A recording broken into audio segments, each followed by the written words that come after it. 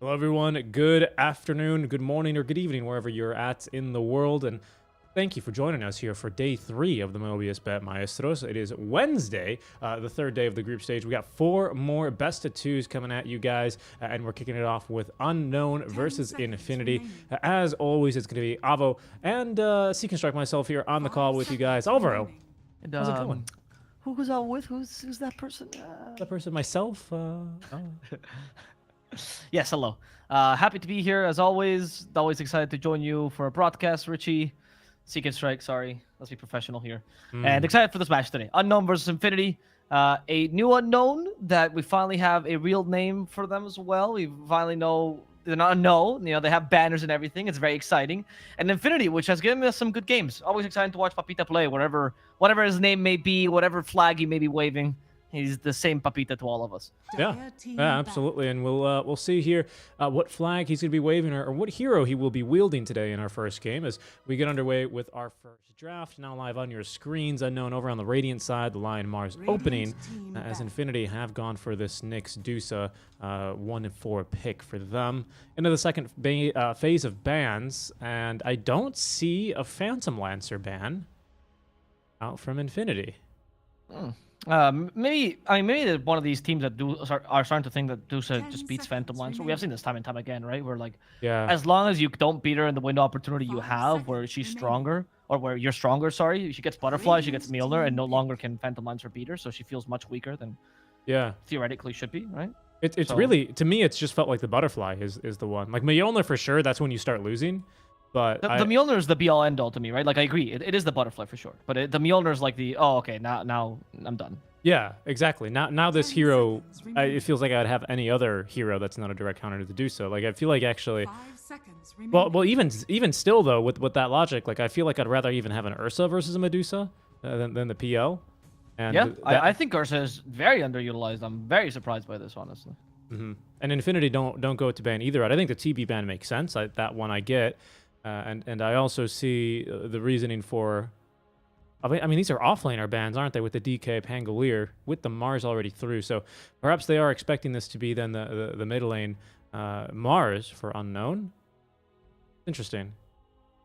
Yeah, it could be. I mean, they have played it a couple of times, so it wouldn't be too surprising. I know Balki is not particularly as well known for the Mars. I think is Legion and the Pango definitely that he's best known for, Legion being dead. So you don't assume that, but I don't think Balki is particularly bad with the Mars. Balki comes from Valkyrie or Valkyria, so anything that can fight in the lane, I think he's pretty excited about. I don't think Mars doesn't fulfill. I think Mars fulfills that role quite nicely, to be honest. I guess that's why he likes the offlane, right? You're always fighting in the lane. Yeah, exactly. That's why he likes Legion as well, because who's the literal Valkyrie in Dota? Legion Commander, right?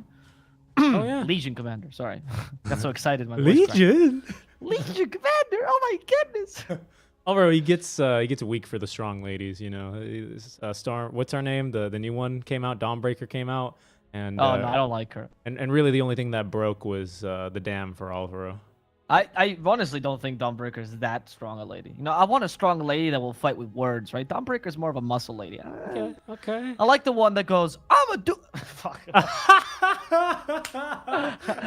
He can't even do the LC voice without. It's too excited. I was gonna say, "I'm a duel you," but it just broke in the moment.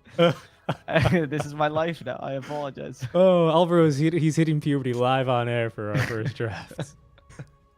Family cast 10 hours a day. Finally happened. Start to crack. Finally happened. Okay. I was so excited today because I was like, oh, I really fixed my beep, like the deeper part of my microphone, so my voice sounds more normal today. And it's the day where my voice starts to crack constantly. Glem's watching this broadcast like, oh, I think your voice sounds good. Oh goodness, Glem's watching this broadcast going, man, we spent 30 minutes for that to happen. We did really spend 30 minutes on this. Yeah, it was a whole ordeal. Yeah, well, speaking of spending 30 minutes, well, doing something that sometimes is pointless. Here's the Marana who just spends the first, usually about 15 minutes of the game walking around, just arrowing creeps. Well, yeah, but so is the arrow. It's free money. The only thing I'm surprised by is that Infinity, they drafted along with the Nyx, so this appears to then be the 5 Nyx Assassin with the Medusa. I actually think that lane is just fine, to be completely honest with you. And they set up for each other, so I'm surprised, but actually I'm not. I don't hate it. I don't hate it. I don't think Deuce is one of the carries that needs a lot of help in lane. There's the Ursa. There's the Okay, Ursa, unknown. Yeah, I like this. But much better than the PI. I like this very much, actually. And yeah, the Nyx, I think, is like he's not a very good laner, but he can gank. And I think Deuce is one of the few carries that doesn't need any help in lane. So I'm not too sad about seeing this. I think it's fine. But you need a strong off lane to make up for this, because at best this lane will be able to like get 1 kill or 2 if they make a mistake, right? At best, it's going to harass the enemy team, but it's not going to destroy them. So if you bring a strong offlaner with Mirana, that's what I would appreciate. Something I could set up for the arrow would be ideal. You're up against an Ursa, though, so it's tough. Not many offlaners are good against Ursa. I'm thinking of what actually deals. I mean, DK is pretty good, but DK's been banned. Yeah. Obviously, the Viper's taken out. That would have been a really nice one. Yeah, Viper's the ideal pick, always. It used to be Venge and Mirana used to run against Ursa or NP, but none of those heroes are good. So yeah, I'm not really liking the NP. What are they gonna throw at him? I was gonna say Veno, but I haven't seen a lot of this hero either, to be honest. But I think it's a Mariano hero, is it not? Here, this Venomancer.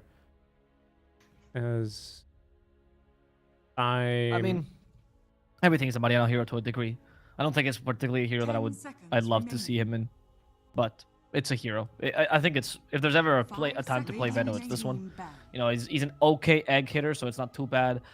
He obviously deals with Ursa in lane. You don't have to explain why there. And he's kind of annoying against Mars as well, because you set up the Plague Wards in the middle of the fight. You can't really get a clear blink in. There's not a good Yules game for Mars. You really want blink, so okay. I like this. I see where you're going with that. With the Medusa, I think sometimes we see some really awkward Medusa games where if you don't have someone that can go fishing with heroes, whether that's a Mars or a Batrider or a Magnus, right? Medusa sometimes can have trouble really getting into these fights or out of these fights if she has to use Stone Gaze to get into them, right? But actually with this, I think Infinity are more willing to play on the back foot and go, okay, you guys have the Ursa. It's still a good hero into the late game, Ursa. I no longer think he's this, hero that really plateaus after 35 minutes anymore. I think there's a lot of builds he can go into, although the Abyssal nerfs did really hurt him. But regardless, I still think he's got a decent matchup into the mid to late game. Not the late game, not so much versus the Medusa, but into the mid to late game, especially if you can get that shard from second Roche. I think Infinity are doing the right thing here. Maybe even with this last pick, they're going to go play a little bit more of a reactive draft, right? Let the Ursa, the Mars, the Phoenix come to them. They're going to have a hard time killing Dusa. We don't have a save for her. There's the Void Spirit. Okay. The moment they banned the Ember is the moment you should assume that Mars is not going mid. So, and the Koka, actually. I mean, if you ban Ember and Koka, what are you thinking about? Say Puck, but not Puck. 10 seconds remaining. Another hero that's annoyed by X Mark to that degree, or just the control. I mean, I guess Ursa really hates playing against Kunkka though. Yeah. Yeah. I mean, Zeus, Pugna, but those are both heroes that are out of meta. Not a bad Pugna game, to be honest.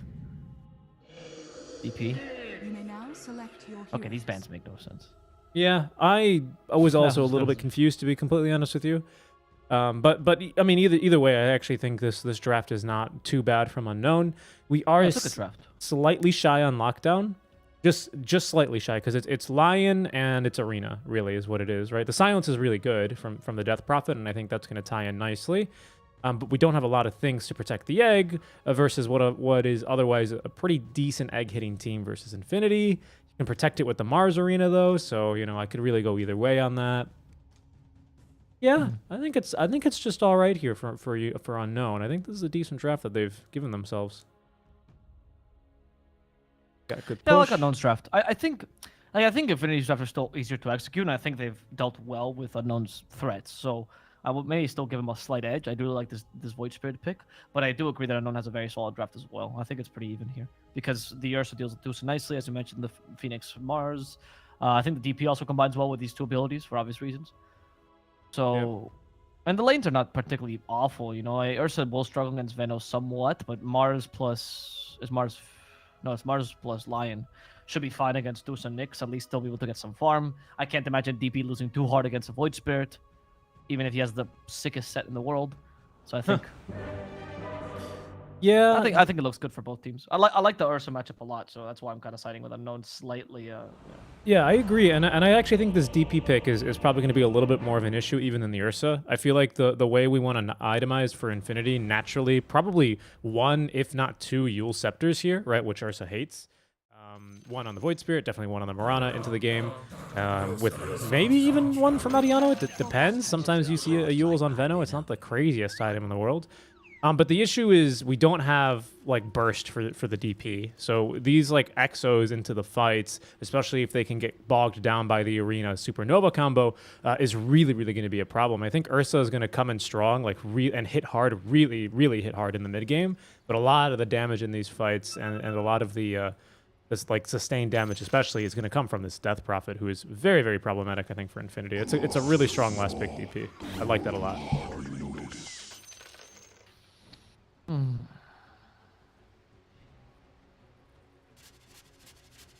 Because I think, like, until we get probably Daedalus for our Medusa, we just don't have great burst damage. I think Void Spirit he's good for killing supports, but DP, even though as an interior, is still pretty tanky here. I agree. Yeah. I mean, early is okay, but then as it gets to the mid game, like 15 to 25 minutes, that's why I agree with your point about the DP being a good pickup here. And this also is on the top of the fact that you have to also deal with the Mars and Phoenix, which are going to be roaming around and being a nuisance, right? So it's not like you can fully concentrate your efforts on DP as you would like in an ideal draft. Mars and Phoenix will make this very difficult, especially because Mars Arena blocks both Dusa and Venomancer from hitting your TP. True. Good point. Very good point. And even the Marana for that, Marana, yeah. No, it's true. Actually, we might see a couple points in Burn early for Sexy Yogi just to get that burst on DP. Because actually good arrow down bottom. This time, Avo, it is not me who will be missing first blood. As Aretis will fall then. Great impale into the arrow setup as the support duo is going to go bottom. Maybe look for a second one now to apply the pressure. If they could get a second kill here onto the Phoenix as soon as he TPs back in, it would be huge. That is adorable. Perro Sandia. That is so cute. I did not see that spray before. I don't know why that's such a big meme in the South American community, though. I'm not really sure. But it's like there was a whole team in the open qualifiers called Perro Sandia. It was Flapjack's team. Really? That's quite funny. I don't know if that's Pau Pau making a nod to him or what, but like that's a whole thing. I mean, it is a really cute one as well, isn't it? It's adorable. It's really beautifully drawn. I love the Perro Sandia. For you that don't know what Perro Sandia means, it means dog watermelon. Yep, exactly. Yeah. Moonlight dying. Oh, yep. That salve is not going to help you. I got nerfed recently, so you can't do those plays anymore. Very difficult to get away with. If you have like 20 or so HP and there's a projectile coming your way, just don't bother salve. It's not going to kill you in time. Yep. Yeah, it's extra 2 seconds, I want to say, now on healing cells or something like that. It's a pretty big nerf, especially for making the plays like that. They wanted people to buy more Fairy Fires. Fairy Fires now to the moon. Big Fairy Fire. They're much better. Tangos are better than salves as well. Like right now, I do feel like salve got pretty heavily nerfed. It's good to carry maybe one in lane, but not for those situations. Nice juke there. Sidesteps the spear of Valky. There's the Fairy Fire. Oh, he gets hit by Valky anyway, and Valky was really hoping to finish off Sexy Yogi, but the magic stick, which deterred this from happening. He could have baited that a bit, maybe, like going under tower and then forcing Valky to go for him, but I think it's understandable that he wanted to play that safe. And Earthspike will now kill him anyway, so who cares? Yep. Yeah, Tangos are pretty good, but you can't share them for more than 40 seconds now, which is a pretty big nerf to them, to be honest. At least if you're a mid laner. To supports, it's a huge buff, because you actually get to use your Tangos a lot these days.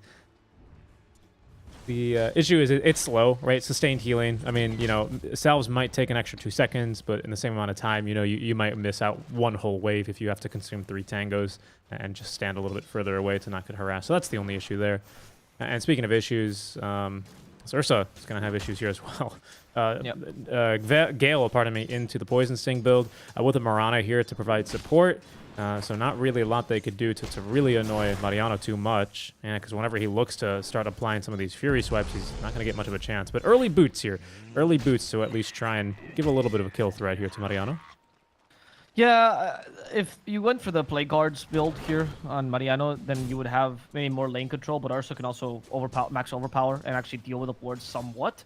But if you go for this Gale plus Poison Sting build, it's just Ursa just wants to cry the whole time. There's nothing much you can do. This is not the absolute domination you'd get with the Plague Guards or even kill potential, but it doesn't really matter because Ursa will start to struggle the more levels you get. Which is why I think now Mariano's considering, should I get the 3rd point in Plague Wars? Should I try to bully him out of lane? But also give him the chance to come back. We'll see what he decides on. Remember DPC Season 1 when we had like Desperate and I think it was Rebel from PuckChamp and Windstrike respectively, both pretty avid Void Spear players. They would just refuse to take points in Dissemblate versus DPs for some reason. Yep.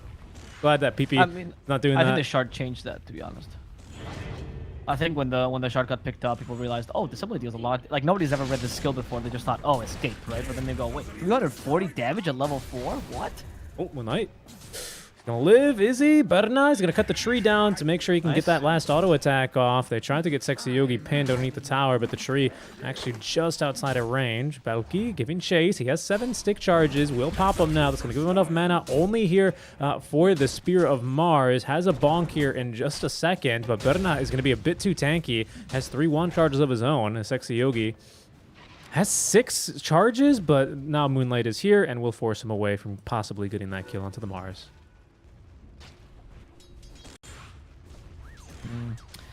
Balki is surviving these onslaughts, but he's not winning the lane, though, unfortunately. I thought this Lion plus Mars lane would be a bit stronger, but Sexy is doing a really good job. And Berna, honestly, is being really aggressive, making it difficult for them to make any plays. In exchange, though, the Mariano's doing something similar actually in the bottom lane, so it's becoming a bit difficult for Unknown. They need to find a lane that they can win, and top lane seems to be that objective as they finally kill him off with the God's Rebuke. Good job. Maybe mid could have been that place, but I think we already go into full farming build for PP with the 2 points to Assimilate, 2 points to Resonant Pulse, value points all around to make sure that he can farm as fast as possible. And even Mirana coming in to give him the fresh bottle. Yep. Probably going to see an arrow tossed over towards Blessed Kid here, but he's going to know there's a Mirana nearby because he's going to check that bottle and see, wait a second, there's no 5-minute bounty runes anymore. Where'd you get that refill from? Pretty good kill top lane, and all that happens is basically Moonlight just walks around in the trees and surprises Berna. So, you know, a little bit of maybe just hyper-focusing on trying to get as much CS as possible here for the Dusa. 21-3. It's not been the easiest lane, actually, here versus Valky. He's actually been keeping pretty good pace. As Blessed Kid is just going to walk right up to the range creeps and say hello. He's got Exo ready to go. This is the first wagon. So this is not going to come as a surprise to Infinity because, again, he just walks up to the wave. Now here's going to be the Exo. They have caught Moonlight with the Hex. Earth Spike at the ready. Level 1 mana drain, but it'll help versus the Dusas. They're going to go for the body blocks. Valky, he's got the God's Rebuke, but not out of mana here. He's going to get a little bit back from the Snake. 12 wand charges. Will be able to heal up quite a bit. They didn't actually want to auto-attack him, trying to give the kill here to the DP, but eventually they still will be able to accomplish that. Just took them a couple of extra seconds. That was close. She almost got away with that. That was, yeah. But luckily, they managed to take the tower and the Dusa, which is what they were looking for the whole time. And now they're also managing to do a bit of push. Or Infinity's going to try to push bot in return, trying to make up for this. Mariano did go for the 3 points in Poisonous thing, but already the 2 points in Plague Wards. Only 1 point in the Gale. Acknowledging Gale's not that great against Ursa anyway. So, good choice, I think, by Infamous, so they can at least trade towers, even if they lost their carry. Now Dusa has this place to farm. Even though Berna seems committed to go back to the top lane for some reason. I think Infinity are going to try and just play this game a little bit slower if they can. Like I said during the draft, I think Unknown want to try and bring the fight to Infinity, and Infinity are fine with that because they have a Dusa, they have a Venomancer who, especially if he knows a fight is coming, will set up Plague Wards, but there's a fight coming top lane. We don't have Arena, and they don't even get the pin to the tree, so they're going to have to, I think, give up for this kill attempt onto Berna, as they will lose Moonlight due to the rotation of PP. He is still continuing to come through this top lane, though, with that regen rune, and that will be enough to scare away Valky and the Ursa. Alright. Well, they do get the kill of Moonlight, which is not too bad from PP if they can also force his rotation on Phoenix. That's already the 2 supports dead. Starting to put the pressure the Void Spirit should be putting up early. He does have the Astral Step now. Sets the Remnant. Remnant misses. No big deal. Aretis has the Icarus dive. Okay, now it's a big deal. Arrow will hit. It will not. PP. Sad. Sad PP.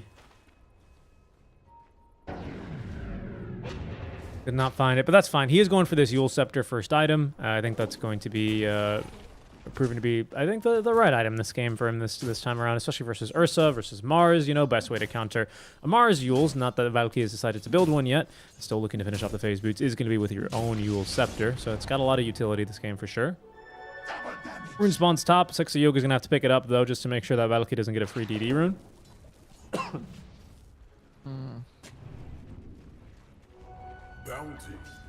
Sexy Yogi tried to defend the mid lane, make sure they don't take it. Protection was up, but Arena was going to make this very difficult. Next strikes by Carpus doesn't really help against the Spirit of Mars too much, and he's going to die here. However, as a result, they'll kill Valky. So that's already a win for Infinity, defending this tower nicely. Actually commit a lot of resources here, including a Venomancer, who has no place else to go, and little Orphan Venomancer has found the mid lane as a new home. That's going to help him defend against the DP, which is the next tower they want to take, and maybe even they can take the tier 1 relatively easily. Yeah. Yeah, that was a good arena, right? We get the kill, but we just don't really have the damage. We level 1 Exo is a bit underwhelming, right, in these instances, as it will at least get him fully healed, but he's not going to be able to get any tower damage in here. And now with Mariano setting up shop in this mid lane, you know, trying to uproot the Bananamancer is going to be very difficult here. He's going to want to keep trying to sell you bananas, you know? Hey, do you want to develop an app? You know, what if we made the most common hotkey take a screenshot? People probably would love that, right? Sexy Yogi. He's not loving the Spirit Siphon, though. As there's the Icarus dive. Okay, Sexy Yogi maybe in trouble as PP yet again getting the kill onto the Lion, but this is just the supports doing a little bit of nothing. That was just you having a sad time, right? That was just a free complaint on the stream, huh? Yeah, it was. Okay. Absolutely. Using your power for good, I see. Aretes, we do have an arrow here. Oh, we don't have an arrow from Ablona, never mind. They set up the Playgore toll booth, though, but... Or Destiny, sorry, is in charge of getting rid of these things. Lona, you gotta eat that spear, unfortunately. That made the ward all too obvious. He just put down that ward, and then now it's immediately gonna get dewarded because he leaped when, you know, it was obviously had vision. That's gonna make the... Sometimes it's not your fault, right? It's you do it instinctively. I mean, but you did just put that ward down. I mean, I get what you're saying, but we'll see here because Mariano now, it's going to make defending this tower a little bit more difficult for him because he had previously gotten a D ward and now set up the toll booth here, but now this is going to let Unknown perhaps lurk a little bit in the shadows. And speaking of these shadows, here goes PP yet again. Astral step forward, but out at this too fast here on that level 1 Icarus dive. Is going to be able to avoid another kill attempt here made by PP. PP, who almost has now the Yule Scepter all finished up, is making really good progress towards that. Just needs enough for this recipe, and then it's going to make finding and hunting this Phoenix that much easier. As there's the Hex onto Mariano. They were waiting up here with the ward, the arena, with the silence, and even, wow, even the Ursa here as well here to get that kill. Valky is going to get the killing blow, but I think Argus gonna be pretty happy. Argus is gonna be pretty happy. I even remembered. I have it written down here, and I still said it wrong. I mean, it's very impressive at this point. We just wasted the Spike Carpus, but they got the arrow, so that's gonna be fine. In fact, they also hit the Spirit. But look, this is when a team does not believe in themselves. They didn't believe they were gonna hit any of those stuns, so they weren't prepared to actually go and counter initiate. They could have killed the DP if they did so, because he's not Yule something just yet. But it was. I understand why they wouldn't believe they were going to hit the DP with that, so I think it's okay to play it a bit defensively. Regardless, your Deuce was farming well, so you're not too unhappy about this, but Ursa only being 700 gold behind, and Ursa terms, this is a win for Attitude. Dire's top tower is under attack. And he almost has the Fusel Blade, so it means he's going to be ready to fight Yep, soon. that was what I was going to point out. Catch But speaking of Yule Scepter, yeah, there's the catch for PP. He just finished that up. Mars is trying to tank through this. He's going to throw PP back a little bit here, and this is going to force Pamplona to take the kill. But still the assist going to PP. As we want Moonlight Shadow. We're going to go after Moonlight, are we? I'm going to go after Atticus. That's what they're going for. Sexy Yogi. He's body blocking him. He's like, I think there's someone in the way. Oh no, jump! Quick, did he use the Spike Carpus in time? Sexy Yogi, you should have predicted that jump. I know usually I think it's unfair to say that, but here you should have. It's an Ursa. There's no other mobility. Moonlight decides he wants to die. That way you can let Atticus live, I guess. There was no need. You could have just both retreated, but Moonlight has to die to make sure his bear knows there's danger ahead. There's danger ahead. Yes, indeed. You know when you your bear is running into a hunter trap, right? And you have to go and you can't convince him to go back, so you just go and step on the bear trap yourself. Yes, of course. Yes. Yeah. And then the Eagles win the Super Bowl. Ursa just he read the map very nicely there. Because you phased movement in Vendetta, so he was just reacting well to the map, right? He was like, oh, okay. There are people here. So No, he was doing well. But the Spike Carpet should have come out and he was dead if he doesn't. yeah, 100%. So, that was a mistake by Sexy Yogi. Regardless, you have the Fusel Blade now on Ursa. So I'm assuming, and Yolsith are also on the DP, so I'm assuming now it's smoke time. Dire's Fuel bottom Scepter on the tower is DP. under We've got at least Berna, though, with the Mat style completed. I think this is a must this game to get rid of that silence, to make sure you can throw a snake back at him, to make sure you can get off your Stone Gaze. Absolutely the right first choice here.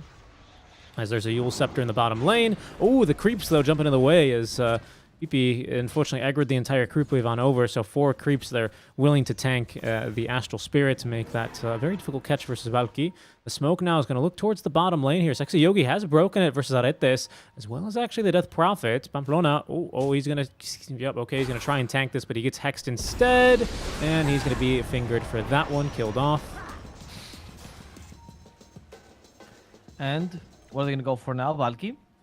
Maybe get his PP or maybe Berna. I think we just take the stack now. Just get a stack. I guess you couldn't really afford to take anyone else there, or like you couldn't really force it too much. You still have the arena though. They tried to contest this. Mariano's like sitting up plague wards. What are you gonna do against the wards? You can't arena them. And Mariano's found his true calling here, which is gonna be the buffer for this game, right? Hood of Defiance to tank a bit more, and now Solo Crest has. We see a little fight between the Nyx Assassin and the DP. That fight is quickly broken by the God of War, who comes in and exterminates the cockroach. Yep, goodbye. Hit him with the Cannon Raid. BP pushes the mid lane in, trying to buy a little bit more time because they feel like a push could be coming here, especially with Exo at the ready. Unknown, though, still looking for a bigger kill here than just the 2 supports before they really look for any major pushing attempts. I think they know and they respect the power of the Venomancer, even though he's yet to take a points here in the Poison Nova. 144 build right now at level 9. And he's almost got this full Solar Crest online now, on top of this Bracer and Hood of Defiance. This is a pretty tanky Venomancer, actually. Quite tanky. Top lane, they're going to go for Valky now. Once again, we couldn't connect here. They tried to actually get him, it looks like, just with an Astral Step Aether Remnant. Wanted to save the Yule Scepter in case there were rotations, but that's actually going to allow Valky to live then. TP. I'm still coming in here, though. He wants to make sure Valky does die. He missed the Remnant. Also to assimilate. It was just a retreat, actually. And PP wasting a bit of time here, but he has forced a lot of rotations from Unknown. They're all together here, just hugging about.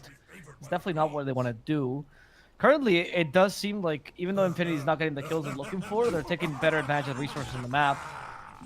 And they might even find a kill here as Valky just kind of walked into this lane. Yule Scepter will set up for the Remnant. That's going to kill him. Valky is not going to be able to survive this. What does the word God? Arceus is gonna almost get caught by that arrow on the way over. He's got BKB next queued up. If he can get there, and taking a look at what BB's got next queued up, it's actually this Ag Scepter. So again, having this Void Spirit is going to be very, very nice to run interference and kind of just lock down. Ideally the Phoenix, but while catching Lion with your silence is like the perfect play. I think that Void Spirit can look to do after he can no longer, look for solo kills onto the cores. But Ag's going to be that and let him do that. Nice stun here onto Destiny as he tries to sneak into this fight here with the Invis Rune. Instead, he's going to be not quite killed off because he gets the Yule Scepter off. And in fact, it's going to be PP who falls first. Supernova is going to force back the rest of Infinity, scattering them to the wind into the river. As Arceus is going to eat that Impale. It's going to allow the rest of Unknown to close the gap and eventually smash this Cockroach. And that is the opening we need for Roshan as they go immediately into the pit, activating the Exo. Now level 2 here after the failed kill attempt onto Destiny. The Roche is going to fall relatively soon. The Exorcism, I would say maybe a bit of a... It's an okay usage of it, but I feel like Exo plus Ursa, it's insane. If you can take a tower here, maybe this is a bit more justified. I don't think it was even necessary for the kills, so... Whatever. It's fine. At least I don't take the objective they were looking for. Ursa's now looking pretty strong. Still getting closer and closer to that BKB, but the Tusa, once she gets the Ags, it's going to turn the tide around here for Infinity, as she'll be ready to fight with Manta-style Ags. Yeah, I agree. I think it was a little bit overkill. I don't know, like Ursa, he doesn't have Mask of Madness or like Diffusals. But he has a team. I get that, but I think they were just scared of Void Spirit coming back with 2 Astral Steps and trying to steal it, right? Something like a little bit ridiculous like that. But I don't know. I mean, you did kill the 2 Aegis, or 2 of the better Aegis stealers, right? Nyx Assassin, Void Spirit. Morana is even kind of up there. No Clockwork or Earth Spirit, but they could still, steal an Aegis here relatively decently, those 3 heroes. But, and it's important to get down Roche ASAP, because right, first Aegis is nice, but we really want second Roche for that shard upgrade for the Ursa. So, I don't know. I would agree with you, though. I would have liked him to try and see them, just skip the creep wave and go straight for the tier 1 tower mid lane with the Exo, but he decided against it. Yep, that's what I would have done. But it's fine. I mean, now you lost a bit of map control, to be honest, as an unknown, which Infinity means that they're not really losing out on resources. I do question. I think that once the Dusa gets the Scotty, which I'm assuming is going to be the next item after the Sags, I mean, maybe Shard, but then it's very cheap, right? And Scotty immediately. I think the Ursa starts to have a bit of trouble getting close to the Dusa with a Blink Dagger. Oh, I mean, not like this, though. If you just walk in front of the Ursa, it's going to be super easy. Fear of Mars as well. Put her against the wall, and it's going to be a dead Berna. Oh, enough mana to activate the Stone Gaze with a Supernova, though, to make sure that nobody else can interrupt this. The Supernova could be destroyed, though, and it will be. The Yol Scepter connecting on Berna, though, and that's going to guarantee the kill on this poor Dusa. Even though it was given to Balki, they're going to have to settle for that as a weird spear actually gets Sexy Yogi. Have to cancel TP from Mariano, and they will succeed with a nice little Earth Spike with Arceus now eating up Mariano for lunch. Hoping for a little dessert here, but he's not going to find it. However, killing Dusa and the offlaner, not bad. Good Supernova as well. Even if it was just a distraction, it worked wonders to stop Infinity's counter initiation. Yeah, that was a little bit of a mistake for Berna to be positioned that aggressively, though. Even with these wards, like they knew about the double Blink Dagger, because I was about to say before that fight started, Moonlight and Valky, they had smoked up, and now they're gonna catch that cockroach. They're gonna go back for the dessert now. Yummy, yummy in my tummy, says Fuzzy Wuzzy. But they were going to they did smoke up and go into the enemy triangle, and Infinity read this very nicely. They had a ward down, and they leave the area. And they did have an observer on this cliff that scouted the Blink Dagger for both Mars and Lion, because they like held hands and farmed this camp together. So I'm really surprised Berna still went that deep into the enemy triangle, considering that this tier 1 tower is still up top lane. So he just gets collapsed upon super easily. A little bit unfortunate. That's the second bad fight that Infinity have taken in this top area. Just kind of underestimating the initiation, or not expecting one of these items like the Yules last time for DP to come through. This time it was the double blink. Yep, that's true. I mean, the Yules also, you're right. The multiple times it did feel like Nona are taking better fights, even if they're not using the map as well. And I mean, that's what they should be doing anyway. DP's got the strength to start to show. Oh, they're going to go for Valky, though, again. Valky seems to be the easy target for them. Let's see, every single time. Also, Valky's always, I wouldn't say out of position necessarily, but he's the one that's taking the most aggressive farm, and it's just part of the job to die a bunch doing this, honestly. Exactly, yeah, exactly. Ursa now is BKB, gonna go for the Blink Dagger next, but Dusa also with a couple of really annoying items herself, actually will be going into this Ags build straight away. So I think both teams now are going to be looking for second Roche, so expect that to be highly contested. This first Aegis is still, of course, really impactful, as Arceus with it has now finished the BKB and into the Blink next. I don't know why. I don't know why it's so difficult, but Moonlight. There's the arrow that misses Arceus. Arceus, though, he's been controlled by the Yol Scepter, still has the BKB there. What does he want to kill? He has no vision of them. He's like, oh, I wish my support was here with vision. Doesn't matter. Okay, he actually gets him anyway. The Moonlight Shadow didn't last long enough. And the Enrage was well utilized. He stopped the Fusel Blade, by the way, to slow down Sexy Yogi. That's by Carpus, and that actually saves him from the arrow. He will lose his life to the vessel, however. But they'll get Sexy Yogi in return, even if they have to use the arena. And the Aegis was about to expire anyway, so not that big a deal, to be honest. Yeah, PP playing that one just a little bit too on edge, honestly. There wasn't like a Venomancer rotating through. It was just Morana and the Nyx Assassin, and he dies with one charge of the Astral Step, Dissemblate, and Aether Remnant all ready to go. Just because he was trying to bait Arceus into the outpost. Like, I don't understand what the calculation there was from him. It was just too high risk, very little reward, really, for the Void Spirit playing that aggressively, you know? Like, he needs to respect this Ursa's damage at this stage, especially because you're playing an Inti-Hero, right? Not very many melee Inti-Heroes in the game, but the Void Spirit very much one of those, so this Diffusal Blade is a real big problem for him as well. Lots of mana to be burned. Okay. We have a little TP here on PP. They come in. Good silence. Gonna find Valky. That's a good arrow as well. Valky doesn't have the arena anyway, but he seems just gonna die here.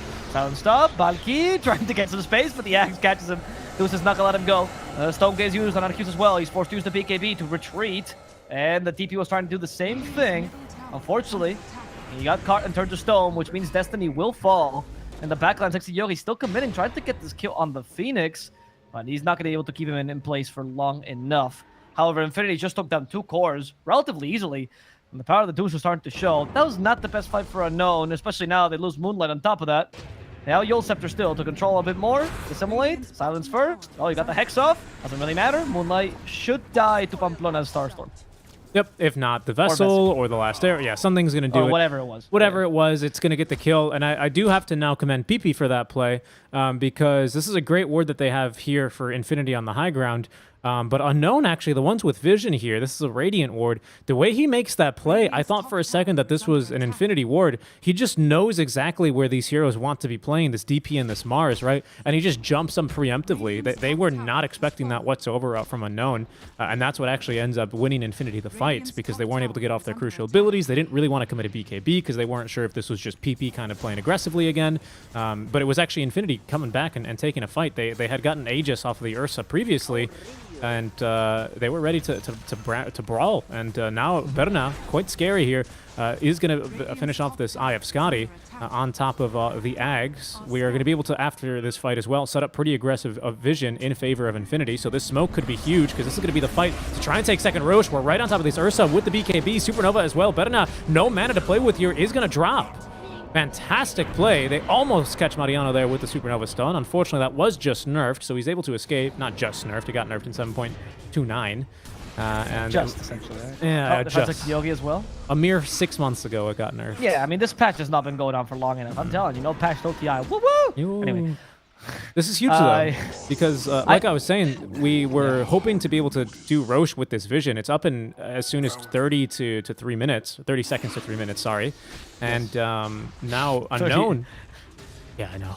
Now Unknown are going to be able to put up their own wards and get ready for the second Roche. This is something that I think this Dusa build kind of requires here, and something that this Ursa build also requires. So this is really, really good for Unknown.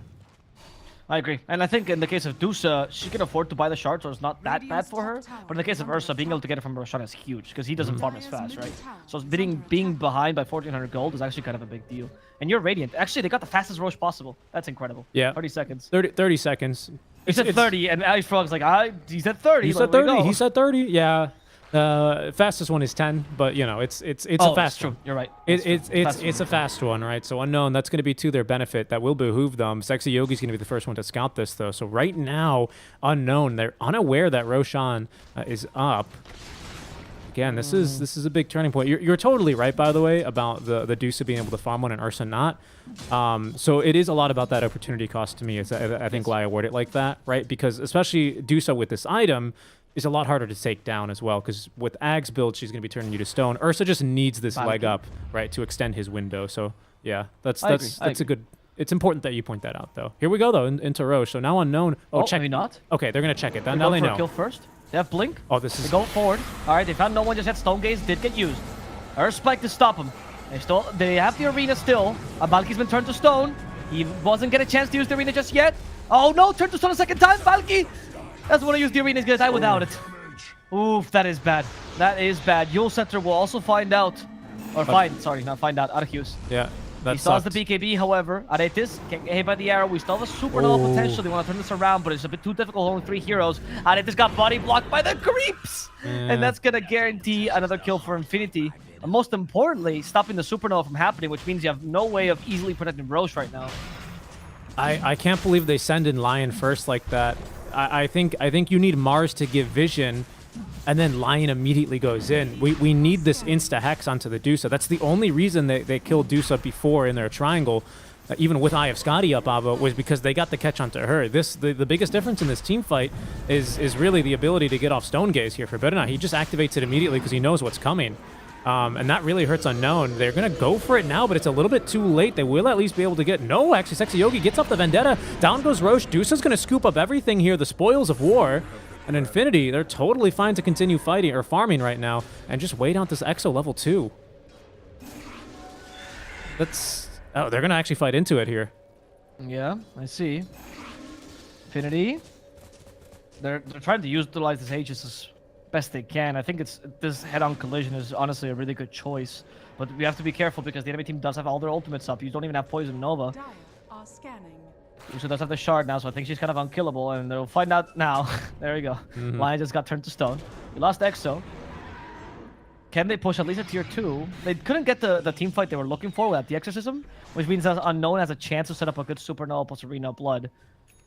But I think Infinity still feels in control, especially with the 6k difference between Dusa and Ursa. You can tell this just by looking at their items now.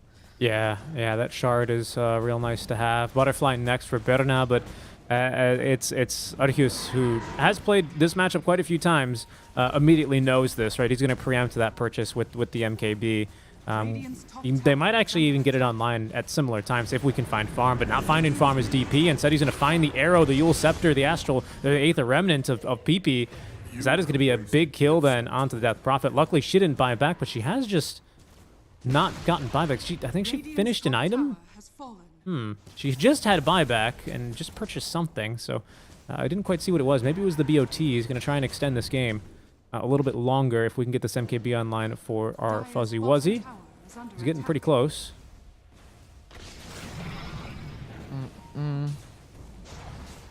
Berna. Not found out. Okay. 2 D wards here, by the way, from Unknown, so they're going to be able to defend high ground relatively nicely. They D-warded instantly on this high ground, and then they also got this D-ward as well. 2 really, really common ward spots, but that's going to stop Infinity from just diving you aggressively. What's going to stop Infinity from just sieging your high ground like this, though? Radiant structures are fortified. Yeah, honestly. You have to flank them here, but it's so difficult because they took the top lane, right? So the flank is very obvious where it's coming from. You can see Sexy Yogi position there. So this smoke was like a good idea, but they realized soon what the issue with this plan was. Ooh, that was close. If that Ursa gets caught there, that's death for the Ursa. Berna continues to push. There's the Earth Spike. Balki just looking for the angle so he can actually get an Arena Blood. They still have the Supernova. I think Lion by a shard here. I think Lion by a shard so he can... Oh, okay, that's a good jump actually onto Berna. Arrow is going to be in as well, but we have now gotten off all the ultimate Supernova, and the Arena of Blood combo is great, but we got BKBs here, but not for Berna. So he's going to fall, as will the Cockroach here. We're still fighting now with Exo level 2 as the Aether Remnant will catch Valky. Berna gets the 4-staff up to the high ground, but he's going to turn and fight, and he's melting this DP. Stone Gaze is through. That's going to connect here onto the Mars. He will fall. Fuzzy Wuzzy here getting fought by PP as he's now caught by the Hex. The triple Earth Spike out from Moonlight, unfortunately, but it's not going to save his life. Aether Remnant and Arrow both had his number. As good as a fight as that was, and as fast as they did get rid of that first life on Berna, the second life was just too much for them to deal with. Yeah, because the first life didn't include any Stone Gaze or even any attempt by Infinity, to do something, right? They had no intention of like saving Berna. They were all saving it for the second round. So yep. I feel like Unknown to a degree got baited by that. Maybe they weren't expecting that initiation, or maybe they were expecting the initiation from Infinity to be a bit weaker. But honestly, with Venomancer and Void Spirit, the amount of magical damage you put out is pretty ridiculous, and the supports didn't really stand a chance there. We have Butterfly now on Berna, as if it wasn't already hard enough for us to kill her. There's no way you're getting MKD in time. You could actually force the 3 racks if you wanted to here, but they're going to play it safe because they have no Stone Gaze. I think it's fine. It's justified. Yep. Yeah, play it safe, right? They've gotten through your first life with relative ease, and if they can get a similar jump onto you, especially with starting off with the Hex on the Lion, they very well, pardon me, could be able to pop you that easily. But yeah, it's a pretty clean, methodical late game strategy here from Infinity. They don't give Unknown a lot of options here as to what to do, because they can't just let them farm their next salvo of items, because then the fights become even more impossible. Arceus is gonna, I think, buy out here for the MKB. I don't know what you do if you're Arceus. That's I think one of the more difficult things for me here. You save buyback, or do you just buy out for your item? I think you need to buy out the MKB, honestly. I think you're useless without it. Like, I think at this point you question, how much can I do with 1 life, right? And you assign a numeric value to it. I think right now it's kind of 0, to be honest. So 2 times that, still 0, right? Whereas with an MKB, you might be able to do like, what, 0.5, 0.25? It's better than 0. Right? I feel like you have to question, obviously I'm exaggerating, but you have to question how much 1 life is worth. And I don't think here for Arceus 1 life is worth that much, to be honest. Yeah. Well, I've got bad news for you, Alvaro, because he has decided to buy out for the Demon Edge. He sent his courier on a secret mission to the Dire secret shop, and Sexy Yoga was able to intercept it with the Demon Edge on it. So now we don't have this Demon Edge for the MKB for another 2.5 minutes. He's fucked. If they abuse this, Infinity, I don't know if they saw that they got the Silver Edge there, or the Demon Edge. Demon Edge, yeah.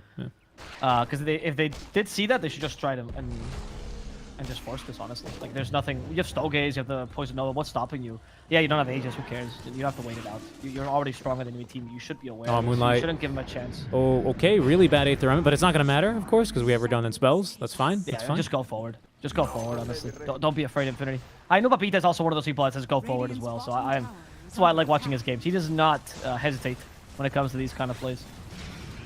Burrow for Sexy Yogi's going to make this even more difficult. There goes PP, though. Okay, that was an arrow for Bleskid, and Destiny, sorry, is dead. Balki went in with the arena, caught the Niche Assassin, not the ideal target. Balki has the big E, but now he started to stun, so it doesn't really matter too much. In comes the poison. No, Arceus is alone. All the other cores are dead. I think Arceus is also dead as they throw the GG. Infinity knew this is a win game, and Unknown knows this now as well.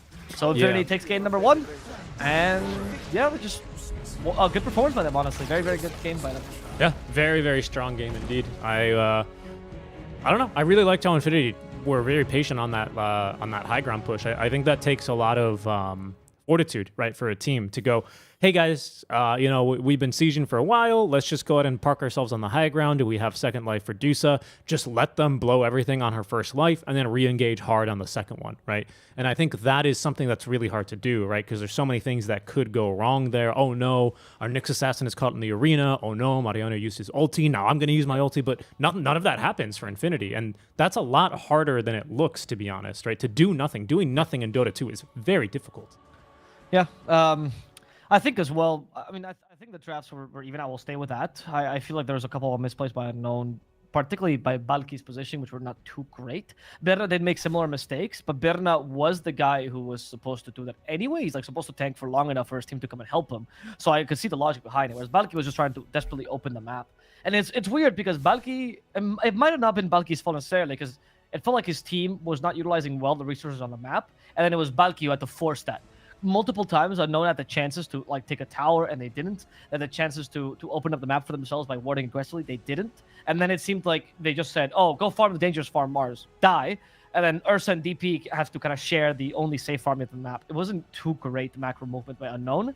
And Infinity really closed the map on them well. So yeah. Congratulations to Infinity.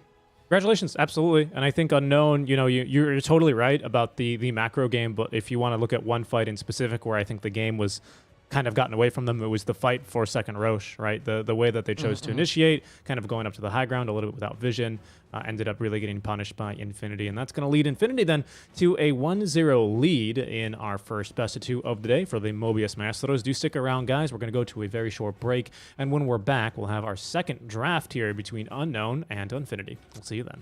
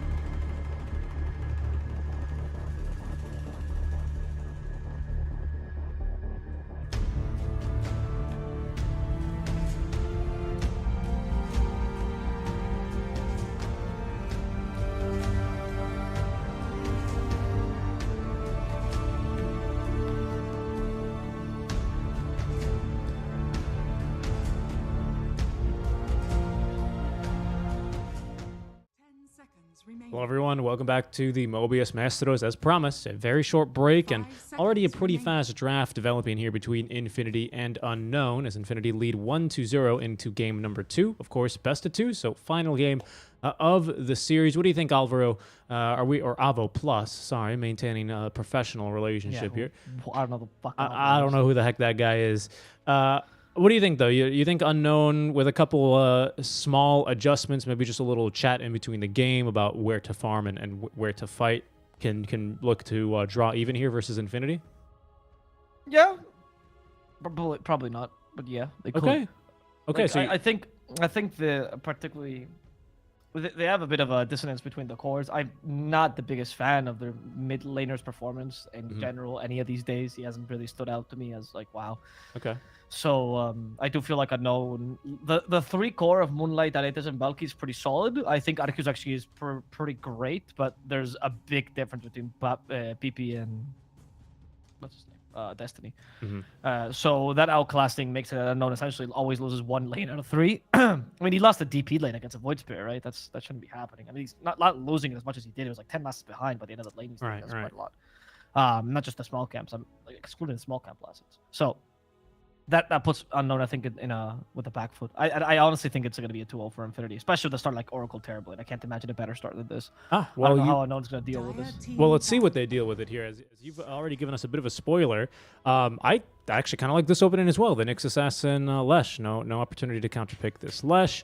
It's going to clear through these illusions. Good hero to run in and pressure towers here. Try and force TB to fight earlier if he has to defend his part of the map, right? He needs to make his own space a little bit on the hero, so to speak, and that will include defending towers from the Leshrac push.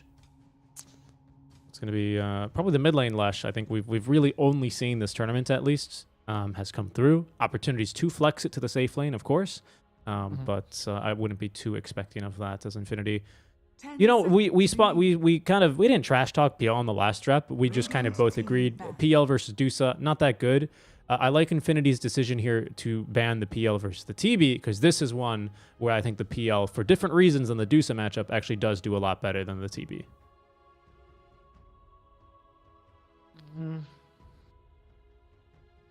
That's how I feel about it anyway. I just feel like because obviously TB, he only hits one thing, right? Whereas the Dusa is going to hit 4. Maelstrom Mjolnir, not such a great item build, not a TB. Sure. PL's got just illusions, right? TB doesn't really like fighting into those, so I think that's why we see Infinity banned here.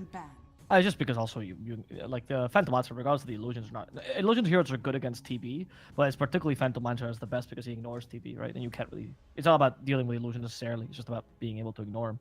Reflection in theory should be good against illusion heroes. It just isn't, unfortunately, because it doesn't help you enough. So yeah, I mean, I understand this. I wouldn't ban the Naga because Naga's bad, and they've already gotten the Leshrac to deal with you, so it's not too awful. But TB with Oracle is already good enough to deal with Lesh, so they've already had a solution in mind in case Lesh got picked up here. I'm still liking Infinity's draft considerably more. I'm wondering what Infinity's gonna pick up now. 10 seconds remaining. Oracle Terribly. 5 seconds remaining. Maybe is the line still in the pool? Maybe you just pick the line here, prevent it from getting into the hands of Unknown. This is, unfortunately, I would like to say I'm really smart, but this is an opening I've seen maybe 15, 20 times already, to be honest. Between Lion and Mirana here. Yeah, Lion. Yeah, I like Lion. It's just always a solid pickup, and some burst for Leshrac is always useful.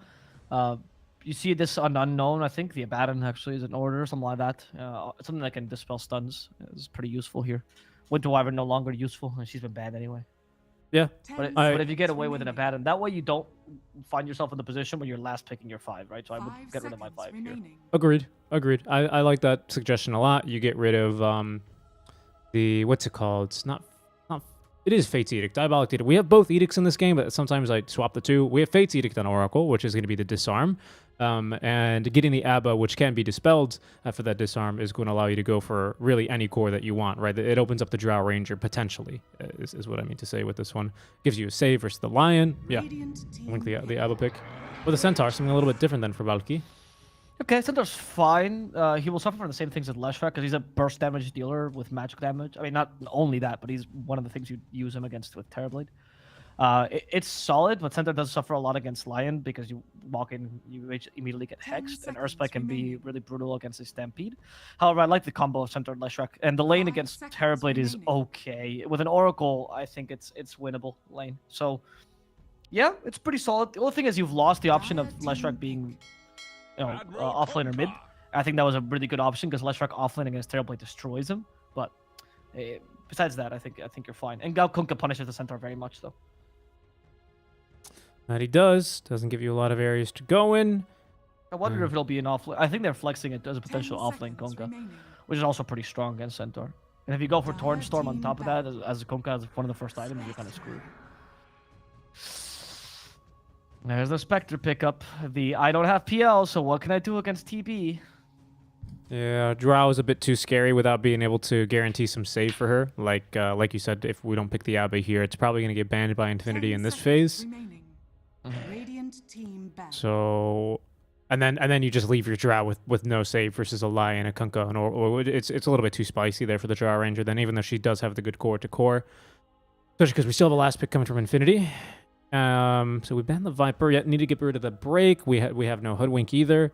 Not like I think we could draft a Hoodwink. We could draft a Hoodwink, right? Hoodwink mid, Kunkka off for Infinity could be 5 viable for seconds them, remaining. but no longer with that last ban. That sucks though. I feel like Anon has gotten himself into a bit of a pickle now because I definitely banned the Abaddon for sure as one of these two bans, and I just don't think the Spectre is that great. Neither is the Centaur to like really completely destroy the TB, and I feel like there's a lot of counters for them too. And now, as you say, you ban the Viper because you want to make sure that Spectre doesn't get a break, or you don't get a break against the Spectre for free. Dire But you also team don't even know back. where the Kunkka's going, so these bans are kind of blind. Oh, okay, they're expecting it's gonna be Lesh 5, interesting, or Lesh 4. Okay, that's not something I've considered. I think it could work though. I've I seen think Moonlight do it once in the previous team it was in. I think it was Infamous Young. I saw him or something. Or Latin. 10 I think it was when it was seconds Latin remaining. Defenders. I watched him do this. I think.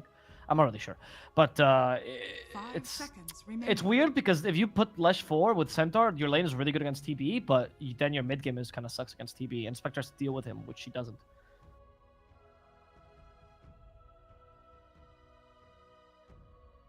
I wonder if that's what Infinity had in mind then. Then but even then, the Ember ban is a bit surprising because we have a Lion, a Kunkka for him Radiant already. team ban. I guess they just really want to get rid of the option because I don't really think it would have been the greatest Ember game. Like I It's think one of Dire Destiny's better team heroes. Yeah, they're banning both Oh, mid laners, so okay. it really convinces Lesh mid, Lesh 4, sorry, or Lesh 5. all right. Well, I we'll think see. you got away with an Abaddon here for free. I agree. Actually, as I was kind of about to say it makes maybe the lane a little bit difficult because then you have two melee heroes in your safe lane. 10 Or I mean, no seconds matter what, remaining. really, because then it's going to be Nyx or Spectre, right? That's Or Nyx or Abba. So that could be 5 potentially be seconds exploited. No, there's no Timber. Okay, that'd be the big one I would think of, but is DK still? No, DK last ban. Okay, Radiant team pick. I don't even. All right.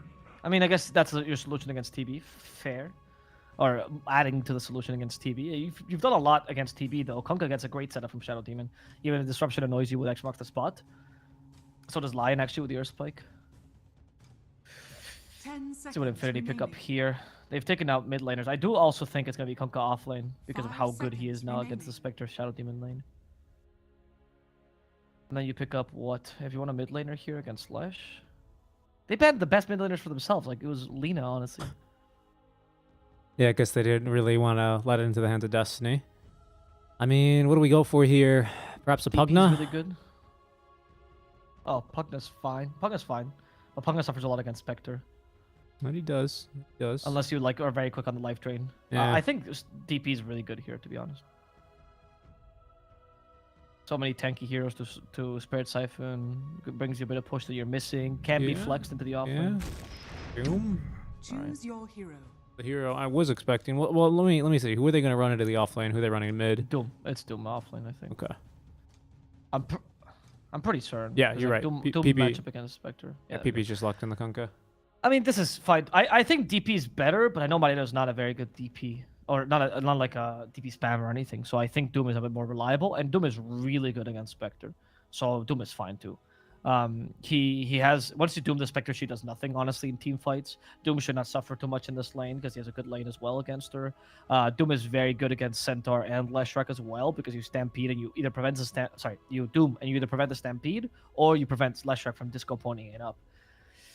I'm liking Infinity's lineup considering more, honestly. Even with the blunder that those last 2 bans were, which was very weird, I think their draft is very good. I'd agree. We've got plenty of team fight, especially with the mid lane Kunkka coming through. I think Torrent Storm's got a lot of utility here, if not just X Mark versus the Centaur. Because even if Shadow Demon is annoying for the X, Torrent Storm makes his save very, very unreliable. We've got good answers to the Lesh because everyone's pretty tanky. You've got like a tanky frontline Doom, a tanky frontline Kunkka here to help kind of prevent the Lesh from getting on top of your TB. Yeah. I think Infinity might have the 2-0 here.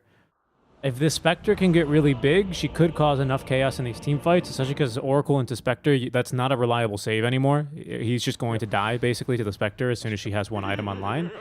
So that's where my concern is going to come from here for Infinity. But I also think that the Spectre lane is not going to get off the ground too quickly here, thanks to the Mariano Doom.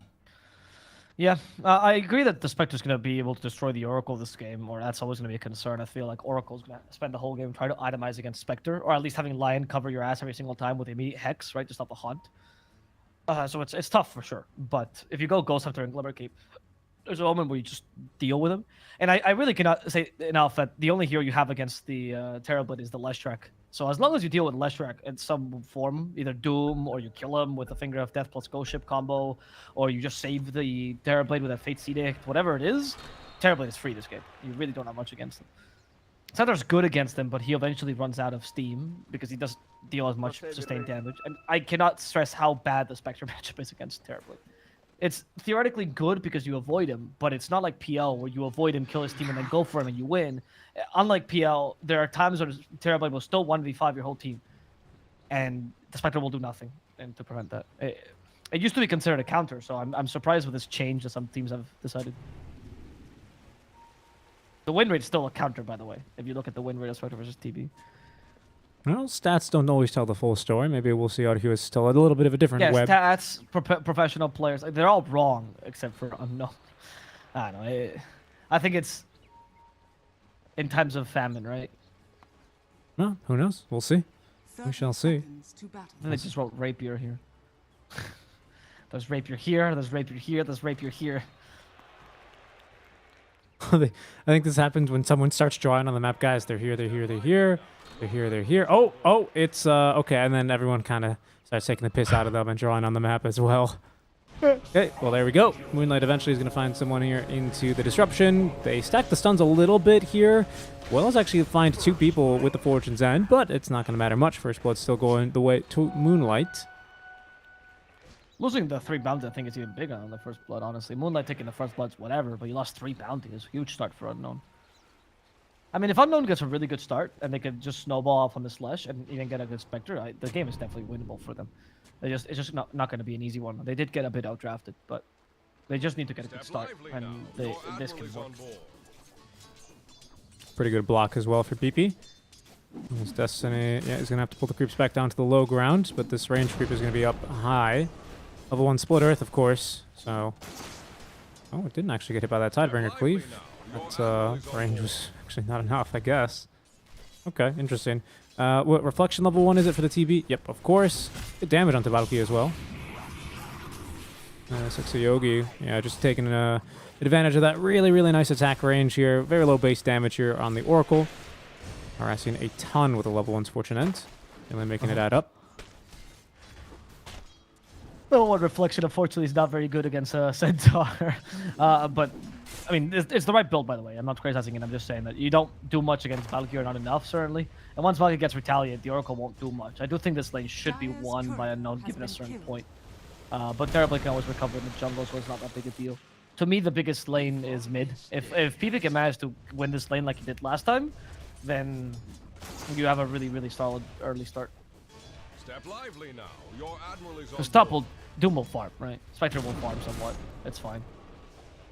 Doom always just gets farmed, doesn't he? That's kind of the way that the heroes works. As long as he gets an XP, he's getting farm. Yeah, he just ignores the lane completely, right? And it's not even a good lane for the Doom, or like the best lane because of the Nyx, right? But he manages. If he can even kick out Arceus a bit, it's good. But Arceus is another one of those heroes that can recover easily, or Spectre is. So I really think that the crucial matchup is really mid, which can determine everything. These are 2 tempo controllers, 1 a ganker, 1 a pusher. And there is where I think PP has an advantage. Not because of the matchup, but because of PP.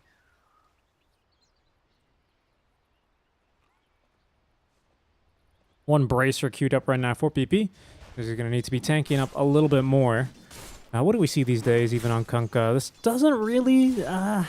doesn't strike me as the best Vessel game for a Kunkka. Doesn't strike me as the best Halberd game either for the Kunkka.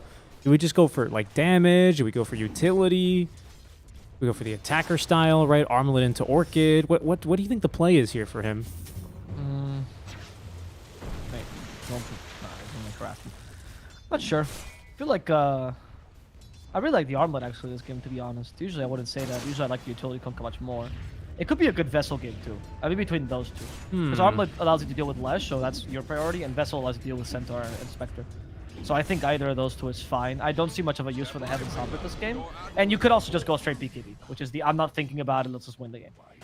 Looks like Yogi's going to take a dive down bottom. Of course, Shadow Poison cannot be dispelled, so once you get those stacks up, it's relatively easy to punish the Oracle for playing aggressively. Pamplona, with this first item, Boots, by the way, I think he came out of the fountain basically with Boots ready to go, has really made Aretes' time in this lane rather difficult, just because he's able to outrun the Nyx Assassin, and if you use the Impale, Lion just stuns you right back and then runs away, and he's always going to get the better of the trades then with superior move speed thanks to his range. So it's been difficult here. Mariano's not really been impeded very much in this lane, 19-3 compared to the 13-1 here of Arceus. That's true. Arceus has struggled a bit against the Doom. I thought this lane was going to go a bit better for them, to be honest. They would be able to harass the Doom a bit more. It's not the biggest deal, like I said, because Spectre recovers with kills, but you have to make sure those kills happen. And you have an okay ganking squad at best. Like, your squad of Centaur and Leshrac is much better at taking towers and forcing engagements. But the problem is that if you don't have a superior early game, then you can't do that as reliably. And if they kill, for example, the Destiny here in the mid lane, this would be a problem. But they like the damage. Actually, no, so Yogi's coming in. They're hoping to get it, but PP doesn't have the area for the tiebreaker. Doesn't matter. PP's just farming illusions while it supports do all the work and get the valuable kill here on the Destiny. That's huge. It's good to be rotation king. by Yogi. Good to be king, as he's going to be able to pick up everything there and continue pushing a little bit here in preparation for the 5-minute wagon. That is, yeah, I think PP could have joined in that fight, but I'm glad that he got the kill. He's in trouble, though, Avo, and in fact, I think he is. Oh. Yeah, it's a lot of damage from the Shadow Poison, so they at least get something out from it, which is, it's not too bad, but in the meantime, you know, Valky not having the Shadow Demon down bottom does mean that he's not able to apply too much pressure either to Berna, who pops the Metamorphosis. Level 1 Metamorphosis, by the way, level 2 Conjure Image, and is going to be continuing to farm a bit. Usually the build you see in lane is 1-2-2 for the 2 points of Metamorphosis, usually the value points, and then you go for the 2 points in Conjure Image. Yeah. So I'm not surprised by this too much. Usually it's the earlier levels of Metamorphosis. Well, now he actually might be in trouble. Valky setting up, double edge as well. Berna has no stick, so he's just going to die. Okay. Berna needs to play a bit more defensively. He's going to play without any sort of healing items. That's he underestimated the power of Centaur plus Shadow Demon. Yeah, a bit shocking not to have a stick versus a Shadow Demon. It's, to be honest, you know, even for a TB, you know, Wand is basically core item to make sure you can get a Sunder off in case you are out of mana for whatever reason. Not like we have anyone that's going to probably burn your mana. I mean, I suppose there's a chance Arceus could potentially go for the Diffusal builds on the Spectre, right? It's not unheard of, but already we see that Blade Mail getting queued up here. And we should then see, yeah, some pretty big stacks of the Ancients. At least that's something Moonlight can do to help mitigate the concerns of this top lane Spectre, where she's not getting the most out of the lane. She's doing all right. The Spectre's doing all right. Yeah, she's already in full recovery build, right, with Blade Mail, which allows you to farm stacks. So not going to be too bad. Like I said, I don't think Spectre should be too concerned about this. Same with TB, but the mid lane went in Infinity's favor, so we're already seeing a win there. Let's see what they can accomplish with this. As the Kunkka is a bit more variable, his mid-game timing, as opposed to the Lesh, because Lesh just goes somewhere, pushes tower, or kills someone. Or does both, ideally, right? Kunkka has to get kills. His push is not as good, so it's not as reliable to get the impact you're looking for. That's why we're seeing the Lesh, not really very inconspicuous rotation, going in with Stampede, hoping to kill Yogi, or perhaps even Berna. They do have a Fate Seek to help him out a bit, but that's not going to be enough. Ghost Shift to punish this, and that's going to be enough to kill Valky with a double damage. Valky will fall, but that's an offlaner for a support. Sorry, for a carry. So definitely not what you're looking for here. As PP chases after Destiny. At least he stopped the tower from falling, so that was a good rotation by PP. Oh, in fact, he might still be able to kill... No, it's only level 1 X marks the spot. It's impossible to catch. Ooh, but they are stealing a pretty big stack in the meantime, though. And Arceus already with the Blade Mail active already might be able to just get this because they're going to keep Mariano away. Moonlight, he might have to take the rest of these, but that's a lot of efficiency burn. PP, though, and coming for revenge. You steal my stacks, I steal your life. The double cleave there, the double damage cleave is what I meant to say, as they will be able to finish off audit this soon after. Yeah, we needed Moonlight was trying to just give all that farm as possible to the Spectre there, but time was of the essence. They didn't have enough time really to let her slowly farm all of the creeps there, and Moonlight's not even going to make it out here either. Nope. They were trying to bait out the disruption. He didn't have it actually, so it's fine. And Moonlight should be dying here. One last disruption to waste more time. Second torrent, well placed. And then they get the kill to Mariano as well. Oh, they even got a dominating streak actually. Kind of a worthwhile kill because of that. Mariano already in full form. He's not going to be going for the Chinese... Oh, he is. Yeah, there we go. Chinese Doom build, old 11 build. Going for the Midas every single game. Now the most popular build on Doom these days. Yep. Little stack being farmed by Destiny here. As we can see, the Ancients just double stacked for now. Every kill into the Shadow Demon, especially when the minutes tick over, is really good because you reduce his ability to be stacking for the Spectre, and that gives you more time for your TB to get online.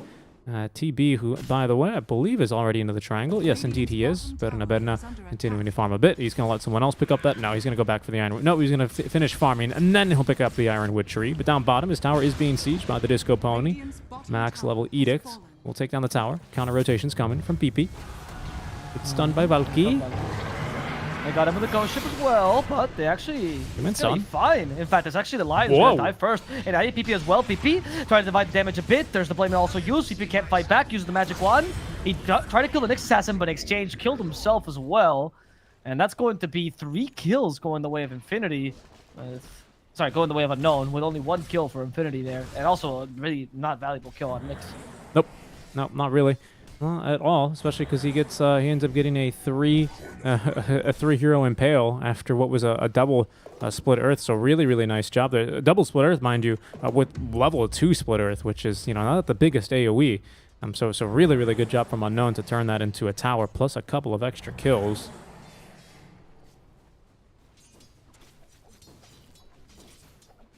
Mariano is still farming up though. Again, going for this Midas first, having that one already online. Oh, where's the armlet for PP, by the way? Oh, nice. Great. Oh, look at that. Very happy about that, PP. 60 Yogi, he's gonna die. Fate Seek does nothing against Demonic Purge. So, yeah. I love the armlet choice here, because he, I think, acknowledges that he is the Lash Rack killer of this game, and the Terrible can deal with everything else. So, with the armlet, I think you have a better time of dealing with Lash. I'm hoping it's armlet into BKB straight up, so you can actually kill the Lash easily. Yeah. He's already rotating top, by the way. Mariano is ready with the Doom. We haven't seen one yet this game, but without the mobility, can't quite catch up to this 4-legged abomination who's running around at 370 move speed. Went fast here on the track. Usually you used to... Oh, wait, PP? X marks the spot. What did he catch there? Lush. Lush? Oh, yeah, sorry. It's blue, so... Of course it melds into the floor, right? Mm-hmm. Because the floor is blue, too. Floor is also blue. Everything is blue for Alvaro. Abu Da. That's pretty good. They take the tower up top now with a metamorphosis. So they're not going to catch the Lash. Disruption was good at stopping that, and that was one of those kills where you're like, yeah, if I can get it, great, but I'm not going to commit too much for it. We're here for the tower instead. This tower will open up the map a bit and will allow you to sweep a bit more. And hopefully, once you get the BKB on Mariano, you're ready to smoke up and actually get a kill in the enemy jungle. Ideally on Spectre or Lush. Yep. They're hoping that someone will foolishly farm this way, but of course, Unknown are not going to give them the light of day here. They know that there's a Doom still available. They know Berna used Metamorphosis there to be able to push the tower, and they're not going to give them any kills. Instead, we're farming stacks here in the jungle. Unknown will be able to quickly clear out the stacks made by Moonlight. Moonlight as well, getting a bit of extra gold here. Arceus, he's not farming just a double stack. He wants a triple stack or bigger here. That's his sights high here. Got Haunt in 15 seconds. Not a lot of mana, though. And for now, Infinity are kind of rotated into their own jungle. This is usually the camp I always see Spectres die in, farming this exact one, and that ward now expiring is probably, yeah, going to scare Arduous. That'll get him out of dodge. He's not going to go and farm this easy camp. Instead, he's going to go back and retreat across his own side to the river. Okay. Unknown. I'm sorry, Infamous is going to be... Infinity, rather, is going to be the one that's going to be trying to go for the double damage there. But unfortunately, it's actually Destiny who takes it. This whole time, at least, Berna is finding some farm, but I think you're in a similar position with Arceus, so you're not too sad about this. And it's going to be a bit of a standstill until Infinity can go and try for the next kill. They do have an armlet now, finished on PP. That's coming on the courier. Hopefully that allows them to get the smoke up they were looking for. PP? Oh, PP actually might be... No, not in time. Mark, but now we've got a couple of ways. Oh, missed even the torrents there, but Moonlight actually ate the full Tidebringer cleave. Plenty of damage. Where is our, not Spectre, oh, this is a Spectre. Going back down bottom. Still going for that Manta Blade first item in recovery mode, as you say, with that Blade Mail ready to go. And Heroes just melt on her. That's only 1 point as well in the dispersion. As here's a beautiful triple stack by Moonlight, stacking all of these 3 camps at once, making it look easy on the Shadow Demon. Lots of extra farm here. Yeah, look, he's like, guys, I did it. Come farm it. Give me money. This is the only way I farm. He circled it on the map. That's amazing. Yeah, is the support way, dude. I mean, sometimes relying on cores to farm is what it takes. Yeah, I mean, and sometimes you get the perfect stacks for them, and you go, okay, come farm this, and they go, nah, I want to farm a single camp over here, and then die when I push away foolishly, and you go, okay, and then the enemy steal your stacks, and then you get very sad. You don't get money for that. I want to rank these things. Yeah, how it goes. It's how it goes. It's how it goes. It's the support life, to be honest. Balki, I don't think anyone has ever stacked in my pubs. Like in my never. It's never happened. Honestly. No, not once. Well, that's what happens in Herald pubs. It is not Herald, my good friend. And you know that very well. I am Crusader now. Proud, loud and proud. Loud and proud Crusader. Not actually true, guys. Before you go. Yeah, he's a guardian. Yeah, more casters. Yeah, exactly. Come on, respect. BKB as next item more PP. That's really really useful. Bring him back at Moonlight. But it seems like there's a standstill on mid, which is very odd. Considering that I think Lesh should be wanting to do things. That's a really failed deal score. I feel like Lesh wants to do stuff here, but he just kind of stuck mid defending this tower so it doesn't fall. But you should be the one proposing these attempts, right? Like it's not. It should be Kunkka responding to you, not you responding to the Kunkka. Yeah, because Kunkka's going to continue farming. There's no opportunity for a Doom yet, as Valky's actually going to be a little bit faster with his own. But both I got him, guys. Both off laners, they're just going to be forced to back up here. There's a ward now actually up for Infinity, so they know it's kind of just actually Moonlight up here. He's going to be forced back. The blink from Pamplona, pretty fast blink here on the position 4 Lion. Is going to set up here for the Torrent into the boat. Dodged, though, by the disruption. There's going to be Fate's Edict. A nice 3-man stun here. That's going to haunt in on the back of that Stampede to try and get Moonlight out of dodge, but it's not going to be fast enough, and we immediately drop the Doom here now onto Arceus. Sexy Yoga keeping himself alive now with the False Promise, as they will be able to just absolutely nuke through the Spectre. We just couldn't get everyone else from Unknown into the fight fast enough here, and they don't even end up getting the kill onto the Oracle. So that team fight ended up going really easily for Infinity. Again, a response by them. At least Unknown was actually trying to propose something, but again, I feel a lot of passivity from this Lesh, which should have created much more space for you. And now this response failed because the Doom is already farmed enough. And I mean, if you give the Doom the time so he can actually get his BKB before the first fight, that's ideal. That was the first Doom with the BKB. That's great. What else would you ask for? He didn't need to use it, of course, but it was so safe in that fight. Yeah. We're gonna see Yules over here for the Kunkka. Okay, and more stuns here, but our Spike stopping the stomp. We still have it. Fate's Edict to help him out. We have a False Promise. We do not. Nothing to save poor PP, who decides to stun himself with his Spike Carpet before he dies. Just for extra measure. We still have Fate's Edict ready for this Oracle a second time. In comes Mariano, hoping to disturb poor Valky, and Valky gets disintegrated as Berna comes and joins the fray. This is Mariano with his BKB. He knows he's unstoppable. They go for it this first. Aretes. It's a valuable kill if they can just finish him off. One last hit, but he's afraid of the carpets now, and still have to concentrate on Sexy Yoga in the backlands, and Destiny will be able to get him with the help of Moonlight. So Berna rotated for nothing there in the end, and the tower's still alive. They've managed to at least defend it Unknown pretty well, but they haven't taken anything themselves, so they're really relying on the Spectre pretty much carrying them into the late game. I don't know how good an idea that is against a Terrorblade. Yeah, Unknown and Infinity, kind of both these teams need to watch their spacing a bit. We keep seeing like these triple and double Earth Spikes and Impales, and really there's no vacuum, you know, like, my goodness, if Shaker was in the meta, both these teams would be suffering here in this game. They actually scare Berna, but actually they're going to be able to find the Oracle in the trees. That's actually going to put the scare onto Berna, especially as they stampede, but they're not going to give any chase here. That's going to be Unknown, just settling then for the tier 1 top lane. I mean, it seems impossible for you to play around the mid lane because they're protecting us so much, so instead Unknown decides to take the top lane.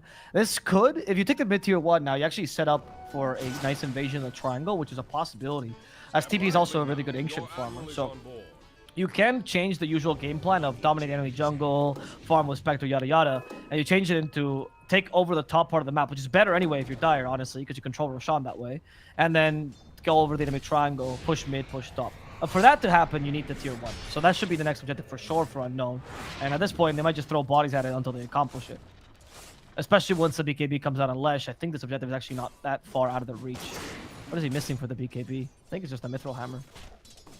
It would appear so. It would appear so, unless it's in his courier, awkwardly. Yeah, it is in his courier. Oh, it is in the courier. Okay, yep. I was wondering. All right, so he's got the BKB. Now it's time for you to just try to push mid, and you can either sweep the jungle or sweep the triangle, both of which are valuable options. And you open up your map completely by doing this. This is very good for Unknown right now. Important. And they go. Aretes, Hex, sure, but you're a bit afraid of this initiation. You have to activate the BKB there first, when you have to activate this in now. And they still have the Doom, but it's not for Moonlight. He considered it for a second. But Moonlight is just not that valuable. They didn't use Torrent just yet. They should set up Torrent on the disruption. They do so.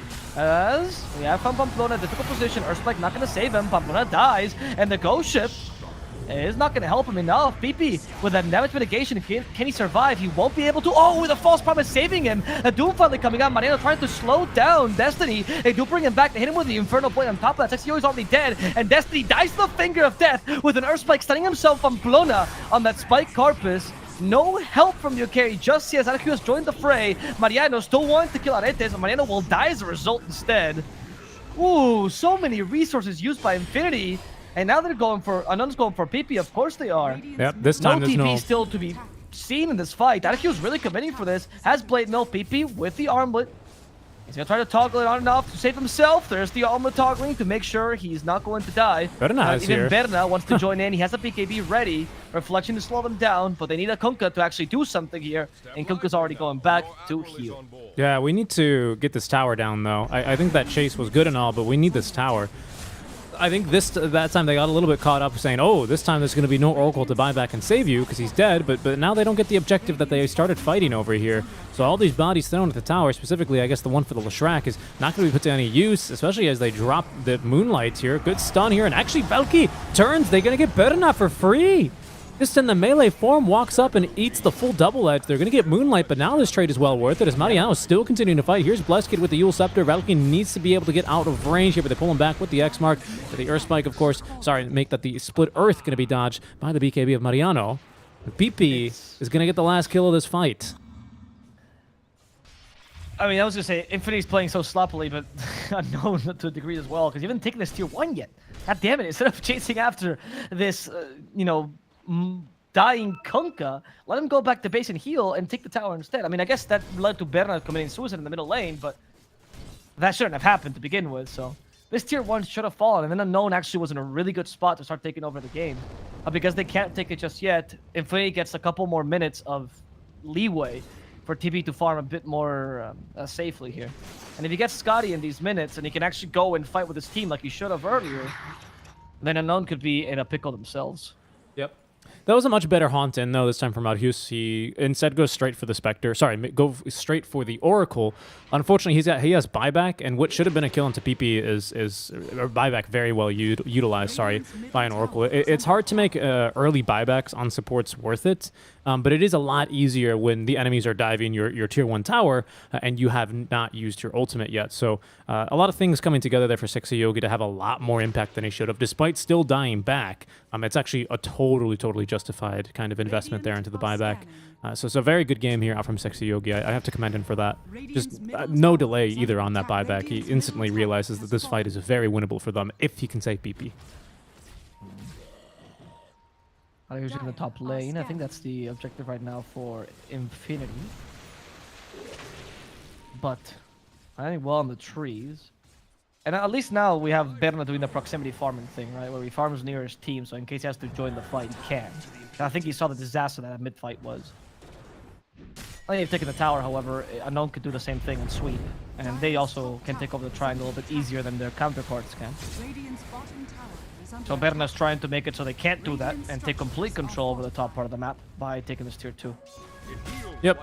We got to be careful, though, doing this versus Leshrac, especially committing Metamorphosis, because Lesh doesn't have as high commitment because he just walks up to a tower and presses W, and then the tower goes down. They are going to TP in a couple of, though. Mariano in vision, or out of vision here, does get the hoof stomp, the Hex to follow through into the Lion Fingers and get rid of the barrier, as we have actually caught now the Leshrac. Haste Rune is going to get him out of dodge, as we are one hit away from taking down this tower. It's actually going to go down to the Dragon Scale, but BKB forced out from Destiny. That last auto attack actually from Valkyrie making the difference. That's incredible. They should have denied that. That was not expecting a Dragon Scale. I don't think they checked either, to be honest. Yep. I think if Mariano gets activates BKB before he gets Yules, that would be a bit better, by the way. There's been multiple times where he activates after when he comes down, like, oh, haha, I forced Yules. Who cares? Just doom him, man. Just kill Destiny with a doom. There's no need for you to wait 2.5 seconds for that to happen. Are on the hunt, though, and they have found at least the Nyx Assassin. Second Impale. No, He's Nyx going to get the Assassin. D-ward. Yeah, he found them more than anything, really. Kind of how I feel like it goes, right? You open your cupboards, and then you see a Nyx Assassin, and you go, oh, no. You found me. Your admiral is on board. Terrorblade. Okay, Berna is closing on the Scotty, but he's not beating the Spectre in terms of farm by that much, which is very impressive on Unknown side, honestly. Very good job by Arceus keeping up with the Terrorblade. Of course, Blade Mail has a lot to do with that, but still. Scotty is a bit of a turning point for the Spectre, because this... Most people would think, oh, this is so you can actually beat the Terrorblade and Rage Form. No. This is when Spectre can truly ignore him and go for all the supports, because the supports can no longer run away from Spectre as easily. So usually the build against TP is you go for the month, of course, the Blade Mail, usually over Echo Saber, and then Scotty into Basher. And once you get Basher, you're capable of pretty much killing anything around TB.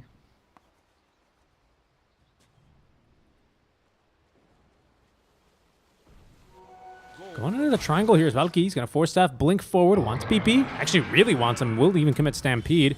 Hoof stomps here. He's just trying to bait out this BKB, but I think some good warding here, right? They know where Destiny is because he shows top, and they knew where actually the Nyx Assassin was, so they knew he was completely alone. So they're going to call the bluff now. As out comes the Haunt. That's not going to do anything either, and in fact, they know where the real Spectre is. Valky has a blink stun in 2 seconds. As out comes the BKB, this time from PP, so it's only Mariano who's going to be stunned without the BKB ready to go, but he's got the Doom. He's going to try and throw it onto somebody, but he has not managed to find the Spectre in time, as she's out of there a bit too quickly.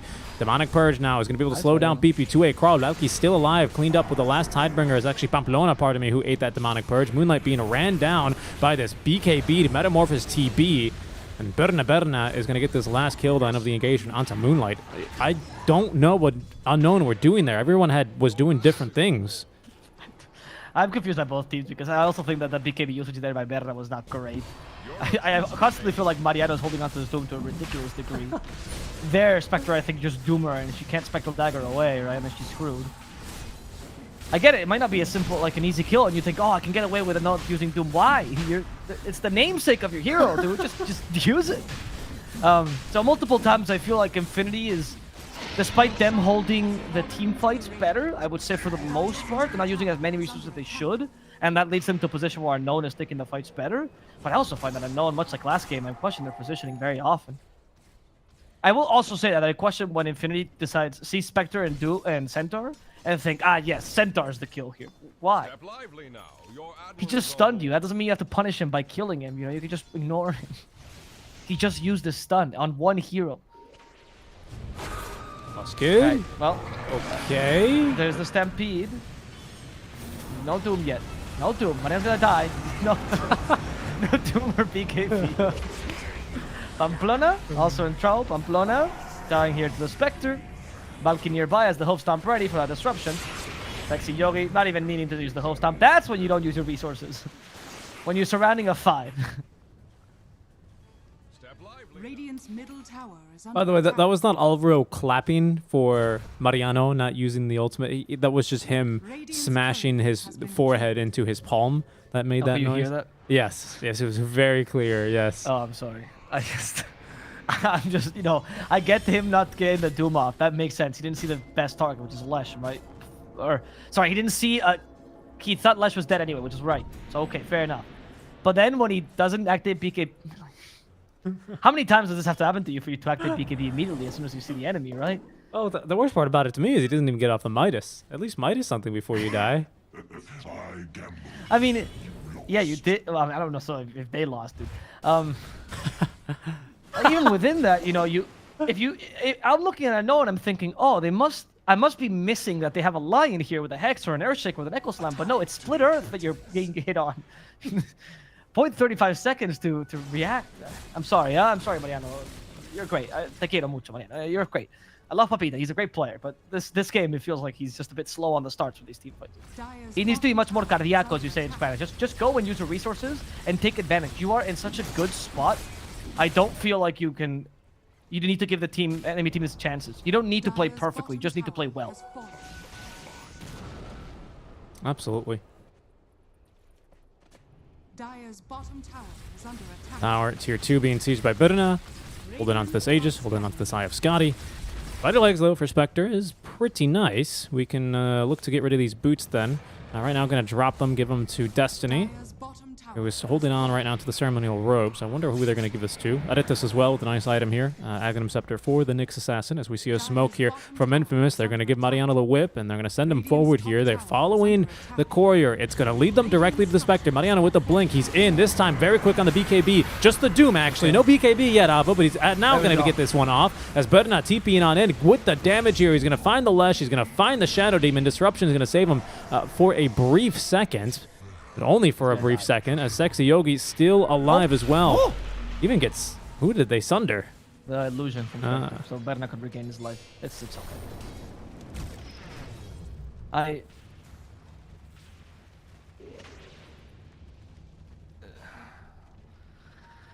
You see what happens when Mariano gets off his Doom and how easy the fight becomes. Like, the BKB I think was a freebie, but because I guess the stun that's instant for Mariano, the Split Earth disappeared. And now all of a sudden the BKB was easy to get off. I don't know. Dire's middle tower is under attack.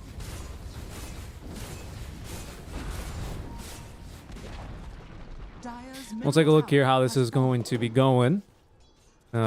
Spectre now with the Eye of Scotty completed, going into this BKB as there's a jump mid lane. It's on 2 PP. Now there's stun to follow through from Aretes, who's going to go into the burrow. Oh, doesn't get off the Carapace in time, though, so actually the Earth Spike's going to find him. Bit of healing now as Destiny's back. Doesn't have to fear the Doom. They're going to pull PP down as well immediately. The boat's not going to do anything here, but stun both supports. But out he was already waiting patiently here for the Lion to come out of the disruption. Down he will go. Sexy Yogi is next. Ran down by Destiny, and it's just back and forth here, really, as it has been all game.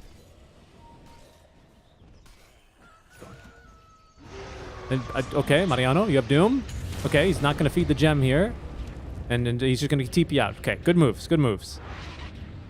Losing gem there would have been very bad for the team, and it's BKB 6 seconds anyway, so doesn't need to go any further on that.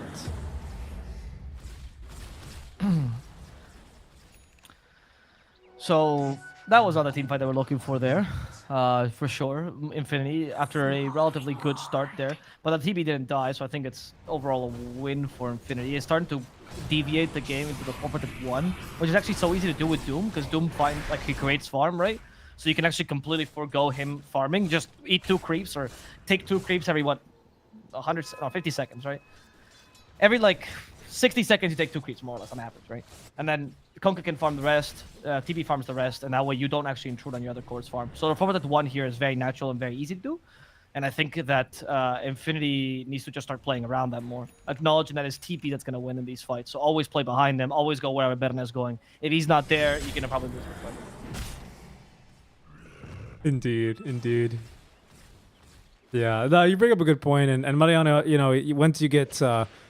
with this build, right, like you call it the old 11 Chinese Doom build, eventually when you become all about your namesake ability, it's very easy to itemize into it. Blink, usually the Stompy creep, BKB. Shiva's is a great item this game as well, for the vision especially, and then into Refresher just to get that second charge off. We have the Axe, though, for the Shadow Demon now. And for the Knicks, they both had Axe Yep. for a bit. Yeah, it's pretty good. I mean, they've got some decent farm on the supports here. Unknown. They understand these supports are pretty valuable, but I do feel like that has been at the cost of Centaur's farm. And Balki went from, oh my god, no, are you really initiating on the Centaur? What's happening? And now it's like, yeah, I guess Centaur's just cannon fodder. He's just Doom. meat.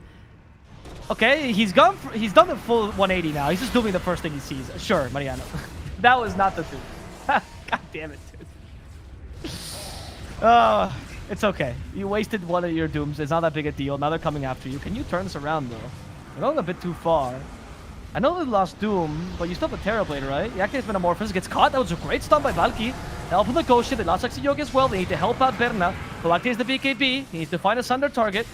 But they're all invisible. They have no vision around the area, apparently. PP's also in trouble. People will have to retreat. Mariano nearby. He still has at least a stomp. Good BKB there from PP, stopping Valky's stomp. But Unknown ended up playing this team fight a bit better than Infinity, who really thought they could turn this around. Yeah, it was a bit too difficult for them, though. Especially losing Oracle and Lion. It's so much of your catch. It's a lot of your save. So Unknown just kind of run them down here. Luckily, it's a little bit too early before Roach can spawn in. So we'll have both supports back in time, ready for the next fight. And I think that was, maybe it was a 7-second BKB from PP, but like either way, not the biggest deal in the world, 7-6. So it's going to be an okay hold from Infinity. I think the biggest resource loss there is losing the Doom for not really much kinged, unfortunately. Doom in the tankiest hero. One of the, I think literally the tankiest hero in the game. So yeah, unfortunately not going to be able to find that kill. Let's see if it's a fast Roche, though, because if it is, we will not have Doom for 30 seconds, so we could be 20 seconds without Doom. And the big man deciding now is a long Roche, so we will have all the ultimates ready to go yet again, including Haunt, though, for this next Roshan fight. Roshan number 2 of the game. Okay. Get a refresher soon for Mariano. Hopefully if you can have it there, as you mentioned. I think you can. I mean, I guess you can get a freebie Doom on the center then, if you really want to. You can do that. And then you can afford to Doom something useful next. Yeah, the ideal Doom is on the Lash at this point. I feel like you should just run in with BKB at this point, especially with Blink, and just try to Doom the Lash desperately. Even if you die in the process, you just nullify the hero from the team fight. Oh, Sexy Yori got caught there. It actually just TP'd. Like, he just got it off, and the Impale hit him the second he was about to retreat. That's unfortunate.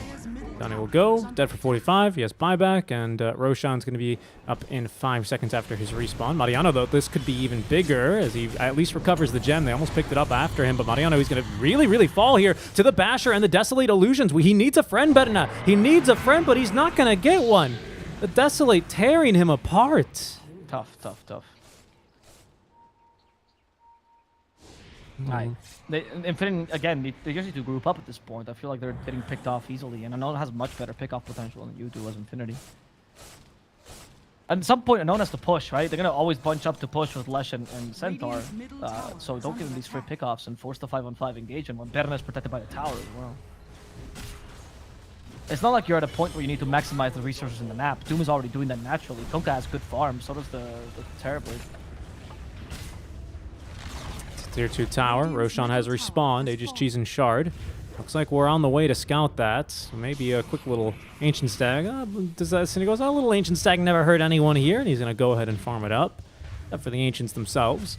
But I would really like them to check Roshan, because they are losing a bit of daylight here, so to speak. As Doom is not going to be forced to buy back or anything here. No. That's true. When he comes back, he still has Doom available, so one has to be careful. Good solution by the Spectre, though. BKB. Interesting choice. That way the Lion can't be the one that deals with her. So they want to force Doom on her. And now with 3.8k HP, it's not as effective, right? Yep. If you can at least get BKB to make sure you don't get, Earth spiked into allowing Mariano to close the gap and Doom you can get Haunt off, and then it's kind of impossible for Doom to find you in these fights, right? Exactly, yeah. He does kind of have the same issues as TB does in regards to Spectre. As that's going to then be the Aegis, Shard onto Blessed Kid, and I think Cheese was given to Centaur? No, it's him. It's him too. Cheese was given to Destiny. Oh, okay, there it is. My bad. I agree. The Shard and Flash is definitely the best one here, just so you can cover high ground. This actually might give you the opportunity to push But this is also the opportunity for Infinity to take the fight they were looking for this whole time. Lively now. Your admiral is on Can they do it, though, is the question. Arceus? Right, he already used the reflection. Fate's edicting himself. Smart work. Oh, and what is he gonna need to attack No, that's for? what I mean. That's what I mean. You use it on Arceus and on yourself at the same time. Literally infinite value. Multiple splitters and set up. Konka gets away. They wanna... I mean, killing Arceus is the toughest target. They don't want to commit to the metamorphosis for this just yet, as the age is still up and they could just retreat. Splitters make it really difficult for Bera to do anything in his melee form, though. And even the Nyx, actually, in his existence. Radiant's top tower has fallen. Oh, yep, and they're gonna copy these TB illusions. Nice multi-mana drain, though. That's the shard up for the Lion. Yeah.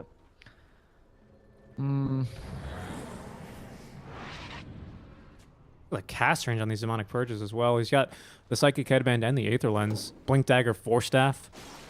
Hard to deal with these supports right now, actually, from Unknown. He has nothing to break, but the slow from Demonic Purge actually is such high value Yeah. against this Tricore melee heroes. Yep, exactly. Exactly, it's huge. It takes away Papita's option to like really initiate by just jumping in, right? Wait, Yeah, he has to be really good with his initiation. They've TP'd back Arceus. Arceus. It's not What bad. is wrong with you? What's so difficult? Just say it's an H. You don't. It's Arceus. It's- Arceus. what is so That's what I'm doing. Attack. That's what I'm doing. Arceus. Anyway, he's actually the one to TP back, so they can't really continue the slow siege without him, considering he is the one with Aegis. As this is Pamplona scouting a DD rune. He's just going to deny it. He's just going to deny it.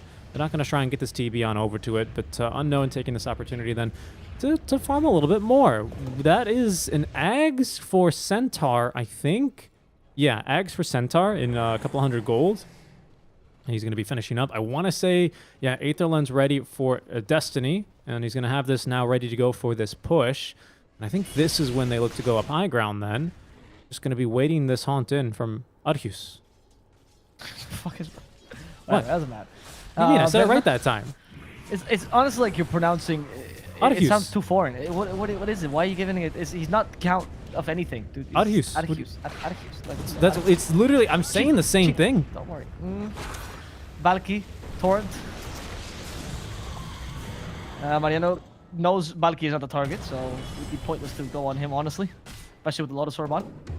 I don't think they know where TB is right now. He has Leveler, by the way, which is going to help him fight. Radiant's But top it just seems so difficult to actually go in. They're just going to wait out the ages, it seems, even at the cost of their own racks. Sure. What else can you do, really? If Spectre wants to join in here and she has ages, you're just screwed. So Radiant's top barracks are under attack. defend racks as much as you can and try to make the enemy team retreat. This split earth is making it so difficult for you to go in, though. I got PP. PP, yep. So much damage with just a Shadow, Soul Catcher, sorry. Oh, they also got Mariano. There's the Haunt. TP's nowhere to be seen. TP needs to TP. Radiant's top Oh, they did waste the Haunt, actually, maybe. There we go. He's joined, or he's going to join the fray soon as Metamorphosis, but still Aegis on the Spectre. And then a Haunt was enough for them to actually take these racks. Radiant's Now they're trying to go and catch some counter kills. It's going to be Moonlight for now, but that's not enough to justify Metamorphosis, especially if Moonlight gets away thanks to the Stampede. Yep, damage You resist. get nothing there. 40% damage resist now on these Stampedes. You can now free path on them. And they're just off and away after claiming the top lane of Barracks. It took them a long time, basically the full Aegis, but all the split Earths here still ringing in Infinity's mind. They're not going to be able to get any counter kills on the way back out. This is already in Vendetta. It'll be hard to catch it. Mariano with 2 Dooms now, though. He was hoping to at least scare the Lesh into doing something, but wasn't able to find really anything he was looking for. Smoke's breaking. We have a gem now, though, and they're going to be able to make the jump here. Doomed up. They are going to doom him, actually. Wow. And he's still going to survive. I think he is. They might have to deny him. Oh, never yeah. mind. No, he's not going to survive. Oh, disruption. Oh, disruption? What are you... Is that for... So, then walk closer to the base, dude. Why would you... Actually, I think he could have lived. He just walked closer to the base. Shroud even walked with him. And he disrupted him. Anyway, it's fine. He's got buyback. Not a big a deal, but It's Aegis up, yeah, though. that's surprising. I mean, I'm glad that Mariano has changed his approach, though. He was holding on to the Doom for a bit too long earlier, and that's like just a pickoff, sure. You know, make sure the pickoff happens. But this also is a reflection of what they think the game state is right now. Like, they've really lost the control they had earlier in the game, especially now that Lesh is farmed enough. Terrorblade is actually struggling to kill the Lesh, and Konka cannot do it either.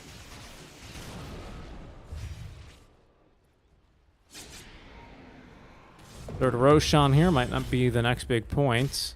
Hans is going to be up in 30 seconds. We're going to have a second Doom up in another minute and a half for Mariano. A great item, though, for the Spectre. What talent did we take? We did take Haunt Illusion damage, and now with Illusion Escape. Ooh, my goodness. I would not want to be an Oracle in this game. Most importantly, because we have an Abyssal now for Spectre. No, he's so dead every single time. Ghost Scepter is not nearly enough. I think he's going for the shard just so he can give himself. I don't really know what the delay, the invisibility here is for, honestly. Me neither. Me neither. But hey, this is always fun to watch. PP going for the crit Kunkka. Daedalus #1 finish with the Enchanted Quiver. And Armlet. Of course, Enchanted Quiver does not crit, guys, remember? No, it doesn't. Much like Shadow Blade damage. And it doesn't also... It does get... Enchanted Quiver also does not get translated into Tide River. Unlike Shadow Blade. So it's okay. Like, it's good if you hit the primary target with it, but it's not incredibly... Like, there's no synergy there. Imp Claw is actually what you want, this Kunkka crit.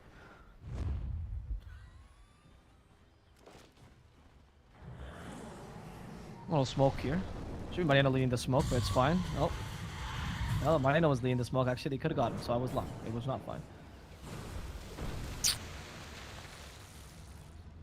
Just kind of waiting for the big one here, it feels like. Infinity's struggling now to really find the perfect one for themselves, but they have 2 Dooms to at least give them a good shot in 10 seconds. Roshan in 1 minute. 3 minutes after that. As the Fusion Rune is denied in the mid lane here. No, we hit the stun on the Pamplona now. Torrent is going to find at least Valky for his second as Andis procced all around. There's Doom, I want to say here. No, not quite. Broken now.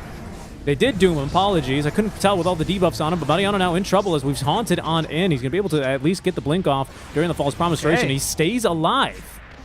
Berna getting through, Blessed Kid, not Depressed Kid, in the meantime.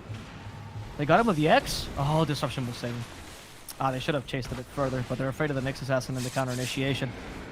However, look at those Dooms. Seriously, just get the right Doom and you win the game. Yep. The Doom on the Centaur, it did happen and they refreshed immediately, and that was actually a good idea because the Centaur is starting to become a target that's always initiating kick, gets super easily punished, and with that you get rid of Stampede in the fight, which has become an issue. Earlier on, dooming the Centaur is pointless, but now at this point where the Stampede is actually your best escape method, yes, it's great. Because Terrorblade is good enough to deal with the Spectre alone, so now you can go and just go against Lesh and go against Centaur. And if you can get one of Spectre ideally as well, or besides one of those two, sure, that's fine too. Even Shadow Demon in some situations might be justified, honestly. He'll be up in about 40 seconds. By then, Avo, we will not have a Doom or a second Doom, but we'll have both ready to go here in just over a minute now for Mariano. But it's going to be a little bit tight here. It'll be 45 seconds roughly for double Dooms, just 30 seconds after Roche spawns for 1 Doom. We'll see here what Infinity can do with this opening, but now a little bit of life breathed into them as they're actually leaving the base. 25 talent taken for Berna as this attack range. They could certainly find the Roche. And for Metamorphosis attack range, no surprise there. The Thunder cooldown this game doesn't seem that great. 6-second cooldown, this is just okay. Let's see, 2 seconds to the Roche spawns. I don't know who's going to detect it first, though. That's also part of the game here. Comes with Ags as well. It's actually very useful for Infinity. Giving Kunkka Ags. He's never going to buy it with a crit build, but he's actually really good this game. Or Doom, actually, for the break on Spectre. Also huge. We have a lot of good Ags here. Yep. Even Terrorblade would be a consideration. Whereas for Unknown, I think the only Ags that's really great, since you already have the top 3, would be like Spectre is okay. I'm surprised you're not making a case here for the Lesh Eggs. No, because usually you're in his ring. You have the Doom to prevent that from happening. So adding more spells to a hero that can already be nullified from using spells is pointless. That's my opinion. I think at least Spectre can catch the Oracle with that Egg, so it adds more layers to this cake that is Dode. If you get level 25 here on Kunkka, it would be so great before the Roche to get Ghost Ship Fleet. That's the best way to protect Roche. Well, right now, Bashes into Torrents are going to be the way. I believe we have now both Dooms ready to go, though. TB with the Satanic on top is Mariano. He's going to go in. He's refreshed immediately, though, before he got off the first Doom. The Doom's onto the Shadow Demon, however. He gets the BKB off. BP, in the meantime, receiving the blessing of the False Promise, as Berna getting stunned here in the Roshan pit by both Roshan. Now the Basher gets the BKB off, though. And the Torrent saving him from a stun from Aretes. He's going to be able to get off the Sunder, looking for more damage now as Moonlight back in the fight now. Throwing immediately 2 charges of the Demonic Purge. The break onto Mariano and the Split Earths are going to kill him off. Another break now into Berna means he cannot run, can't really fight versus Arceus either, and it looks like he will go down. Oof. They completely control that Terror Lane with 0 health on his team, honestly. PP retreated super early. Now I don't know if they should fight this any longer, honestly. You're definitely weaker without a Terror Blade. Let's see how much damage PP can put out. As we're seeing the opportunity here, they go for Sexy Yogi first. Go set up to gain more time for Sexy Yogi, whereas the rest of Infinity seems to be retreating, so they're leaving Sexy Yogi to die, and the Roshan to be taken here by Unknown. We have a blink on Also, Klinko? he also No. Ags on spec here. Yeah, you can't try for that. That's a little bit too YOLO. Oh, they're gonna give it to Blesky? No, it's a cheese. There we go. Ags on Spectre. Easy way to kill the Oracle now. Did he give him the wrong Ags? Oh my god, you stupid. He gave him Centaur's Ags. I have never seen this before. Oh my goodness. He gave him his own Ags as opposed to the Ags Bless. Wait, but now Valky has the Axe Blessing though, so he just needs to sell it. Did he activate it? Yeah, oh well, 'cause my you- goodness. Oh my goodness. Must have clicked on it by accident. Wow. Wow. I have seen it all now. This is Ice Rock. Why you need 2 icons for the 2 items. I agree. Very It's confusing. confusing. Balki might have it in English. You might not be able to read what Ags is. Yep. Oh, wow. That was unfortunately wasted here. Radiant structures are fortified. Radiant's bottom tower. Oh, I've seen cheeses left in the Roche, but I don't think I've ever seen this one before. And is procced, though, without Aegis either. Mariano, though, is going to get jumped. That long-range stun from the Nyx Assassin inside the burrow. He's broken, being ran down as there's going to be the bash. Gets the False Promise buff, but now they're going to look to back off as they have at least found the Doom onto the Spectre. Spectre, though, quite tanky, able to even almost out-heal this. He's still taking a bit of damage now from the side. There's Valky with another jump in with Aegis as well. The Finger of Death's not going to be enough to finish him off, but he does get onto the back lines. Mariano with refreshing the Doom now. This time finds it onto the Shadow Demon. Bluskit as well, taking some damage as the Spectre is going to be killed off by the remaining heroes. That was just a melee form TB doing the damage. 2 heroes are going to fall in the meantime as it's Madness now onto the high ground. Bena's going to go down, but he's got buyback, still having the Metamorphosis as well. As Blesskid looking to try and keep him at bay. Pamplona as well, making a bit of an annoyance. Another 3-man Earth Spike. And look at the damage now when Valky gets the 4-staff off. Pamplona, though, finished off by Aretes. Whew. That Trickster Cloak completely saved him here. Valky will survive thanks to that. Berna cannot walk in as safely because he has no BKB, so he can always get hoof stomp and destroyed. And now they're going to be able to destroy the racks as well. Infinity. I think they're losing this game now. Yep. What chances do you have? Mega Creeps, you're not even a good lineup against Megas to begin with. He died and he immediately, I think he probably haunted back in, being that it's on cooldown. These 2 heroes have bumped back already. We don't have a BKB. We've already caught Berna with a stun. There's going to be the break on top. Arceus closing the gap. Satanic active, but stunned up by the 1-splitter at the Basher and killed off. Dead for 2 minutes now. It's all left to PP, but he can't get it done by himself. Defense of the Ancients is a team game. You can't defend the Ancient if you're all dead, as Unknown will be able to force a draw here. 1-1 for our opening series today in the Mobius.bet Maestros. All right. On one hand, very impressive performance by Unknown. I think overall, particularly the mid game, like from 20 minutes onwards, they played really well. Like they understood. They played a really defensive early game and didn't get punished. I think that's also fault of Infinity because they should have been able to, honestly. But then in the mid game, once they had the tools to actually go and fight, they seemed much stronger. They played team fights really well. They used the Stampede effectively. They knew to use their supports very well as well. I think the support from Unknown really showed up today. Moonlight and Aretes, congratulations. And overall, it was a solid performance overall from them. I'd say in the team fights where they've shown the most over the tactical plays, which I think were a bit lacking. And Infinity, I don't know. This was not their game. That's all I'm going to say. It was not their game. They were not showing up at all whatsoever. It's not a single player in the team is really that redeemable. Maybe Oracle because he didn't really have a chance, but I feel like they all made some pretty grave errors, and there's only so many of those you can make before Unknown just catches up and beats you, even with a worse draft. Yeah, and this late game as well, I think getting the farm, getting the items onto the Spectre made it really, really difficult as well. But hey, 1-1, and with that, you know, we're going to keep these games moving because we have a long day as we are about to now proceed through our third day of the Mobius Maestros. No Ping versus the Backstab boys is going to be coming up next, guys. So do stick around. We're going to a short break, and when we come back, we'll be live with our first draft of the second match of the day. We'll see you then.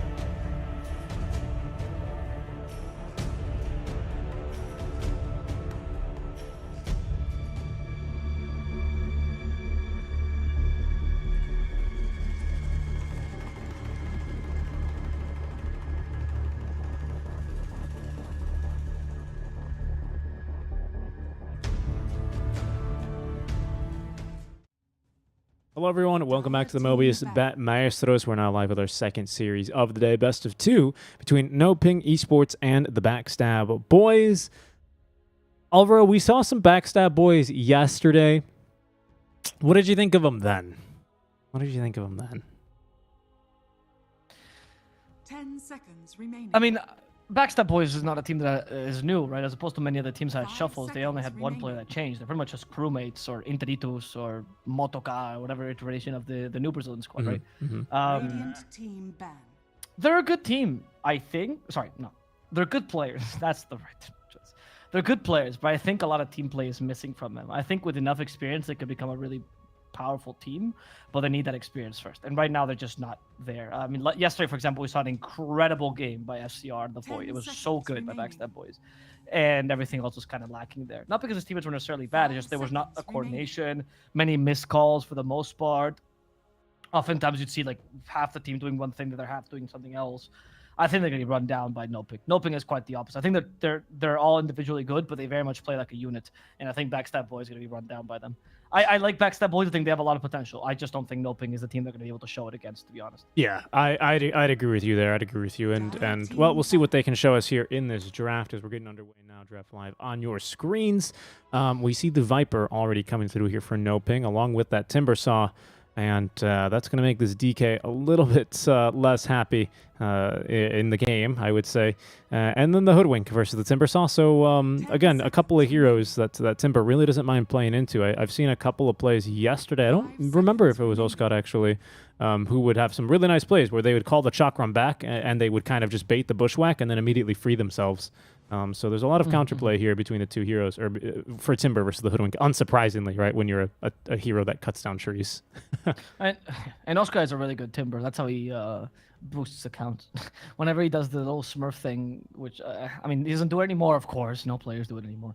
But he always used to play the Timber. It was like the hero that he was best known for. Because it's just a really good hero in pubs for obvious reasons, right? Like, if you're good on Timber, you can just win the game solo from the offlane. Very similar to like Pango spammers or Centaur spammers. And I think in NoPing, it's even more so the case because they often just sacrifice Oscar in the lane. They usually buff Dark Mago, not Oscar as much. And that gives NoPing... That gives... Oscar very few options as to what to play that actually work, right? Because Timbersaw is one of the few heroes that can actually solo win the lane. So they usually sack Oscar a bit too much, and I think Timbersaw is a great pick for that reason. I'm also incredibly surprised that Backstab Boys had to let the Viper 5 pass, the Panda Special, the inventor of this disgusting pick, hated by all of South America, mainly because of this, and not as a person. They love Panda as a person, but they hate him as a player because of this. And they even picked the Dragon Knight into this, knowing the Viper 5 was in the pool. That was such a mistake by Backstab Boys. That's a huge, huge blunder. Well, sadly, I mean, we've seen so many noteworthy performances out from NoPing even in the past 2 days, right? If you ignore their achievements elsewhere, right, and just hyper-focus on this tournament. Well, yesterday, because his last game at Dota 2, he went 26-0-19 on the carry axe, right? Matthew has been... Yes, he did. No, that was not the last game of Dota 2. Was it? I mean, No, it was his they last lost the series. last game. Last series. Yeah, it was the first game of the last series, you're right. But Matthew, as well, on the Wisp, has been just tearing it up this tournament as well. I think we've seen it twice. So the second game, it wasn't so good versus the Disruptor. The first game, he really shone on it. So it didn't feel like we had too many bans, really. Enough bans, it felt like, for the Backstab Boys. So that's true, but the first two bans need to be for things that either open up your draft or things that are uncounterable, right? So if it's a meta where some heroes too strong, for example, I don't know, TB or Medusa are justified as first bans, right? Because you're never going to have a draft that go, yes, Medusa and TP are countered. Because of the nature of these heroes, it just kind of sucks that the meta's a bit imbalanced, and these carries are a tier above the rest, right? But in the case of the Axe carry or the IO support, there are definitely ways to counter these heroes, even if they protect them well with the bans. Like, there's plenty of heroes that can counter them. So by you banning them, you allow this Viper 5 to pass, and you're not going to pick a hero to counter this Viper 5. You're never going to do that. It's a 5, right? But he's going to make your life much, much harder. Hoodwink Dragon Knight is definitely not the choice to deal with Viper 5. So it's just tough. It's just tough for Backstab Boys here, because now they're on the back foot here in this draft already. They kind of dealt with Timbersaw with the Ancient Apparition and Hoodwink. I think that should be enough for Timbersaw. They have nothing against the Templar Assassin. Their lanes still look pretty bad, and they need also a solid win condition to play around. This Lina is somewhat okay against Templar, but Lina versus Templar, Lion, Timber is a tough game.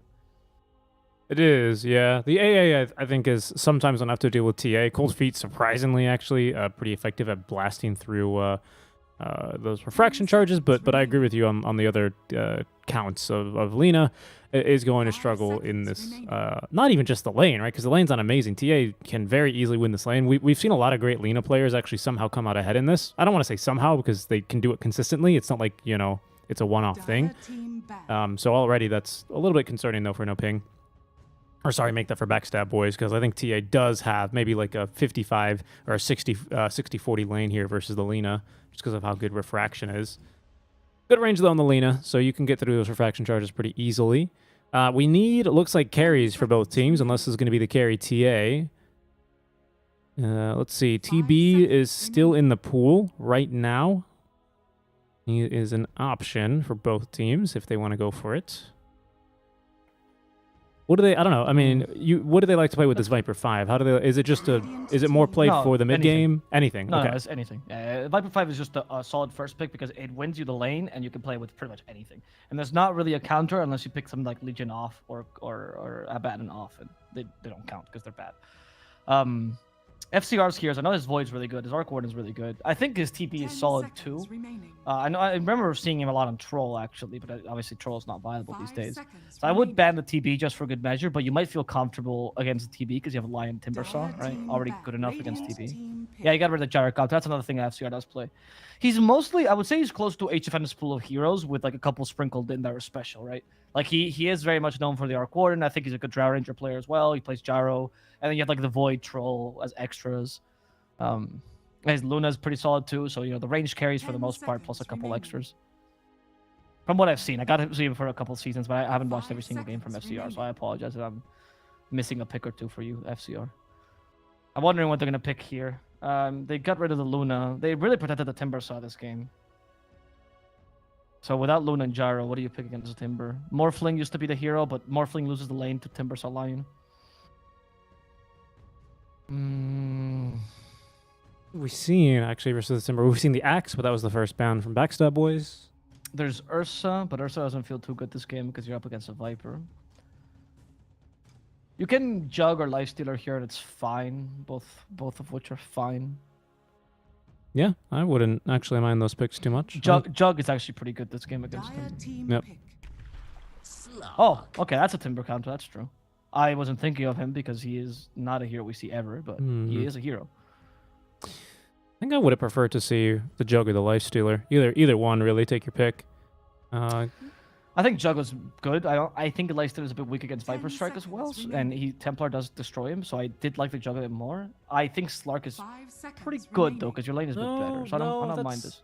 That's true. I liked the Jug's Lifestealer because right now you can split push as that Jug or Lifestealer, and there's nothing but damage from no ping that's going to stop you from TPing away. So it brings a lot of like utility to your split push. You can take a lot more aggressive farm.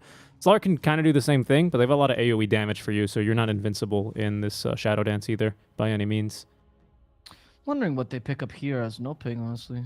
Spectre was a decent pickup here. There's a Slark. Wouldn't mind. It's a good Sven game, actually. Gonna be Unka? World Conquer. Okay, so it's Dark Mago mid. Carry Templar. Okay. Well, I swear Dark Mago plays Templar, but that was very much. I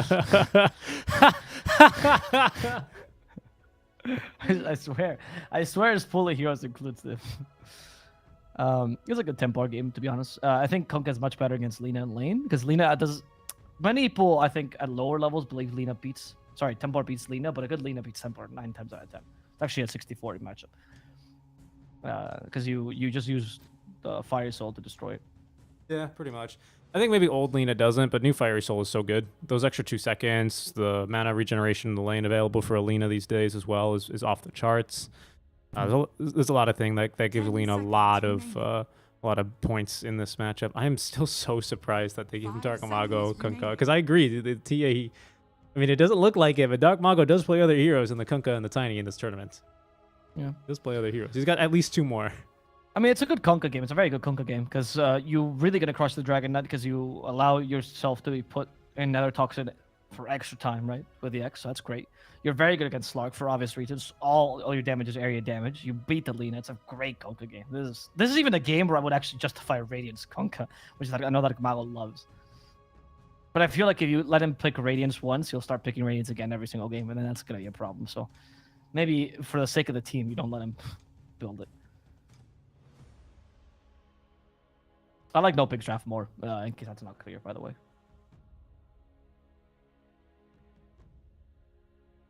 I think you just really like Dark Mago Kunkka, don't you? You hear the bell, yeah. and for you that's the dinner bell, right? That means no He ping. is very good. Yes, I definitely like the Kunkka Dark Mago, but I think in general, besides his limitations, the draft is just better. Like, you don't have enough answers to them. The Timbersaw is the only hero that you've actually managed to pretty counter this game, but you have no answers really to the TA still to this point. The Kunkka is free for sure. They haven't really considered either that if Slark wants to fight in an area, which is how it's going to happen against the TA, you put Nether Toxin there, and no longer do you have that attribute shift. So whenever you're fighting in that area of Nether Toxin, it's going to be tough. Because like TA is going to jump in, and TA is going to kill one of your heroes. Well, that's what she's going to try to do, right? And then Slark will try to do the same thing in the backlines, but there's going to be a Viper stopping you from taking essence stacks. And then by the final fight, where TA and Slark have both cleared both teams, ideally, you have a much better TA than Slark there. I'm surprised that we didn't get more what's it called? More. Oh my goodness, I'm forgetting the reggaeton lyrics because they shared quite a few links in the lobby chat. I don't know if you saw a couple of lyrics. Yes. Apparently, D-Flash and Raju are fans of Spanish reggaeton. Yeah. Well, D-Flash, I listened to it. It was actually a Portuguese kind of rap song. Oh, Portuguese. Yeah. So, I assume they both enjoy the reggaeton. That was a bit of banter back and forth there. Matthew in trouble though. He will drop for first blood. They're even going to be able to give it to Rior as well. A great start here for the Lina. I think Backstab Boys or Interitos do are like a team of nice people, honestly. They banter with all the teams. They seem nice, so they seem really excited to be here as well. Also, obviously, Noping, they for a while were in Brazil, so they actually get along well with most of the Brazilian players. That's actually why Oscar, his name is O Embaixador, like after, if you see, which means ambassador, or the ambassador in Portuguese, because he let's say he got along with a lot of the local people. He very much got along with some of them. Brought a lot of them home. Got along especially well with some of them. Yeah. He was winning over the hearts and minds like an ambassador does. He was stretching ties with them, right? Yeah, of course. Really, really close relationships with some of the Portuguese. Some of the Brazilian people. That's good. That's good. Yeah, as you want, spreading happiness to the people, of course. Yes, hopefully just happiness. Yeah. But yeah, so they get along well. I know Matthews also gets along well very much with a lot of the Portuguese players. Obviously, HFN helped when he was in the team. So, okay, not Portuguese, Brazilian. My bad. Huh? It's language is Portuguese, but the people are Brazilian. Yep. Very Don't true. need to be insulting to any Brazilian viewers we have here. I understand the difference. Honda is just stacking up the stacks of poison attack. They're going to let him lapse, though, thanks to the double stun. And a little bit lower on HP now, but he's going to be able to make haste away from both the Snapfire. Oh, actually, he might just be dead. We have another bushwhack. I think he's dead. Oh? Okay. You got the fairy fire, though. He's baiting. He was baiting. Look at that. I mean, he knows if he keeps attacking him, he just turns around and continues poison attacking him. He's got 2 mangoes for a reason. Oh, Angel realized that Hijack did not go for the level 1 passive, which is common, by the way. Usually you don't. Not a criticism towards him, but this means Meld is 10 times more effective against him and really pushes him out of lane. Time to take Dragon's, or what is it? Dragonfire? Breathe Fire level 2. Yes. Don't buy boots. He went for a bracer early, which is not a very common build on DK. This slows down your blink dagger timing by a lot, actually. It means you can't really afford to get soul ring here, which means you're gonna have mana problems. But it makes your lane a bit easier. Hopefully it does work out for them because this lane is horrid. They have some very difficult lanes, actually. The only lane that Backstab Boys has, I think, benefits them is bottom, and this depends on the Slark's ability to really kill the Timber, so. Yeah, and that's not an easy kill. Matthew's doing a lot of work here as well, tanking up a lot of the damage from the flash. He'll throw another stun back. Waskar. I think he's got Timber Chain. Yeah, he does have Timber Chain, the point in reactive armor, but won't be able to cut through his way to the AA, who is hiding behind plenty of trees there. So some good positioning. Gotta know, you have to know how the Timbersaw thinks to beat the Timbersaw, especially in the lane. If you can play around the trees, those can also be a bit of a weakness for him. the Timber Saw before he has Chakram and Whirling Death especially. Done. Oh, that was a good. That was very good. I respect that, Matthew. Affirmative, he Affirmative. says. In the top lane, though, Panda could be in trouble. And the other poison attack, at least to kill Hijack, uses the Fairy Fire to get a couple more stacks, and Hijack's gonna die in exchange for Panda. Has been killed. Pakaz is pretty happy with this trade because he gets the offlaner and he gets the gold there. And he gets the Even solo solo XP. experience. Yeah, I was gonna say, yeah, he's not upset with that one whatsoever. They split the XP of the Viper kill, so it's gonna get Pakaz to level 3 here relatively quickly, and a couple more denies here. He denies. Oh, he might even be able to deny the range creep here. That'd be a really big win. No, he's not going to. But it's still a big win regardless. I mean, he's up 8 denies here basically already. He's up 7, I should say. 8 compared to the 1. So right now, this top lane is going very nicely, especially as Panda returns and continues spitting on his opponents. Panda's happy to die here once he's used all his mana, to be honest. So I don't think it's that concerning. But mid needs to go a bit better for you. Ryu's doing a really good job. Lina is definitely a hero he likes. It's a Lina Invoker. Autumn? Sorry, Lina. No, Oscar. Autumn. They do get Oscar. Yeah, he was expecting, I think, to get that Timber Chain off so he wouldn't get cold feet. But he did. He did get cold feet. Timber Chain. Couldn't commit. I was gonna say Ryu with the TA Puck Lina trifecta of like classic mid here. I think he's pretty solid on, and he's doing a really good job at starting on Dark Mao, and one of his best heroes. Matchup is usually good for the Kunkka, but he hasn't. Like now that you have to force the bottle, you can't get the double bracer as early, and double bracer is what made this matchup easy for Kunkka. Without the double bracer, it becomes a bit harder, and Ryu is playing really well with the lane control as well. So eventually, Dark Mao will win this once he gets Ghost Ship because he becomes a threat, but Ryu is doing a good job of keeping him at bay, so Flash. that takes longer to happen. Now bottom will die. As Matthew is trying to give FCR the run around. Unfortunately, FCR, yeah, he's actually going to give up the chase. Turn instead for a couple more attributes of the Timber Saw and back away. 1-1-1 build right now, the Sampler. Here's the thing, though, yeah, in these lanes, even though as much as you'd like to take more points in the attribute shift and go, oh boy, you know, attribute shift go burr, it doesn't let you farm. You need Dark Pact. You need Dark Pact. So it's just the value point here for FCR in the attribute shift because it's a good lane. At best, you can go 2-1-2, honestly, and to get that second point. Because it's a high value point, it doubles the duration, right? Yep. But you're right. It's not something, like, you kind of want to max Dark Pact as soon as possible so you can actually farm in the mid game, and Timbersaw can come and kill you as well. Because Timbersaw's going to hunt you down when you're going in those jungle camps. Bakaz is playing really well here around Refraction, actually. He just anticipates these stuns coming, so that when they end up do stunning him, all they do is get through Refraction, and they don't actually deal any damage to him. That's why he's got so much HP. Lower on mana, but that's very manageable here for the safe lane TA, especially when you have 36 CS here already. He's off to an amazing start. 12 denies, though. 12 denies, though, for Yor. That's pretty significant. He's doing a very good job, honestly, in this lane. But Malo is struggling more than usual on the Kunkka. I mean, he has. I think I've had good matchups with Malo that he's had. Sorry, bad matches with Malo. He's had an easier time with and against Ryu. So I'm assuming though that if you're playing against Noping, you pretty much know how to play at least against Tidy and Kunkka. If you got those two down, you got half. Quick little kill. Bring down Matthew really easily as well. Yep. They do manage to deny their own ward as well, because Matthew scouted that one quite obviously. So I had to make sure that they removed it. Because, what has he got now here for him? Plenty of gold in the bag. He's already got the power treads and almost having completed here the full Dragons. Sorry, my goodness, it's not Dragons. It is Dragon's Lance. I always confuse it with Halberd now. I don't know why. You know, the time passes 4 a.m. or it gets close to 4 a.m. and I swap those two items, as well as can't pronounce Spanish or sometimes Portuguese names.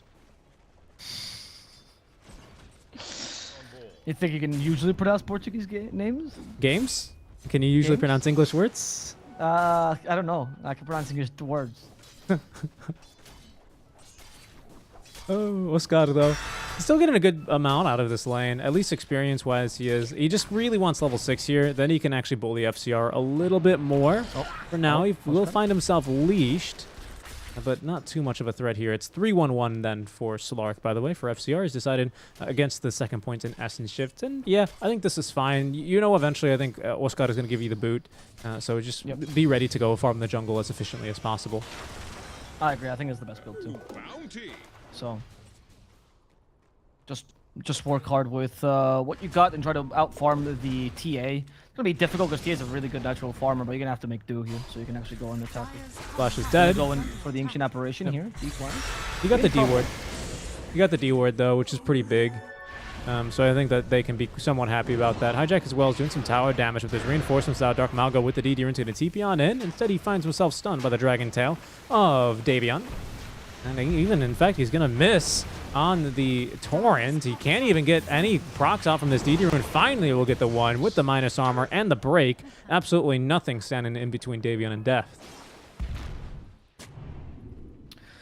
Okay, another kill, a nice kill on Davion, giving Pakaz some, I mean, I want to say needed, but some more space for sure. But definitely giving Dark Malgo a bit of utility in this early game where he's been suffering a bit. Deciding to go for the armlet, the cheapest and most effective build. I'm assuming it's going to be a full-strength Kunkka build this game, where either you go BKB or Heaven's Halberd afterwards, both of which cancel this Lina really well. No, Lina might find a kill against her counterpart, the Lion. We still have an Earthspike. And this time, you're back. The special trick where you time that so it doesn't matter if you get stunned, you still get the kill on Rayur. But you need some help from your team though. Dark Malgo, okay, he hits him with the Tidebringer. And that's going to be enough to bring down Rayur. Taking good advantage of that rum to make sure he doesn't die in the engagement. Flapjack is probably going to die up top lane though. A little bit of armor missing. The stun, oh, not going to last long enough. He gets him off the cleave on the deny. Nice job. Very nice job. And that doesn't get any better, unfortunately, here. Because guess what? We have Dragonlance already on the way. Really great farm for the safe lane, Templar Assassin. Oscar, we're going to go for expert spot. With the catch is the Ancient Apparition alone. The Mr. Tidebringer hit as well. And Dark Malgo will get frozen solid. Dark Malgo, what's happening, my dude? Dark Malgo! Okay, that is not what he was hoping for. But Dark Malgo is going to die. No questions asked. No questions asked. No question asked, no question answered. And in fact, they've got some questions here for Panda. I've got a question for Valve. How did that pounce connect? I do not know. But either way, he was broken. I don't think... he did get the permanent agility. Interesting. Did get the permanent agility stack. Oh, they're going for D-Flash now. Oh, Maestro already stopped it. Oscar, there's the Chakram. Nice, and they defend the stacks. Instead. Yeah, yeah. That's fine, that's fine. You can justify not getting kills as long as you're getting the stacks here. They have Ancient stacks? They do. Okay, so this is Pakaz's farm amplifier. That's some really good timing, honestly, right now. Already has Dragonlance, halfway through the Desolator, a bit more, actually, with his Ancient stack. They're really very close to it. Dark Malgo stopped. This time, actually, he's stunned up by the Bushwhack, but he has at least hit Hijack with the Torrent. They're going to go for the Squirrel instead, but the Scurry is going to get her out of harm's way. But this is the second Elder Dragon form. Dark Malgo, he might not be reading the... oh my goodness, English. He may not be reading the room too well when it comes to whether or not to run away from the Cold Feet procs, but he is reading the map well, because he is going to be able to basically stop this push just by farming in the top lane. Yep, that's true. He's had to shy away from the... He has a casual blade of attack. I don't know if that's... No, he shied away from the armlet. Just casual blade of attack and going for the Sanj instead. I do see more point in this build. While armlet does give you some offensive potential, if you want to go for full strength build, rushing BKB and Heaven's Halberd both are incredible items in this game. So it makes sense that you try to go for those as opposed to the armlet. Armlet's a good recovery item, but I think his team has went, hey guys, like we already have a TA. We're already playing explosive early. We don't need you to do the same thing. Yeah, and actually Panda here by himself in position 5 able to secure a lot of farm and a lot of space. The Yules, though, for Rayur, as they're going to also go for Panda here with the Sharpshooter. No, Sharpshooter actually reserved for Dark Malgo as Cold Feet proc onto Panda Boo. There's a stun onto the Lina, and we're going to get the Rum buff then out for Dark Malgo. They were stunned by the boat as they're going to be unable to save Elmine. Yeah, the trap killed him. He was dying to the Viper Strike at first, and then the trap finished him off. Just all a bunch of poison. And now with that, we actually get Desolator for Pakaz. So that's huge. They smoke on this. Desolator's on the Courier, of course. Gonna go for a kill. They do have Finger of Death, but no boat. I don't think it matters, though, as long as you get the Torrent. In comes the Timber. They're hoping to go for Rayur. Yeah, and Panda's rotating. Rayur's a target. And go. Oh, they didn't actually charge. Ice Blast is ready, though. And Rayur could get away here. Stuns Pakaz. There's the Ice Blast as well, but no, there's the Earthspike. Yeah. Even no need for the Finger of Death, but they'll use it anyway for the extra stacks. And now, do they have any way of canceling this DP? They do not. If they had Finger there, D-Flash would be dead. Probably would. They just needed the vision, though, is the problem, right? Because Dark Malgo did have X. He just couldn't have the vision in time. TP's He back wasn't, mid. he wasn't in range when they got the vision, though. Radiant's middle tower is Okay. under attack. He's only level 3x. Dire's bottom tower is under attack. Oh, got a courier, though. That's good. Radiant's courier That's a free courier. FCR, I think that... No, that was the courier was on the return trip. He's got the full Echo Saber completed. Kind of a big deal for FCR. Stats. Top lane, hijack. He just apparently wants to die. Rayur also TPing here just for the kill on Panda. Definitely not work for them as they finish off Rayur. D-Flash, don't make the same mistake. FCR, everyone's coming in. Everyone wants to fight this. D-Flash will be the next to die. Choo-choo. Get on the feed train. FCR, last one to get off. Well, FCR, actually with a shout dance, he had a plan to get away. Instead, Almin will take his place. I'll take your ticket on the feed train. Radiant's top tower is under attack. Yeah, murder on the... Murder on the Feed Minas Train Gerais Express. Express, you know? Has fallen. On the what? The Minas Gerais. It's a Brazilian state. Oh, wow. Step lively now. Radiant's top tower is under Look at that. attack. Ounce of culture he just The demonstrated. ounce. When I scrape together 2 brain cells, I do know a little bit about Brazil. Whatever I can remember from my Latin American studies class. Very interesting. Very beautiful culture. Dire's bottom tower History is there. under attack. Yeah, that was a good fight for Noping. I'm not really sure what the Backstab boys were doing, but the Backstab boys, no, they're not back because Dark Mago is going to get the Illusion Rune. Oh, he's still going to die, though, unfortunately, as I believe they have enough damage for him here. No, I think he's fine. I think he's fine. It's Oh, 11%, dude. He has to go down to 170. Yeah, he's fine. Close. Close. Okay. Pakaz avoids the cold feet proc. They kill a centaur for free. What's that centaur? Oh, and actually go, and they go for the Kamau, who still has a magic wand. I think he was baiting this whole time. They actually found Rayur, which is much more valuable. And Rayur, gonna tear him to shreds at the same time as they're killing off Hijack in the backlands. Good bushwhack, but the tree's immediately destroyed. So they only get the kill on Matthew. Pandabu can proceed to spit more on Rayur and get a secondary kill. Almin, the third target. They did X him though, so Almin will be brought back and killed as Noping can finally finish off this Roshan. Yeah, this is starting to look a little bit bad now for Backstab boys. It's the second kind of very, very bad engagement they've taken. At least they get a line out for this, but they're not just going to lose a tier 1 tower or a tier 1 for this. They're also going to lose Roshan. This is onto Pokaz, who has really had no reason to continue just farming and playing so aggressively. He's almost a full item ahead of Lina, and that item he's chosen is going to be this Aghanim Scepter. Radiant structures are fortified. So he's going to just be everywhere on the map, swip pushing. It's even faster than BOTs. Gives him a free TP home as well. I mean, it's quite the item for the TAs. Allows them to really up the tempo. Oh, Hijack. I feel like Rayur and Hijack are playing a bit too aggressively, so desperately trying to give farm to FCR, but you're right that this Ags will just turn the tide completely. FCR will never be able to match this TA's farm in this game. And that also puts more pressure onto Rayur and Hijack to actually be secondary carries that can make up for the lack of Slark's farm. And I don't think with these misplays they're going to be able to I love accomplish at this game. I love the efficiency from Pakaz. The Ancients didn't quite line up there, so he had to actually walk around awkwardly, but he still had to hit them all at once. Oh, okay. Oscar might actually be dead here. He's got no... Oh, he's got 20 reactive armor stacks, but he can't use them because of the Ice Blast, and he's going to be blown up there with the Guna Blade, but that's a lot of ultis used, a lot of utility used for the Timber Saw, so Noping will go ahead and push mid lane with that space. Yeah, and see, that kill is what we're... Sure, you could play Oscar, but the reality is that he created a bunch of space because they got a kill in a really awkward position of the map. Now you can take a tier 1, sure, but it's a tier 1 that protects a triangle, and you haven't taken the tier 1 mid, so that tier 1 is essentially useless. Like, you still have control over the triangle as Noping. It's always what sucks where you have to... That tier 1 is only worth gold if you haven't taken the mid tier 1. That's all it's worth.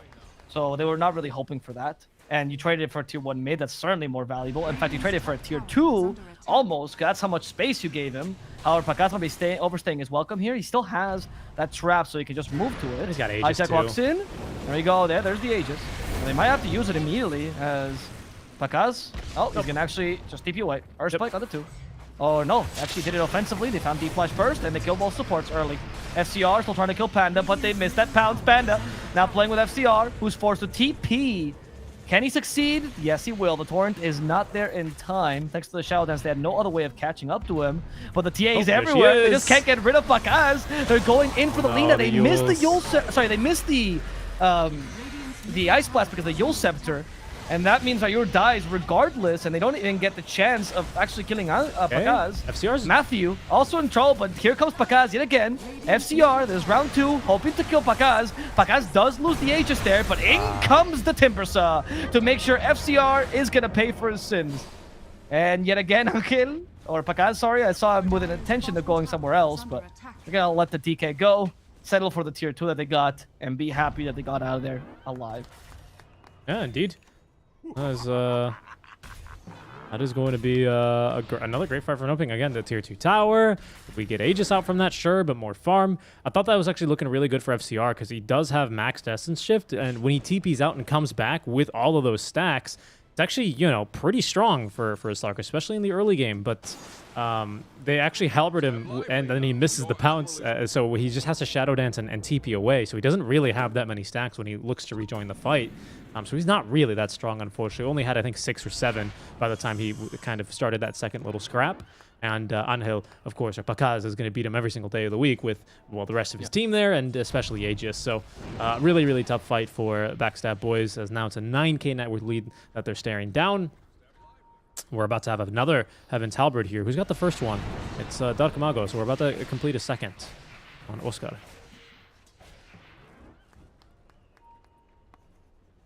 Backstab boys, what are you gonna do to get back into this game? It's looking very dire for you. And Noping finally decided, hey, we should probably push the safe lane tower.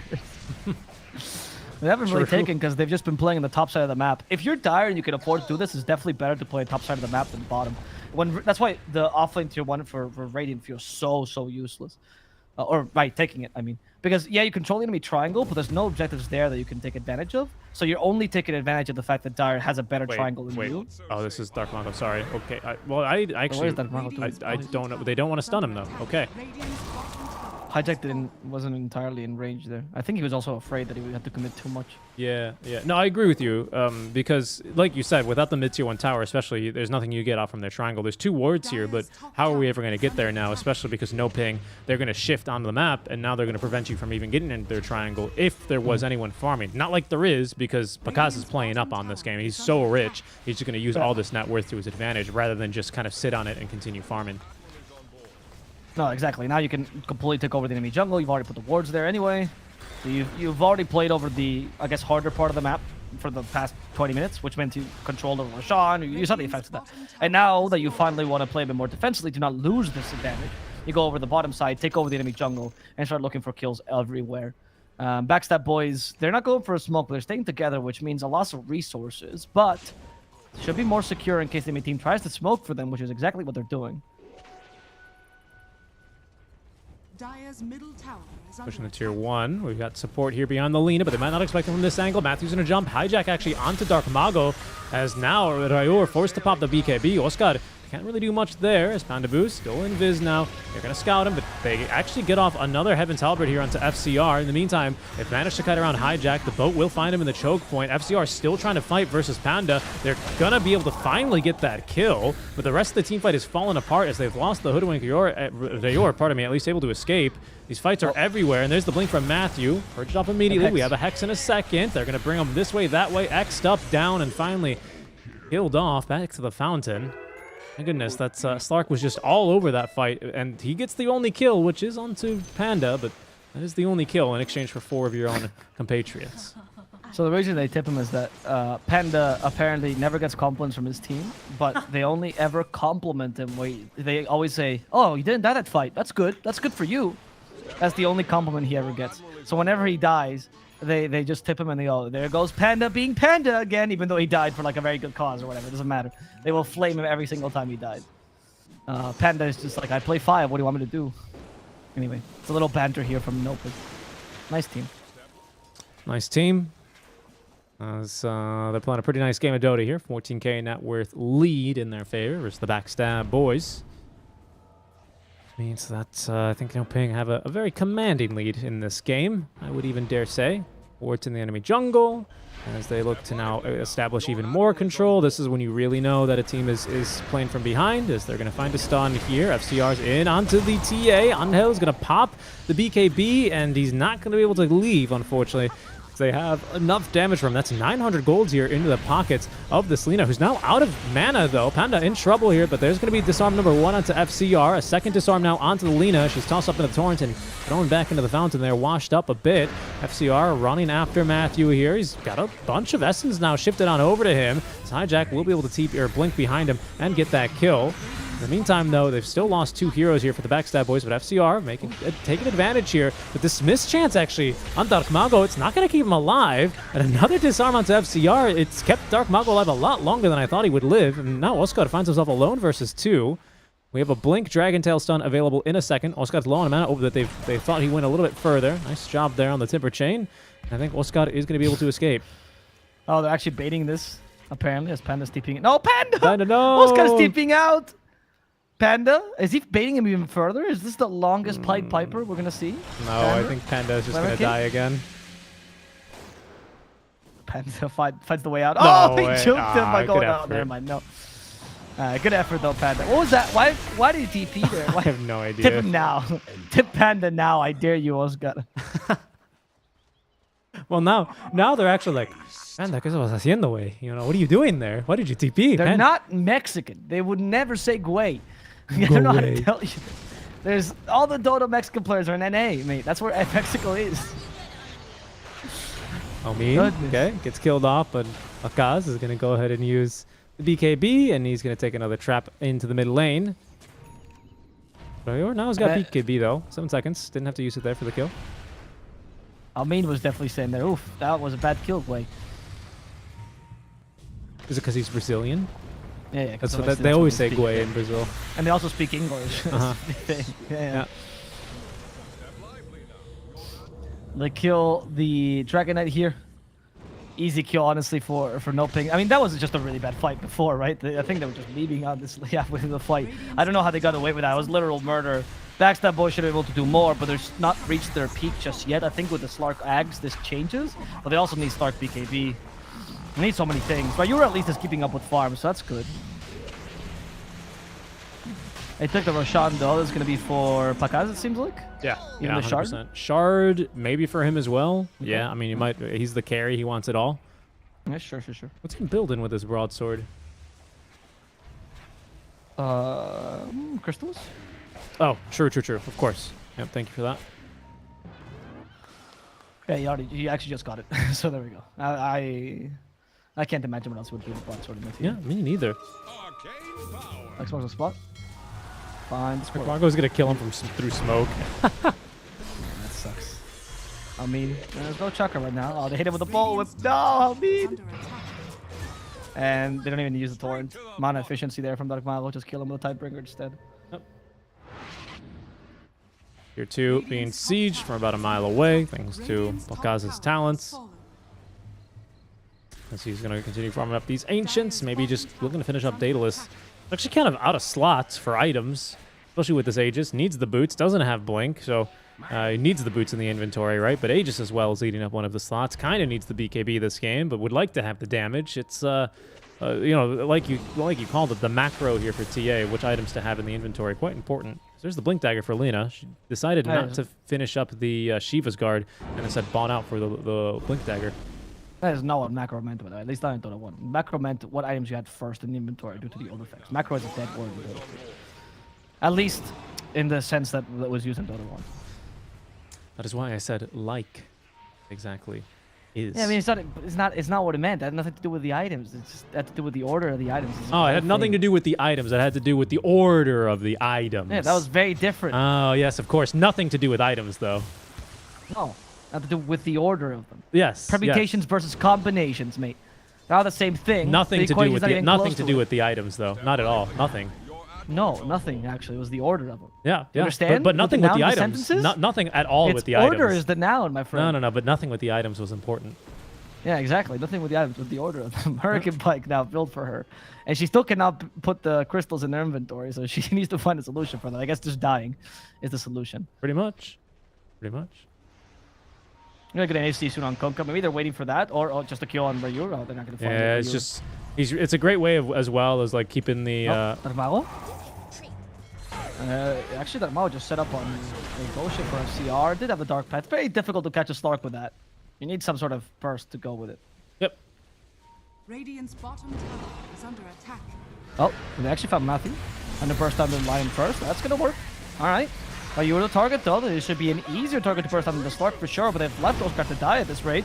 However, also gets away nicely with a Timber Chain. They're going for Almin. They're also going for the Lina. But Lina, the last hit's not going to be enough. And they're losing Panda as well. Now conjuring an FCR. But Angel, or Pacaz, sorry, can't quite hit him. They don't see him. They disarm him. That's not going to deal any damage. And so both cores get away. No, right, you actually died towards the end to one last hit from the side blades. Oscar gets hit by the Ice Blast. And that will condemn him as the rest of Noping retreats. Pacaz leaving one trap in base just so you can always come back and pretty much playing Tinker at this point. Yeah, this is a lot of extra agility, though, for Slark. He's getting away with a lot in these fights. I don't know if he gets away with this one, though, as he was looking to try and farm in the jungle. Force Staff from Pacaz is going to be after him. Yeah, quick little... he doesn't have Blink. He doesn't have Blink, so that's kind of the plays he has to make. But now they're going to find the stun into the cold feet. That'll get through here. The refraction charges BKB'd up, though, into the ghost ship here. He's going to find both of the heroes, but FCR immediately is going to be able to dispel it. Almin is back now. He's going to hold down the line, but not fast enough because the Finger of Death was through Avo. Could not get off that Shadow Dance.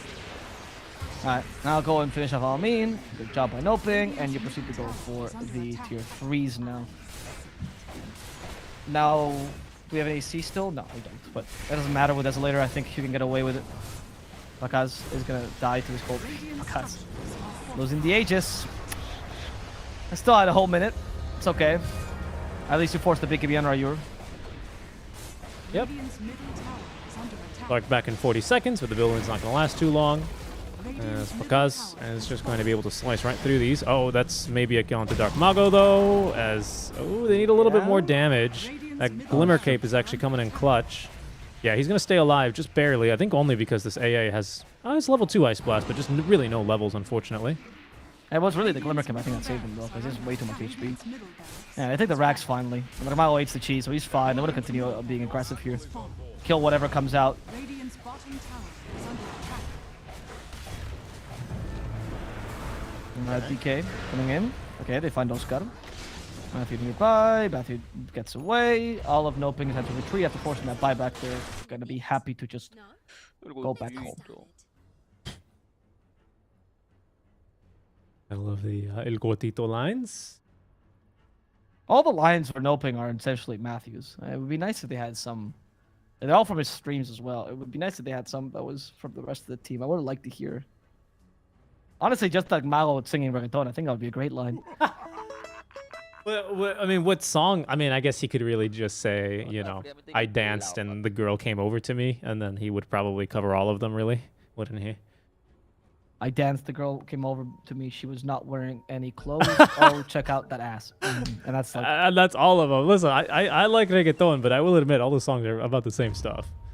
There's like 2 reggaeton songs out there. It's "Oh no, my girl left me, I'm sad," and then "I found another girl," and then there's "I was walking down the street and then I got your girl." Basically, the 2 songs. Yeah. Yeah. Down bottom though, right now I think Noping are just interested in buildings. They're not. Well, they want interested in the base, and right now Rayur is the only one in the base. They don't know that, of course. Hijack ready to counter initiate with the Blink Dagger. The rest of the Backstab boys are trying to go for a little backstreet boys maneuver. They're back all right, but Noping are not going to oblige them. Instead, Pacaz is just up to the high ground and says, "Oh, no one's home. Okay, don't mind if I take this 3-3 tower then." Radiant's bottom tower has You guys weren't using it anyway. Can they continue this aggression? Pacaz... Oh, what? I thought he was leaving for a second there. What did he go for? Well, he was leaving. Because he did channel it, but then it was canceled. It was on cooldown anyway. I'm not sure where he went. Maybe he thought about going top and said, actually, that's scary. I don't have vision. Maybe I cannot 1v5. Not without Aegis anyway. The problem when you're this mobile, huh, is you do actually tend to leave your team behind very easily. It's easy for you to say, why don't you guys just astral project instantly onto these traps that are, you know, have a very generous cast range, and then your team goes, excuse me, I'm not playing Templar Assassin. Yeah. Same thing here with Slark and his Ags, which I think he has finished up now. He's got these double big leap, pounces. Not leaps, that's for Mirana. Gives him a lot of mobility in these team fights. Can make it difficult for his team to keep up to him. Bottom barracks are under attack. There's the fight breaking out. Matthew, good force staff. Okay, I'm not sure how we ended up over here, but it's a nice Ice Blast. Gonna connect onto Oscar and Pandaboo. There's gonna be the break on top. Doesn't have actually any reactive armor stacks, but there's no follow-up damage. And, well, we've deleted FCR. Akaz is in the base as well. Found one straggler. BKB active from Rayor. He's very quickly going to be the last remaining member of his team alive, and the GG will come through. No ping. Take game number 1. Yep. Well done. No ping. Take first game. I mean, I think from the get-go, the draft was very much beneficial to them. You were forced to pick up a Slark that was just not that great. And I mean, the Slark was a good pick considering the draft, but you were already in the pickle if you have to pick the Slark as the best idea. So No Ping already was starting with a leg up this game. I think they played the game considerably better. They constantly were outplaying Backstab Boys. And even though they made a couple mistakes, I don't think Backstab Boys could really capitalize on them because once again, though they have really skilled individual players, they seem to struggle in the team fights compared to like No Ping's coordination.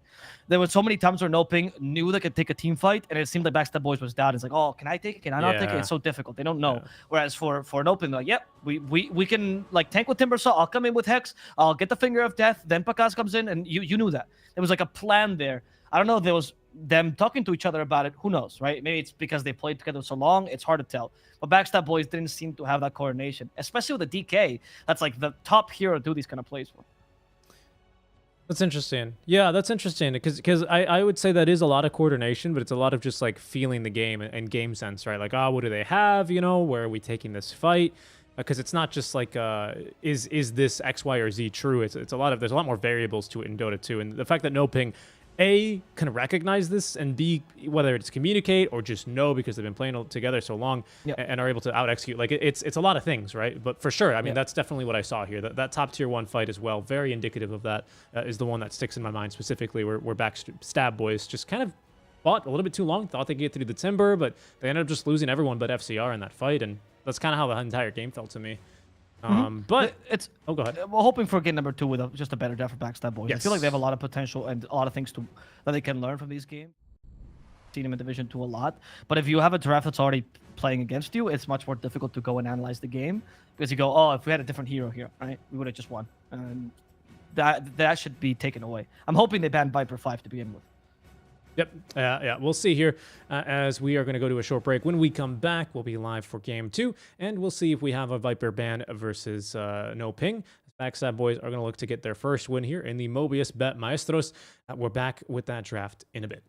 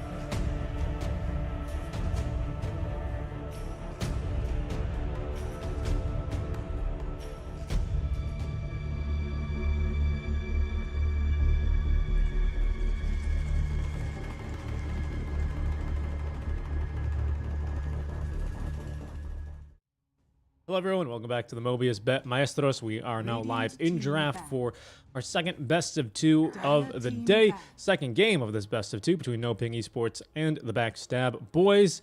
You haven't really said Backstreet too much today, Avo Plus. Why is that? Why is that?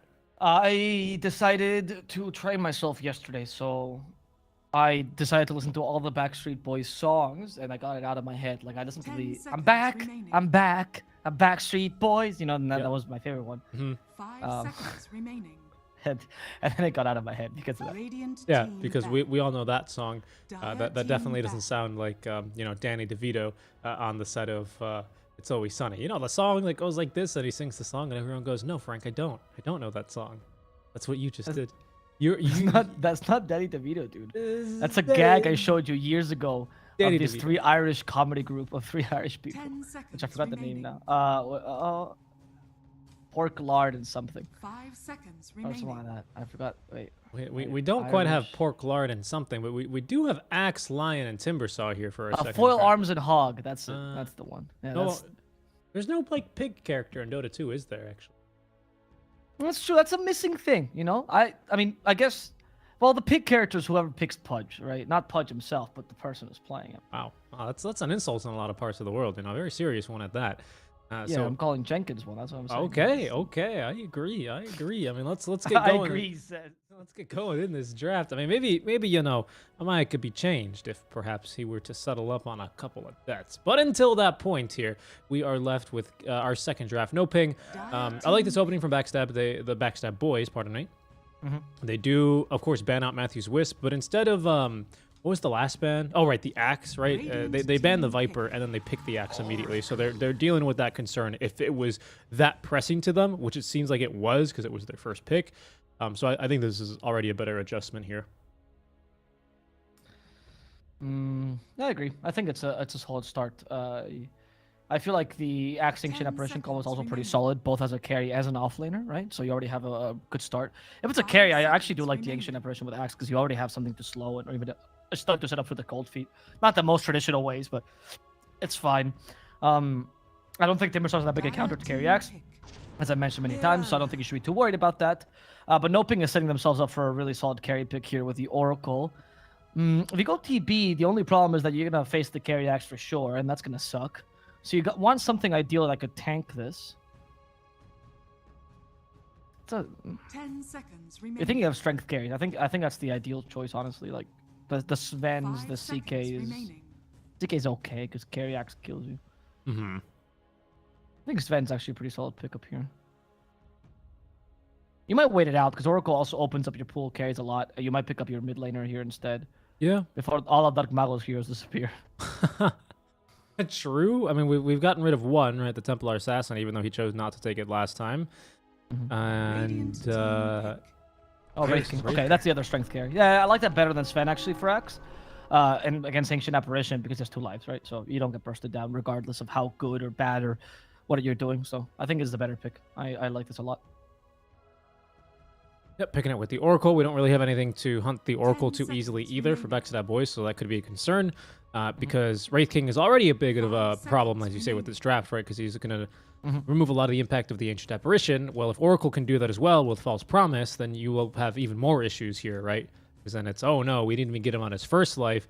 We got rid of the False Promise. He still has Reincarnation, and he's still a big problem. We don't have any spells. So I'd like to see something to at least try and get rid of the Oracle, because trying to just kill Wraith King more now with essentially 3 Radiant lives team seems back. just like a bad idea.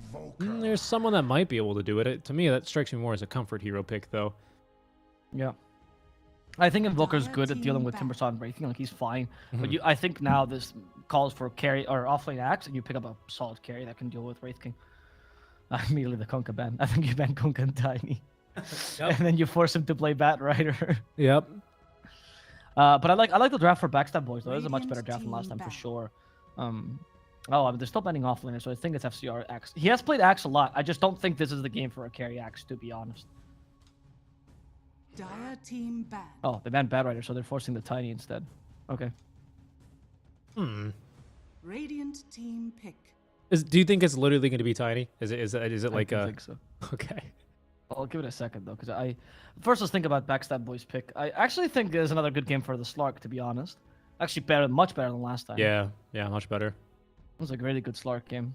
I feel like we get entranced a little bit too much with like when we see a pick that's like, oh, a Pudge. It's another good Pudge game. Yeah, but we were right about that one. This is a good Phantom Lance. I mean, teams do that too, by the way. I've That's been a fair when point. Beast Coast is Yeah. drafting, and they definitely do that 100%. Phantom Lancer's another good pick here. Timbersaw's annoying, but besides that, right? Like Lion doesn't deal well with Phantom Lancer as opposed to Naga. Yeah. I think TB's a bit too risky, but I think Phantom Lancer you can get away with. Yeah, TB into Lion, I think is. Yeah, no. Like you don't want any more bad things, especially because if we do end up going for the Tiny, right? Tiny can easily blow you up, and Lion's only gonna really add to the difficulties there. And Spectre's also a good pick here. Spectre's also pretty solid. Those three, I would say, would be the three carries I would be thinking about. I hope the Backstab Boys really does not run the Axe carry. I don't think this is the game for it, honestly. No. Timber doesn't. I mean, the lane's okay, right? We saw that yesterday. Usually the lane's okay. It is Oscar to Timber, so maybe. No, the lane is good, but then the mid game you still suffer, right? Like that's the poiling that still exists. And I think you have a really good lineup against Axe carry on no ping. So here I would rather see. I think Axe offlane works fine, right? And you just pick up a carry. If you're looking for an offlaner, I honestly can't think of anything else that's like incredibly good here. Tide was the pick here.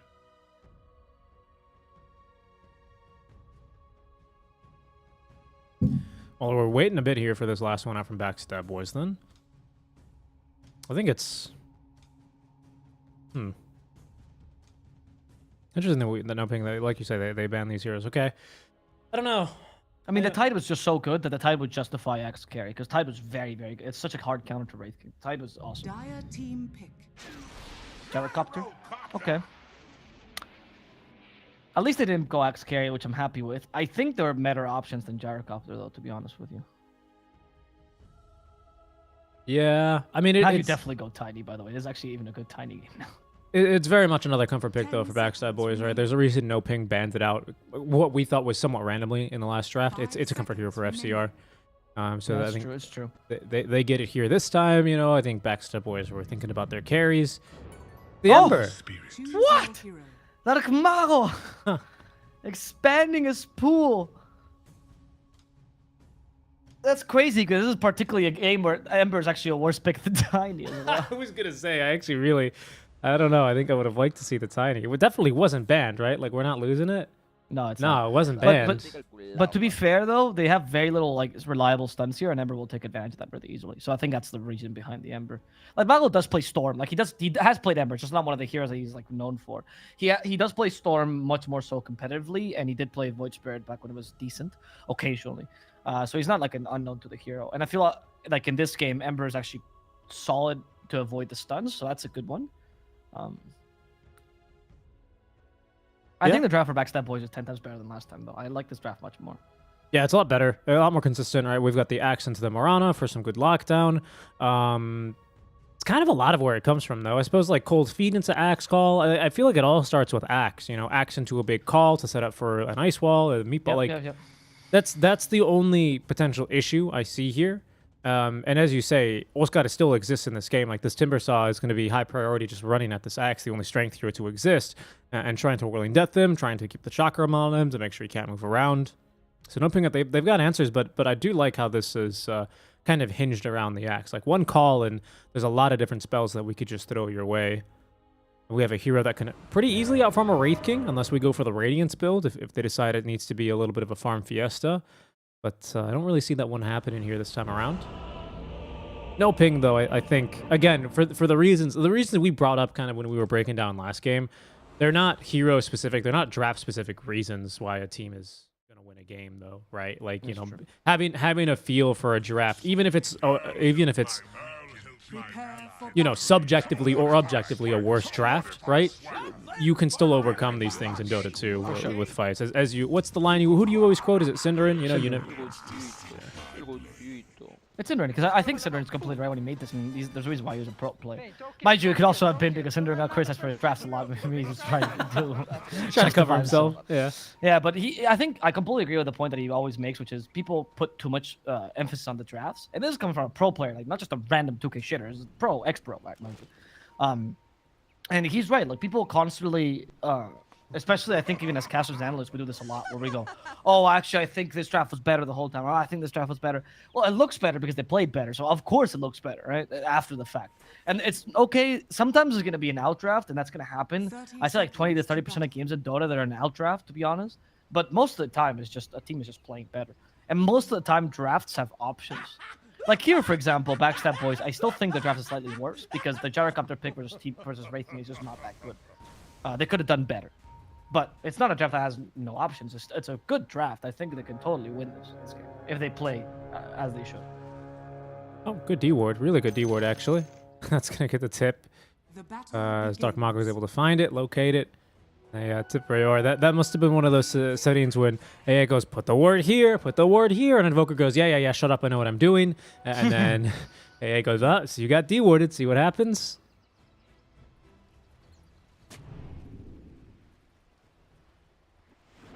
Because going top lane versus the Axe versus the Mirana. The Oracle is really going to be maybe the one to die the most in this lane, though. But he starts off with a stick, expecting lots of these Battle Hungers into arrows. As there's the first Battle Hunger of very many this game. Arrows going to be caught by the range creep. Because should, very easily be able to get rid of this. Oh, no, denied, actually. I mean, Battle Hunger level 1 is nothing to write home about, but Bakaz does find himself at half HP here all of a sudden. Able to get off that full duration of the Battle Hunger. Wasn't able to get the first CS.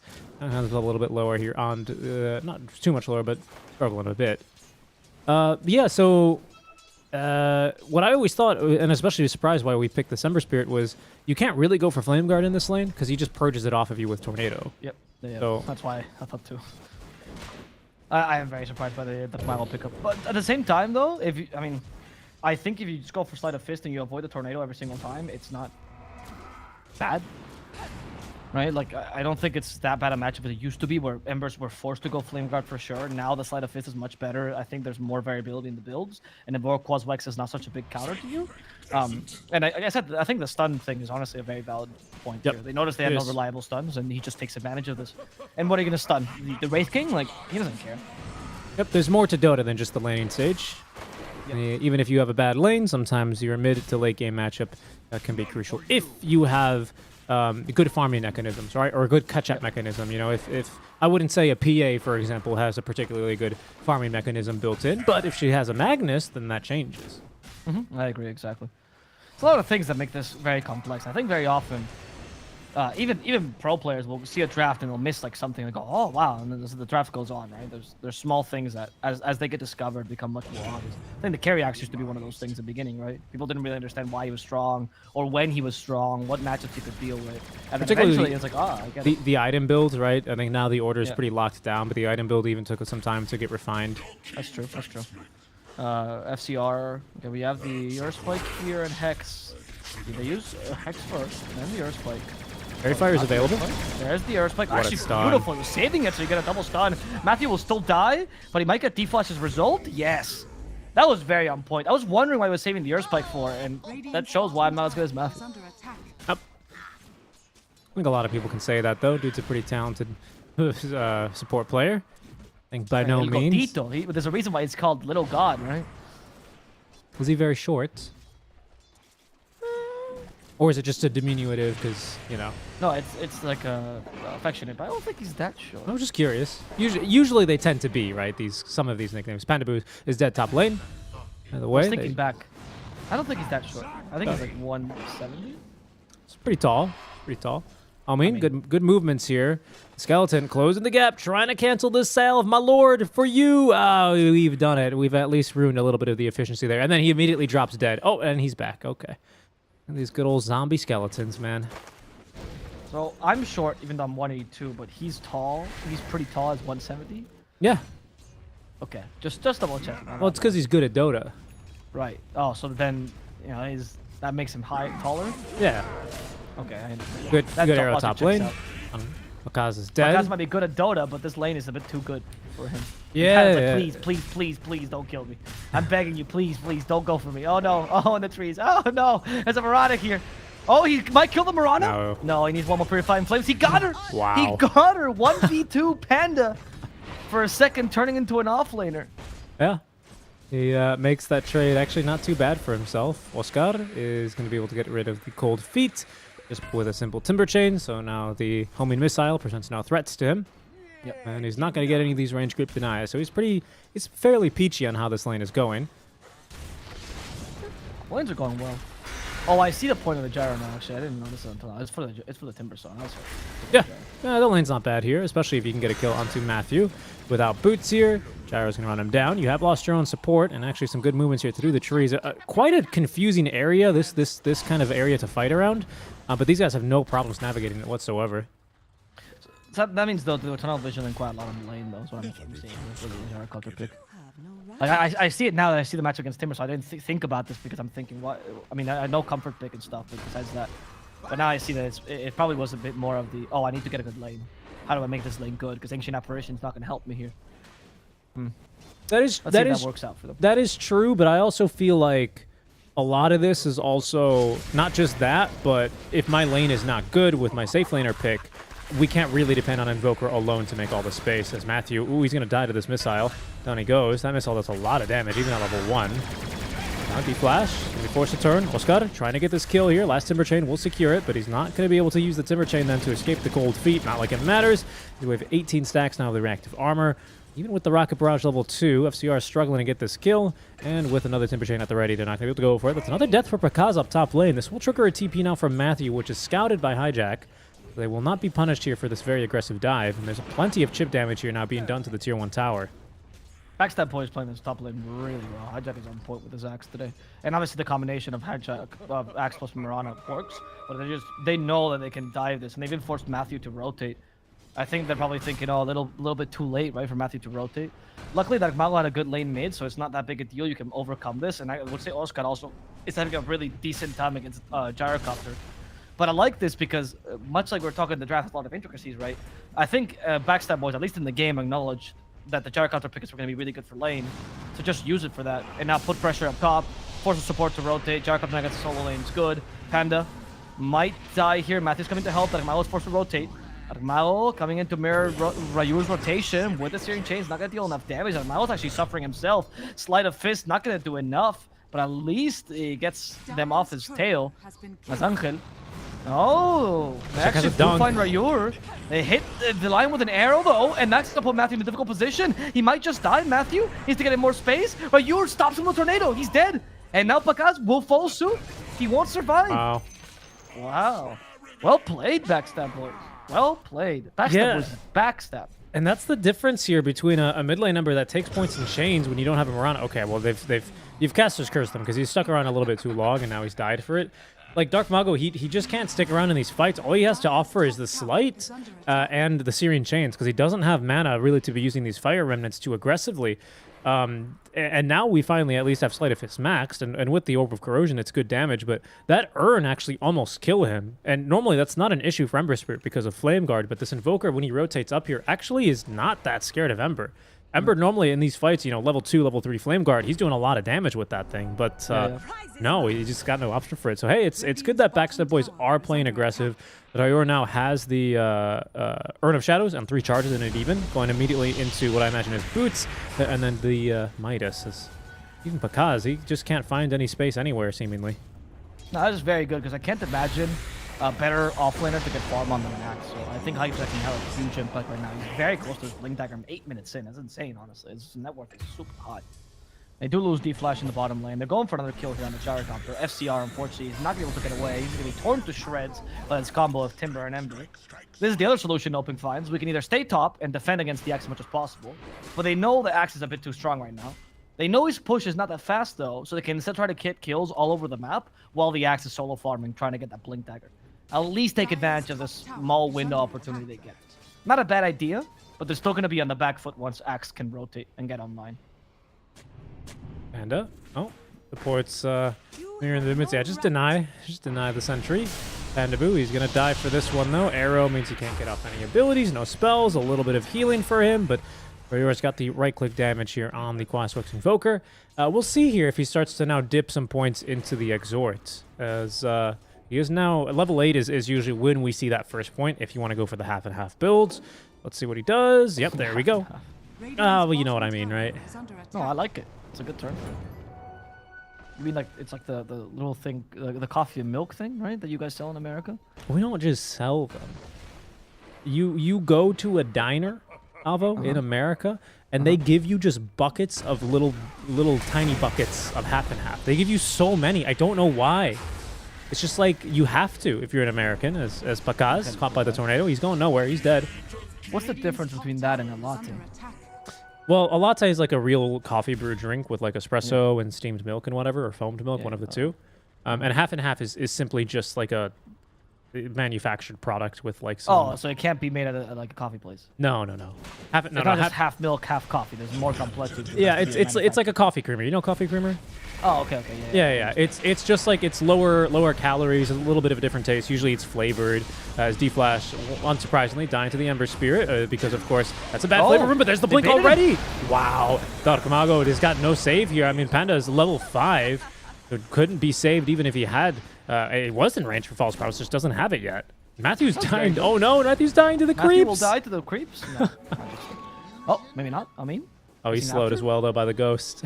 Yeah, that ghost is actually crushing everyone here. That was very good, very good bait there of Talamalo. They know how Hectate likes to play team fights, and well, they took advantage of that. Now they're gonna go and take the tier 1 in mid. Let's see. Like seriously, it's ridiculous. You know, like those little cups that you get for soups as well. Like they believe use you, dude. they use one of those cups, and it's just filled with like 20 half and halves. And I'm like, who uses this many half and halves? I mean, the leap charge, the second one, not gonna let him get away. So you can drink half and half alone, right? No, I don't think you could. I think it's like too sweet. 'Cause it's like the sugar and milk, I think, in one kind of solution. Okay. Finger of death for D-Flash.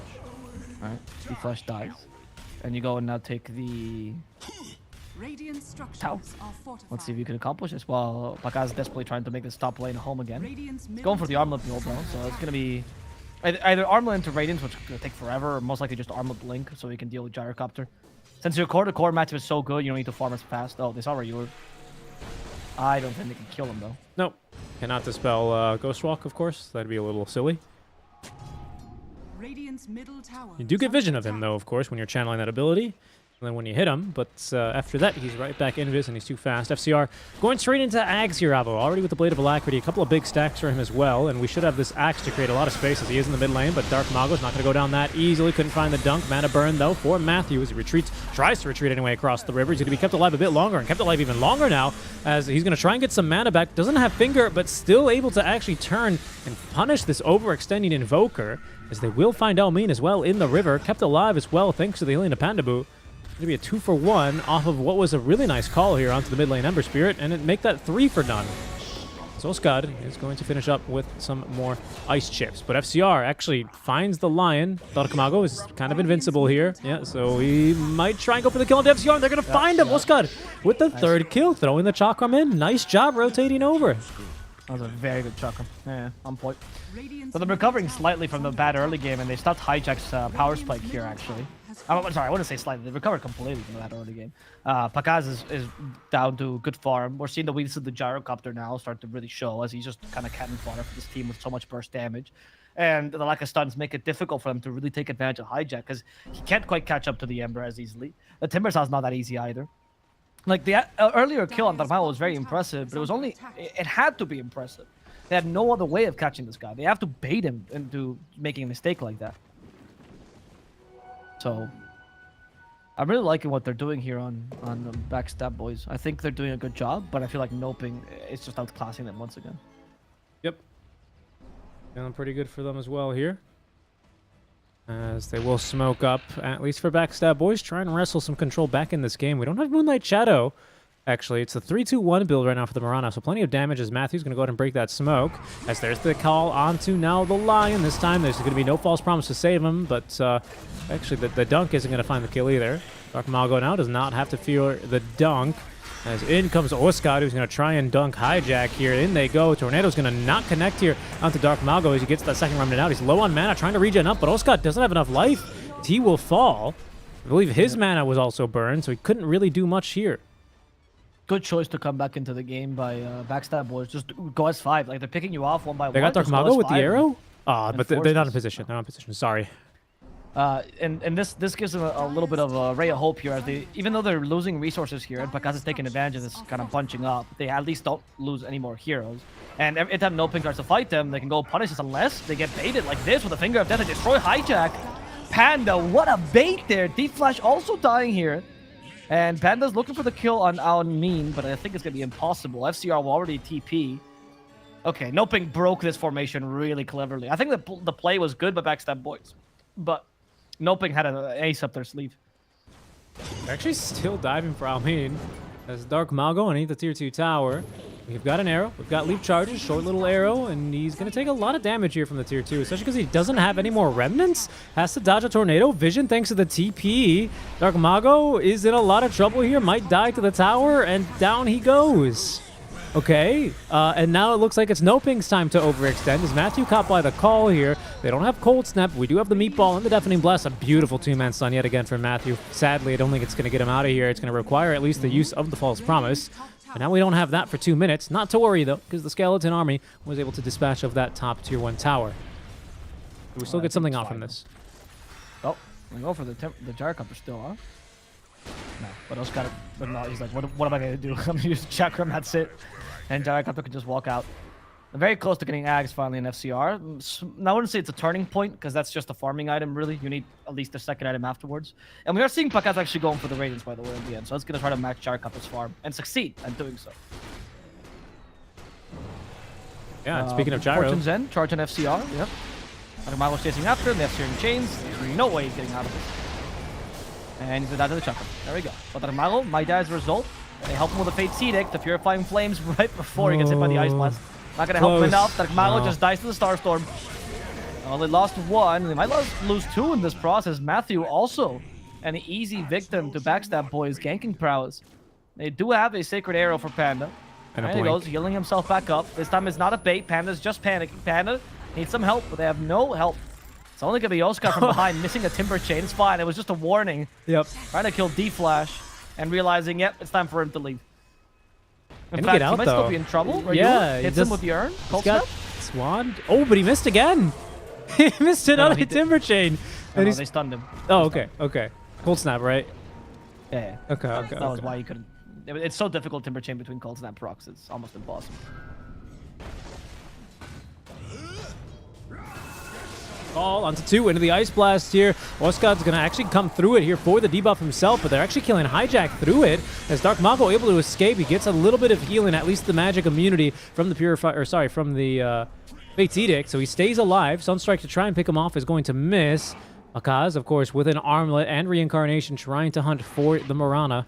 And will not be able to find her as she leaps up onto the cliffs and will leave. All right.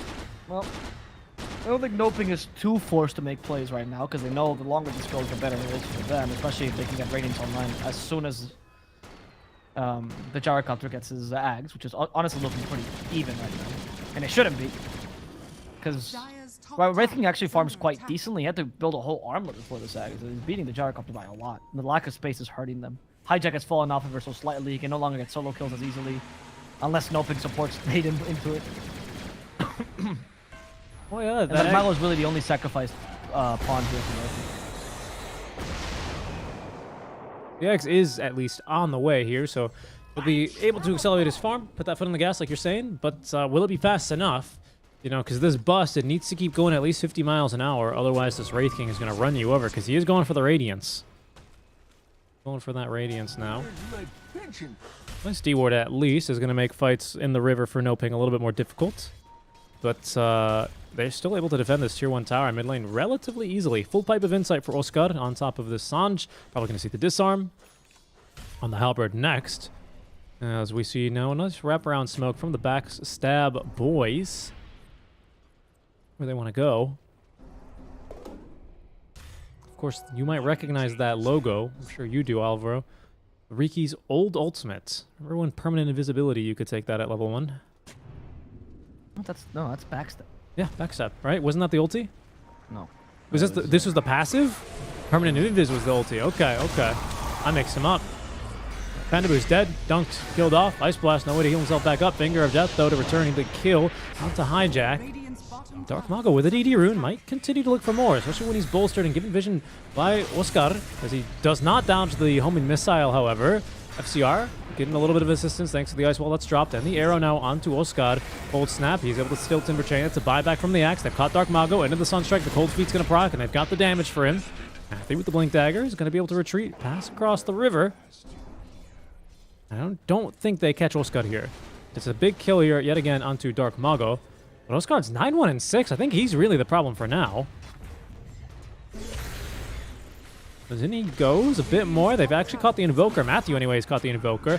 Pakaz's going to turn onto him. Big old crit thanks to the Daedalus. This is the fight as well with Radiance. That's why No Ping are being this persistent, and it's going to pay off. They will be able to get the mid lane Invoker dead.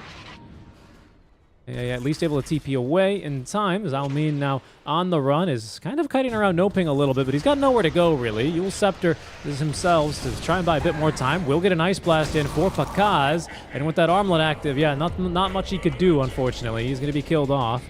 That's what he's got Reincarnation for. Level 2, so just 2 minutes until he's got it again. With this, I think No Ping has pretty much asserted their domination this match. And with the Radiance up, right, it's very difficult for Backstab boys to fight them, especially with Timbersaw also close to reaching that level 15, and that pipe really nullifying a lot of the impact that Backstab boys could have in the early mid game with the Gyrocopter. You're really running out of sources of damage. I don't think it really matters what Dark Mago does here. You're actually looking for a fight instead. No Ping's trying to bait them. That's a good Berserker's Call, though. That's a fantastic Berserker's Call. Catching both supports. That's impressive. Hijack has just been styling this whole game, honestly. It really has. No Ping, I think they have to tidy things up just a little bit here, because I would say with this Ags on Gyro, we are really quickly accelerating our farm. Kaz is killable this game, but FCR, he's not that strong. You don't have the BKB yet. The Yule Scepter's going to buy him a bit of time, but there's the Spirit Bomb out from Dark Mago. Down he goes. Oscar out of mana, though. He's going to have to eat a spicy meatball now as he's trapped inside the ice wall, but it's not spicy enough for him. He's able to get out. Thor now being burned alive here by the Radiance as they have the detection in the mid lane and the damage, and have immediately cursed Backstab boys, because they are the ones to go a little bit too far as they try and demolish that mid-tier 1 tower. All right. Well, they lose a lot in that attempt, and they're not really in a position where they can afford to do this anymore, I would say. I think right now you should actually be trying to avoid fights. I mean, almost dies to the Radiance tick alone. Actually, he might, no. It's going to be Lion instead, catching with Finger of Death. There we go. Longest range spell he has, so it makes sense. And Backstab boys needs to, I don't know, I guess cutting lanes is the only option you really have left right now to like just enlarge the map. There will be a point where at least Gyrocopter will be able to fight head on with the Wraith King, and at least if you can get to that, you have some chance of outplaying your opponent.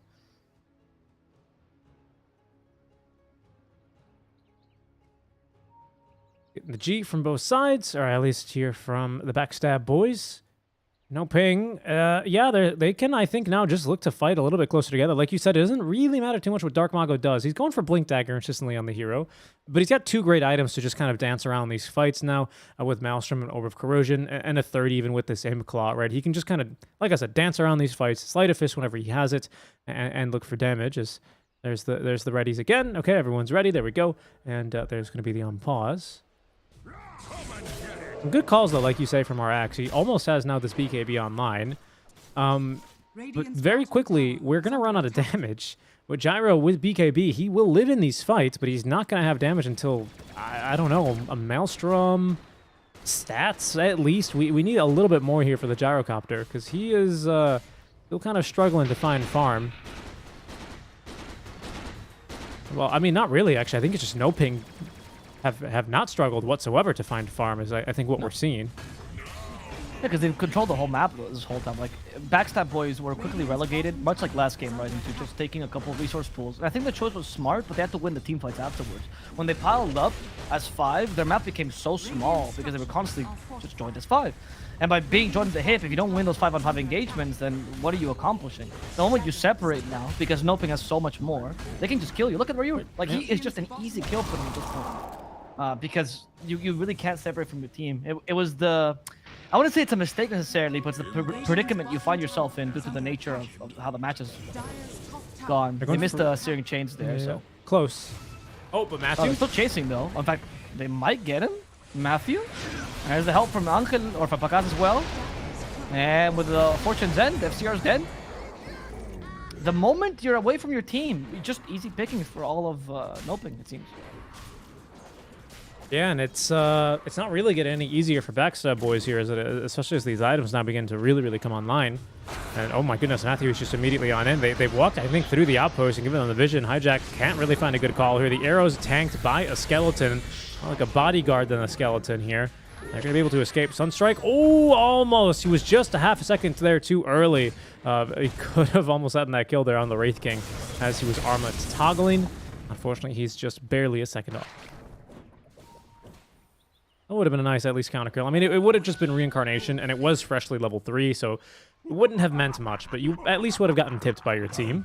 Now, though, we finally have this Axe online after the Hand of Midas for the Invoker. We've been getting some great calls from the Axe. This could be a little bit of a turning point. But may I remind you that we still have no great solution here to Panda as long as he's not caught in these calls, which for the most part he hasn't been caught by a call that wasn't with another support, right? He's been caught in a call with him and Matthew, and that's fine, but he's not been getting caught in calls with him and, like, Dark Mago, because that would obviously mean that there's a pretty big positioning issue. Oh, they're just going to kill him. They're going to kill the Jarkopter. There we go. No chance for FCR. Like, oh, D-Flash here, too. I guess we can murder him. You sure? Not a free kill. All right. And now you can just push with the skellies, right? The zombies or whatever. The zombie skeletons. Zombie skellies. They're called the Wraith King skeletons, but, you know, it's like, you know, in The Walking Dead when they just call them walkers or whatever. We all know what they are. No, walkers are completely different. I don't know what you're talking about. They have a different name. Or like Zeds in Killing Floor. Come on, you know what Yeah, but at least Killing Floor is making fun of that, I think. that is true. It is very I self-aware. don't think Killing Floor is being serious about it. Yeah. Whereas I'm sure someone that was writing the Walking Dead script from the comic book was like, nobody's ever thought of walkers before. Genius. I totally did not steal this from Voodoo Culture. They might go fountain dive in here a little bit here. Ryor kept alive by the Essence Ring, but they got him. What a nice Earth Spike as well. They got him. FCR's dead too. Oh, FCR barely made it out of here alive. The Ice Blast, however, misses, and Hijack is still in trouble. Hijack outside his base ever so slightly. They hit him with the searing chains. They continue attacking him. The Chuck comes there. Earth Spike is one to keep him in place. Hijack's dead. At least FCR healed back enough so he can go back and attack that Mago, but they just don't have the damage to bring him down. And now it's fountain forming time, as Noping has done time and time again. Yep. It's I mean, they have tier 2s in these side lanes, so you know this might turn into what was that the B games, right? The Bumblebee game. They're not too careful, but for now there's just, I mean, Backstab boys can't get a single kill. I mean, guys, they're not gonna leave your base unless you tap out, because they I mean, I guess they can just try and end through bottom is the other play. Because top is pushed to the tier 2 and mid is pushed to the tier 1 tower. Like, yeah, eventually they're going to leave. Okay.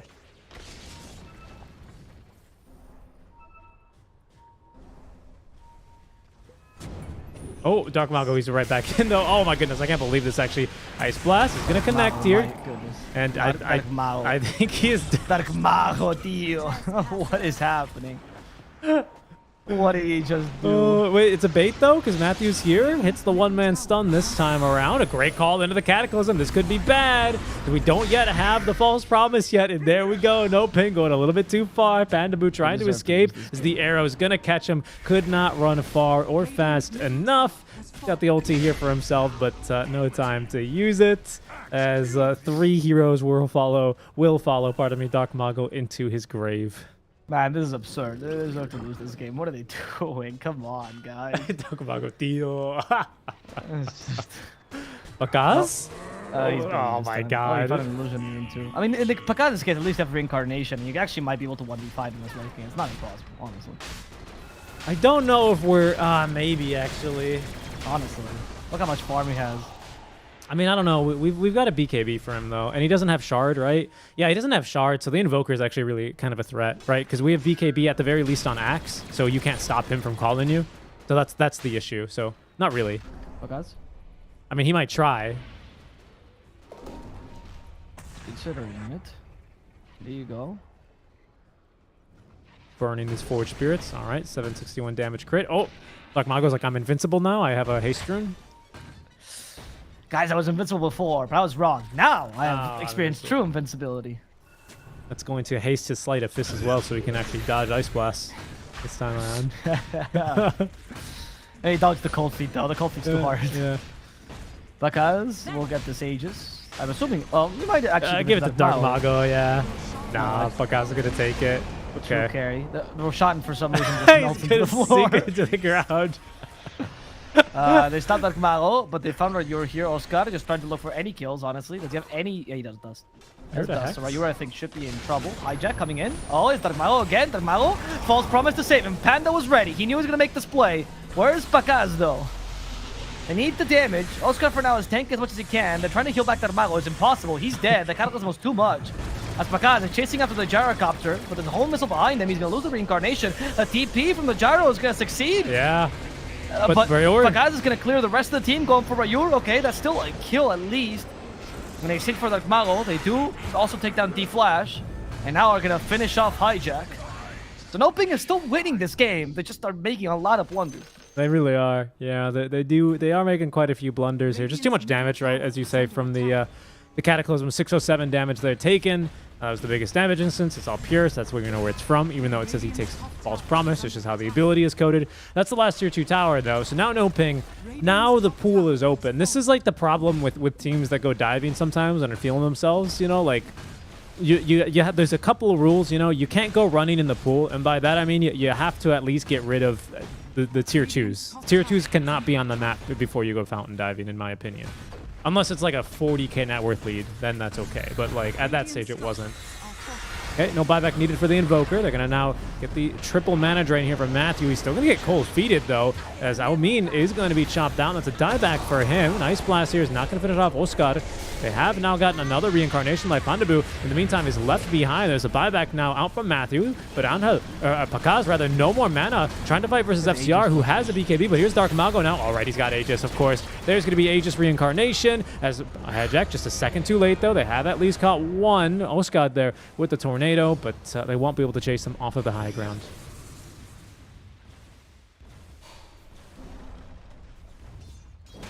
So that, with this, no ping. Radiant's middle tower is under Again, attack. they just constantly throwing bodies at the enemy racks and actually struggling to finish this game. And they're giving a fighting chance to FCR, who's slowly creeping up in terms of net worth. Right? There'll be a point where I hope, well, I mean, I guess they hope, we'll be able to match Dark Mago. Or, not Dark Mago, sorry, Pakaz. But I'm also hoping that Noping at one point will decide, hey, let's play Dota again. Yep. Indeed. I mean, the circus is fun. I love it, you know, it's my favorite thing. But right now, I think we've left the circus and we're in the zoo at this point. For Noping. Okay. Interesting. Interesting. We're in the zoo. 2 bounty runes just chilling here because no ping haven't needed to go in their triangle for the past 6 minutes because they've been spending more time in the Radiant Fountain than they have in their own triangle. What is this? Noping's like, you want it to be on schedule, bitches? I don't think so. Hi, Jack. I mean, he's got 2k gold in the bank, going for the 4 staff next. We are approaching Satanic for the gyrocopter. Approaching is a generous word there because he still needs the most expensive component, but we've got the other 2. As there's the smoke now from No Ping. Matthew leading them up the hill. Doesn't have a blink for 10 more seconds, though, so he just has to stand here awkwardly and let someone else go for the initiation. Rayur with another Midas. Got BKB here now for Rayur. Does have buyback, though. No, he's going to buy out for the BKB. Hopefully he can get it delivered before this fight breaks out. He rearranges the items very quickly. Pakaz needs to be in this fight, though. Pakaz is not here. He's, you know, farming. Yeah, I know, that's why. What else do you need? My goodness, I mean, he's going for BKB, I guess. Sure. But then why do you smoke without him, right? I feel like there's been multiple fights where, honestly, Noping could have won those fights if Pakaz was just with them. If you want to play this aggressively, that's fine, but your carry needs to be on the same page. No ping right now with a 14k net worth lead. They're going to force Backstab boys into their base. As they have, at the very least, pushed a bunch of lanes. Mid lane push in. Top lane, I think is... Top lane is actually kind of a draw right now. Let's see here what happens. If they get another range creep... Yeah, top lane's going to start pushing now for Radiant, though. So, we can see here, because no ping, they got mid lane pushing in, and bottom, of course, obviously is going to continuously push. But let's see where they can force the issue. Never refuse gold given. They're going to look to reinforce it. Matthew's just sitting in Roshan and says, God darn it. These guys are NA teammates now. They won't finish the game until they have all 6 slots and have another Aegis. Okay, you have BKB now. It's time, Buckeyes. If there's ever a time to fight, you're literally out of slots, my dude. Just go. Guys, getting ready to go.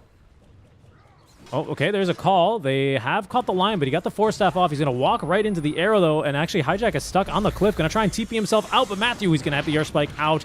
Ice Blast is a big one, though. Might secure this kill onto Matthews, but they have gotten the more important one onto Hijack, as actually Matthew is going to be allowed to live. He gets the false promise and will be able to TP home. That'll give him enough regen, I think. That's good. No, it doesn't. Yeah, okay, he's full. Because then you lose the frostbitten effect at that point, right? Yep, So yep. Go back. Even use the salve on himself. No need, Matthew. But yeah, look at those pro players plays.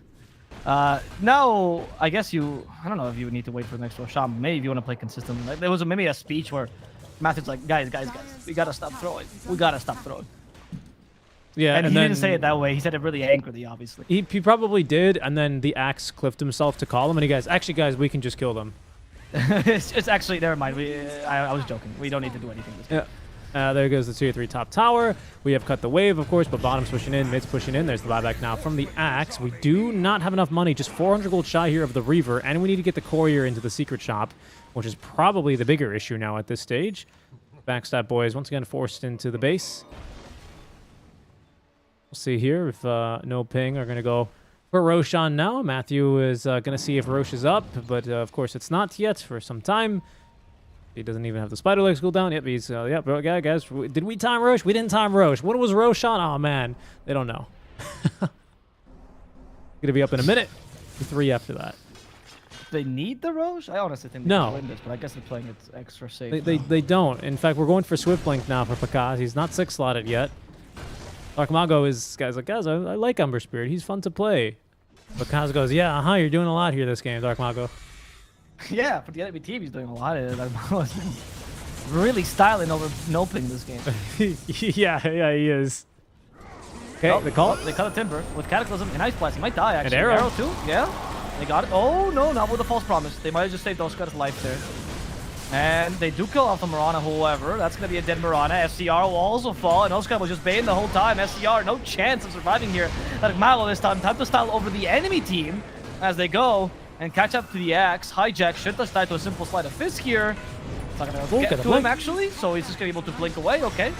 Instead, they're going to settle for FCR. That's a much better kill than Hijack. Wow. Die back for the Gyrocopter. GG code. GG. And BSB, they saw the hope at the end of the tunnel. Well, the tunnel collapsed, and it was no ping's win. Yep, the tunnel collapsed, and it was really the no ping freight train. It was just Pakaz the whole time, and the light kept getting brighter and brighter, and you're like, wow, why was that light getting brighter? And it was because Pakaz just kept farming items and not pushing. But eventually, the train was just way too big here. And, I mean, yeah, I think I definitely expected a 2-0 here. Like we said earlier, we gave some good reasons for it. But, you know, again, it's Backstab Boys. Sometimes they either misread the game or they're not really getting the right hints on the game, and that no ping can clearly see, and that no ping are able to execute on, right? Like I think the individual talent is here for Backstab Boys, but to me it's the team play that's the biggest difference. Yes.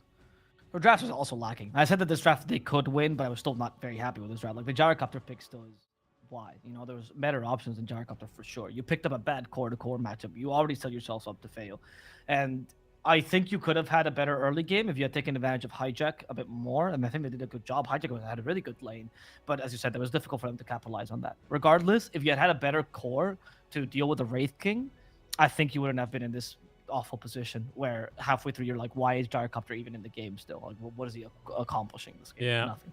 And not to FCR's, it's not FCR's fault, by the way. It's just that sometimes the draft doesn't work out. I think they tunnel visioned a bit too much in the lane. Yep. Yeah, I'd agree with that. I would agree with that. I said earlier how, you know, if you lose your lane as a PA, but you have a mag, you can still recover. It also goes both ways, right? There are some lanes that you do win, and then you go Timber on recovers to really easily, for Yep. sure.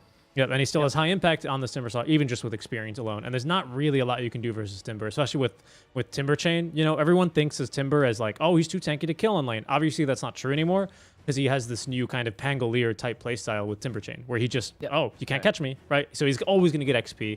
And just like Pango, he's always going to have a kill threat right at level 6, even if he has no items. So Yeah, good hero, good draft, good series out from Noping to take the 2-0. And that will send us here then to our third series, guys. We're going to be going to a very short break.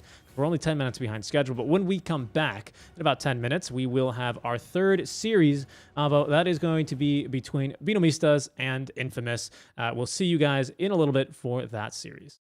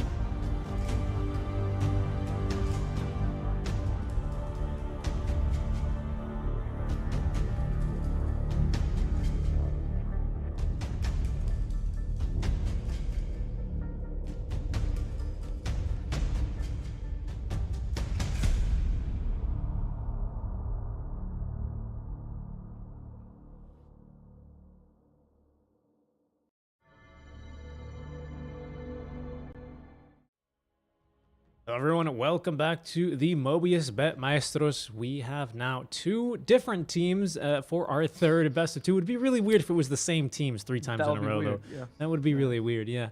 That doesn't make much sense for a group stage, but now we've got them here. They're Infamous versus 10 seconds. BINOMISTAS. When I asked you at the end of yesterday, you did say that you 5 think the SG seconds Esports remaining. versus Hokori game was going to be, I think, your favorite of the day. To be honest, I'm particularly interested in this one myself. I was surprised that you brought up really great reasons, of course, for SG and Hokori. But to me, I think I like watching Faker. I like seeing this new carry for Infamous as well with Lumiere. Like, I don't know. I think and I have not gotten the chance to see a lot of BINOMISTAS before either personally. So they're a team that I find quite exciting to watch, especially trying to see like King AO, you know, find his place in this team, if that makes sense. Infamous turn to ban. What did you call him? King AO? There we go. Just Americanized his name, my I don't know good what you mean. friend. I don't know what you mean. Oh my But goodness. does that make disgusting. sense though? Does that make like, because I feel like, you know, we've talked a lot about King RD, right? Well, that's the easy one for me to say for now. 10 seconds remaining. Listen, it's whenever I can see your judging eyes. You 5 might not be seconds here remaining. in person, but you know, we've talked a lot about him, right? Especially as he tries to mesh with the team, and I think it's really interesting to me, like to see a player, especially in a really crucial position like the off lane in this meta, try and find their place in the team. So to me, this is the match I was looking forward to the most today. Okay. All right, that's fair. Yeah. I'm interested. Let's see what happens. See what happens. Infamous turn- I think for Infamous, I mean, I'm not looking forward because I just think that Infamous and BINOMISTAS are both lacking in a couple aspects. Which is why I think we're going to see a lot of mistakes this match, to be honest, because they're still not fully formed teams, in my opinion. But we're going to see. For the other drafts, looking good for Infamous. They go for the Medusa so early. That's how much they value it. And the Clockwork to make sure Medusa doesn't get cancelled entirely. But they get countered immediately by the Terrorblade. So 10 I'm assuming they were seconds thinking remaining. this. Or they were thinking this could happen. So I'm hoping they have a solution here for the 5 TV, not just the seconds Invoker. remaining. Even though Faker's Invoker is great, I think the TB versus Medusa matchup is very much TB favored, at least in the core to core. Dusa cannot ignore it. So all you can do is Dusa just kill the rest of his team, right? Which is fine, but you just need to pick teammates that are not easy to kill or that, you know, they can move around. So Infamous needs another solution for the TB. Invoker being your mid laner leaves that solution to the off lane. It's looking a bit scary. Clockwork is also really bad against TB. So maybe Lesh is the option here for Infamous. We'll see.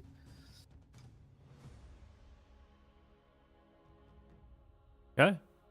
I always like me some Faker Invoker. I've said it yesterday. I think we saw some Faker Invoker yesterday, if I'm not mistaken.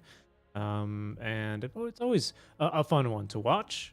Invoker as well versus the TB. You've got some counterplay options there, especially early when you can clear illusions before he gets too many stats on them. Infamous Then he's not so turn good to with even with a Tornado EMP. This is Nuage's tree, right? He really likes to play the Shrimp Protector, as I recall. Nuage's.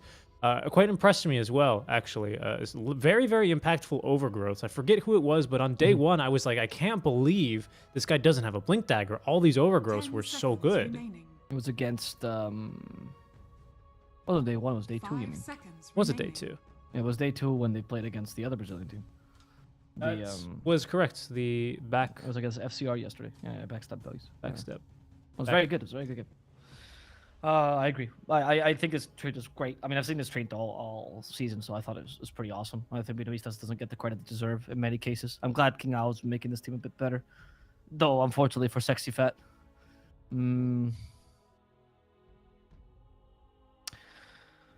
Wondering though. Like, I honestly don't know what Infamous is gonna do here. Like I see this draft already really lost. I'm not sure what you're gonna do against this TP. Maybe you could have something that can set up for Cataclysm, and that's your go-to. You just Cataclysm the TB. Obviously, Alacrity makes Dusa matchup against TB a bit better.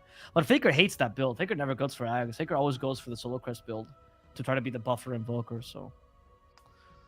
I'm not Dire sure. team pick. Dark Willow. That's a start. That is a start. Brambles, but it's not like It's the a lot of lock- magical damage, too. Yeah. Okay. Oof, Now now we're- 2 heroes to deal with. Now we really have some lockdown issues, don't we? Like this. Oh, we have so many issues. This last pick from Infamous needs to check a lot of boxes. I feel like we need lockdown. We need something that can stop the Broodmother from pushing, because right now we don't have one of 10 those heroes. seconds remaining. We need a setup Magical as damage. well, or damage, and we need a setup for seconds Kata. remaining. Sand King probably gets banned here. Yeah, he was the one I was exactly thinking of. I think you ban Sanking and Lesh, honestly.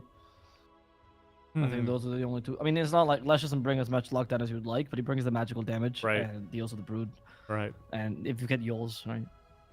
And your lane is good against TB. I know offlane Lesh is not something that Sacred is known for, but that's true. I mean, it's not something he's known for whatsoever, actually. I don't know. I can't imagine offlane. It might be very difficult to play, actually.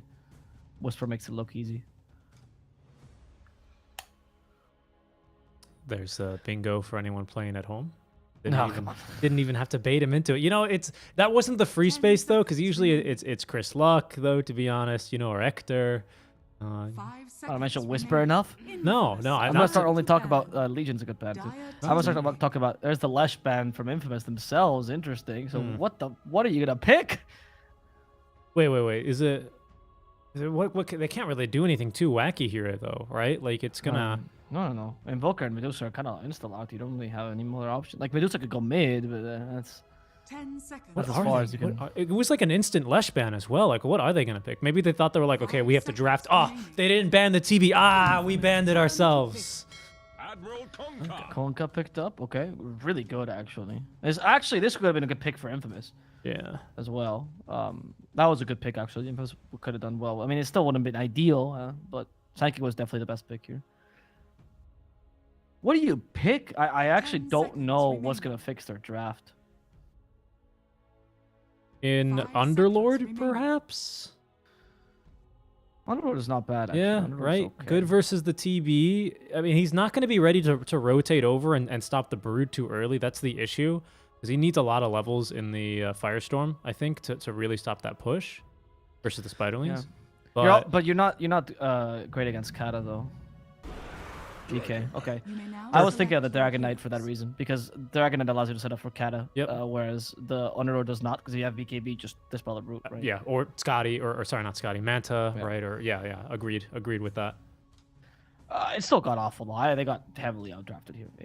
I agree, Alba, but I still feel like I would have much rather actually had the Underlord, because you're right. DK will set up for the Cataclysm. We don't have a save for BINOMISTAS. That's crucial, right? But I don't know if we're even going to get to the stage where we're going to see a lot of Cataclysms with this DK pick, because he's not going to really stop the Brood from pushing too much on his own. I mean, Breathe Fire is all right, but as an offlaner, you're not going to have that maxed. It's a Quaswex Invoker. Duso's going to need to farm. In the meantime, Broodmother is going to run around and take your entire map. Dream Protector is going to stop your DK from pushing here pretty much. Like, I feel like at least with Underlord, I don't know. I mean, I see the point of it, though. I do see the point of it. But still allows you to get pickoffs with Dark Willow, Dragon Knight, Clockwork. You needed that. Otherwise, there's literally zero things you do well. You've lost the core-to-core matchup. You've lost the lanes for the most part. You need to be able to do something well. And with Dragon Knight, that brings you push and brings you some... I mean, even though the push is going to be thwarted by Trim Protector, it's there. And it brings you a bit more pickoff potential Underlord would do. So I think it's better, honestly. I just think that it's just a really tough draft to execute. I don't know how they can win this. Okay. I think those are fair I think if points. BINOMISTAS lose this, then they have some issues. I would say that. This is the biggest outdraft I've seen in this tournament. Wow. Okay. Honestly, it's just you just don't have any too many great things for your draft going. Okay, well, I have to see how this one goes then. This was the matchup I was looking forward to the most, and already here you are at the start of the draft saying, this one's an out draft. This one's writings on the walls, boys. Let's pack it up, get it moving. Look, I don't know what to tell you, but maybe I'm wrong about the Dusa matchup. Maybe the Dusa's 10 times better against the TB than I expected originally, but usually not the case, right? Prepare for battle. That's don't lie. Maybe with Alacrity and Solo Crest, Dusa can do it, but I feel like the Invoker can't even go for the build that Faker likes. He's gonna have to go for the Axe build. That's why you picked the Dragon Knight anyway. I don't even think that it was like Infamous drafting badly, by the way. They just got drafted into a corner too soon, and they had too many threats to deal with, and all of a sudden they don't know what to do. All right. Tá, sim, eu quero ver os caras descer o Big Boss. What just Tá, sim, happened? eu quero ver os caras descer o Big Thanks Boss. a lot. Hold on, what is that? What does that mean? TA safe. Be safe. I want to see your face something. Big- You big boss.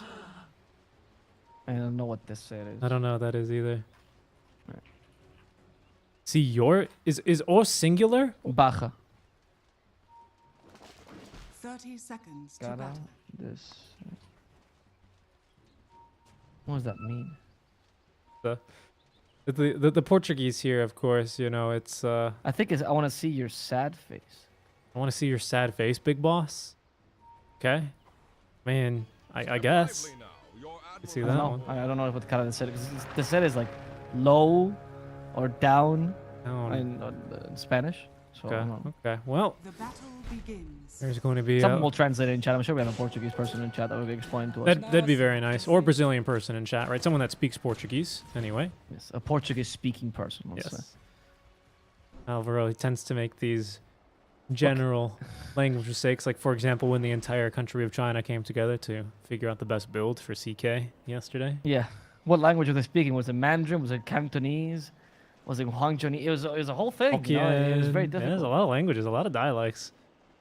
Everyone, Languages. everyone knows Mandarin. Yes, languages. That's very true. Everyone knows Mandarin. A lot of people know Cantonese. Hokkien. There's something with an F as well, but I don't remember. A lot of them. Something. I don't remember. Yeah, something like that. It's a lot of things. China is a big country. Big country. That's why the whole meeting to decide how to counter CK was so big. That's and why so it was important. so. I mean, they had to have so many translators. It was. It really took the time there. Yeah, of course. It was. So at great. least the lane against T, by the way, shouldn't be too bad. So that's good. That's the one thing they do have. I think that lane is pretty strong. I feel like the mid lane though should be very much in Mini's favor. When Invoker quads Vex, usually you outlasted him. If Mini doesn't miss too many lasts. But yeah, usually the lane is not too bad. Later on, he can be very annoying, but most Konkas can deal with this. And then the bottom lane, I can imagine Broodmother's going to struggle until you get level 6, and then you just destroy Dusa. Oh, Michael died. That's not what you're looking for. Maybe Dusa can hold her own against a Broodmother. Maybe. Just maybe. If you have enough levels and you get like an early Dragon Lance and everything with max multi-shot, this might be a chance they can hold your own for a bit. I see what you're putting down there, but I feel like with Torrent Boat, I don't know if you get the chance. I don't know if you get the opportunity. I don't know. It just feels like we have a hero that wants to run at you. We have a hero that's going to prevent you from running, even with your very fast Stone Gaze move speed. And we have a hero that if you just want to stand still is going to be able to outright click you. If Exile is going to die down bottom. So the lane should not be that bad early, honestly. Usually the Broodmother struggles in the early levels until she gets to spawn Spiderlings, but the Clockwork is kind of a free kill here for the Hoodwink as well. You don't do anything against the Broodmother because of she has the spiders, or the spiderweb, sorry. Benny, I don't think you can kill Sacred here. I mean, he already has the 1 point of Dragon Blood, but you can harass him a bit. Level 1 Metamorphosis just gives you 15 damage. It's not that much. That is not a lot of damage. Ranged is going to be the biggest deal, of course, but yeah, it's not that much. It's really not. Especially if we can throw some Bramble Mazes, and then you lose the advantage of the range matchup anyway, because you can't move. Plus, Metamorphosis is about to end anyway, so it's just going to be a little bit of extra, some tickles on the way back out. This Faker will rejoin. Quick little disconnect out from him. How's it going? He's going for, how many Null Talismans do you want here? He just queued up a whole other Null Talisman. I think that's a mistake. I think he only needs the recipe. I'm not sure what the Circlet's doing in there. Probably like a reconnect glitch. Hopefully he buys the right one. Okay. Oh no, the Circlet's for the urn. Of course. Also, Cara de Ser can mean a guy get down, so maybe that's what they're referring to. I want to see you get down, big boss, something like that. That makes sense. Interesting. I guess. And then what does Da safe mean? Are you safe? I think. Okay. I'm assuming. Sure. Benny. Yeah. Alive. He's gonna survive. Sacred. Sacred actually is in trouble. Yeah. The tree though, not in range. Thinking about Michael instead, but Nuage is a bit too slow. They did break his trees here to make sure he couldn't really get the kills. Yeah, it's the best way to play against a Train Protector, man. You just start deforesting, honestly. Yep. That's a big move. I'm surprised actually a little bit that Michael is not considering a Quelling Blade here either, because this duo kind of pushes the lane a little bit, especially because without the ability to get too many easy denies in, because you're laning against Nuages, who the second point in Leech Seed is one of the better heals actually early on in the game. Means he can really afford to get up close and personal. This bonus armor for Dragon's Blood doing a lot of work in this lane for sure. For Sacred up top. Lane's pushing now for Infamous, so this lane's gonna get a little bit boring here to watch unless they can get a kill into Nuages. But I don't think you kill Dragon at all, honestly, this lane. So I think it doesn't really matter. You can harass the Willow, but you don't kill the DK. Oh, Axel. Oh, but bottom lane, yeah, they do catch him. King activates the Unsatiable Hunger, and because of the webs, Cogs do nothing. Just walks right over them, and Axel's dead. So how it works is that because you're not you phase through the cogs easily, you don't actually push the Broom Mother in or out of the cogs whatsoever. So unless she's in a specific spot, she doesn't actually get pushed by the cogs either. So it's very difficult to actually retreat. Because usually cogs actually create a space around you and everything. Heroes are pushed out or inside of them. You don't do that with phased units. So that's why it's such a weak hero against Brood Mother, honestly. I believe you can still cancel TPs in the sense that you do with cogs, right? If you hit them, if you line it up perfectly. That's kind of what you're talking about. Yes, with the yes, but it's much harder to line it up perfectly because usually there's a bit of a leeway here. Yeah. Whereas there's a space here that Brood Mother is just on top of cogs and not getting pushed for whatever reason. Of course. Or she's too far from cogs and not going to push back. Or she's just, yeah. I get that. Mid lane, Mini, gonna get the last hits at least before he loses all of his mana. Not like Tidebringer costs any mana for him anyway. And then a little bit of extra healing. And even this cheeky little X-Mark TP is going to complete almost the Phase Boots. Yeah, with the bottle, of course. Top lane, Sacred actually in a little bit more trouble this time as he's going to try and run into the trees versus the Treant Protector. He's going to be cut off now by Benny and the creep wave. He's going absolutely nowhere. Fascinating strategy. Don't do that. I don't know. That was... I didn't think that DK was going to die. First of all, he was playing quite aggressively for being Willow going away, so a bit of a miscommunication there, right? If your 4 leaves and his meta is up, by all means, you need to retreat, right? But then after that, I don't know if he was avoiding Nature's Grasp more than anything, but I feel like it's only level 1 Nature's Grasp. Doesn't deal that much damage. 25% movement soul is doable. You might have just been able to run out. You have 2 points of Dragon Blood already. Yeah, oh, well. Yeah. This is totally like a very nature-heavy game, isn't it? Right? It's like you just walked into the woods, and there was like maybe a boat, like a marooned boat captain, a Kunkka in the woods, and he teams up with a tree, a squirrel, and a spider, right? Joined by the powerful demon. I guess he doesn't really fit in here into this kind of story I'm spinning. But that does make it difficult for these guys to actually find kills, because against one of these kind of heroes, Clockwork is amazing, but when you have multiple heroes that can just walk through trees and don't care about pathing, he tends to struggle. That's true. That's true. They lost Jupiter in the mid lane, by the way, just kind of free as Mini was farming. They just caught him with a tornado there. So unfortunate. Yeah, making Invoker a kill he definitely did not deserve. But now we're starting to see Mini. They should have blocked the scamp, actually, now that I think about it, because Kunkka's getting a lot of free farm from the small camp. And just proceeds to push the lane with Tidebringer, farm the small camp, and just continue to be a nuisance here. Yeah, the only good thing is that Faker, as per usual, he's already got his earned charges thanks to the Willow kill, and now is already going around the back ganking. Yep, bottom, King Ao. Having a bit of a tough time down there. Bottom, he's got the full phase boots. Or sorry, make that Orb of Corrosion up already.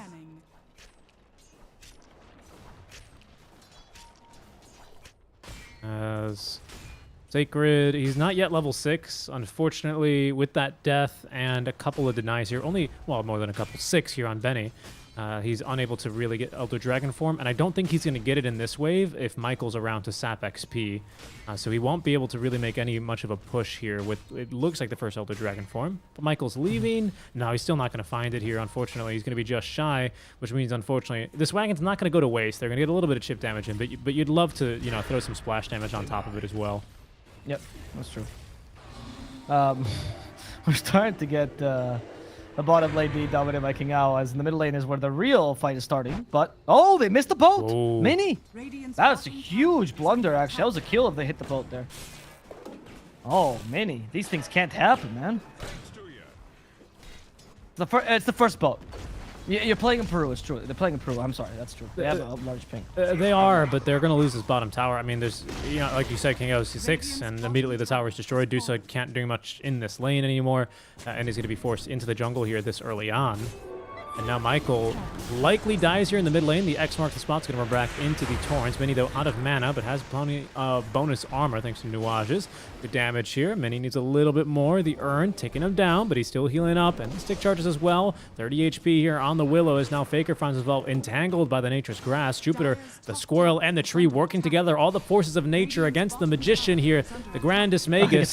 He's going to be able to escape. And Michael, not as lucky, though. Gets killed off of the Cleaver from the Clockwork. And Mini's still alive, cleaves off of the creeps to get the kill, and Faker's still here, still battling all the nature critters. Now Lumiere has decided to show up, does not have a point in the Stone Gaze. Who is this? It's already King Ao. Okay, critter. Everyone's partying in the mid lane. Mini doesn't need mana, just needs something to Tidebringer cleave off of, and he's not even going to get the chance. Oh, Michael even comes back here for no reason. And I guess he's to a degree to defend this tower because he thinks that King Ao came to push it, and I think he's correct. Yeah. The Spiderlings will tank that Bramble Maze. King Ao needs something to spawn Spiderlings with, but he has nothing right now. He's just going to take the tower, it seems like. Hit him once to get over Corrosion. Wait, no? did Mini just all chat him? What? Mini just all chatted him. Oh, it's because Faker said Eki's there. Okay, that's fair. Yeah. Okay. It was very impressive, actually, how long Faker lasted that. But I also love that Michael died to just Mini's Tidebringer, not even on purpose. Like, he wasn't even aiming it. He thought Michael had already left. Michael was coming back. He's like, I think I can do something against a Kunkka that I feel like I can do something is always your left. And then Mini's like, I wonder how many Tidebringer cleave kills I could get in this one kill fight. And then he got another one versus Axel. And then he tried to get that last one onto Dusa. Just couldn't cleave off of anything. Oh, good times. Good times. That was a fight, yeah, really. That was a fight. That was indeed a fight. BINOMISTAS now proceed to push that bottom because King Ao's like, guys, I think I'm just 3. I think this is like a good Broodmother game. Oh yeah, I think it's a completely free Broodmother game.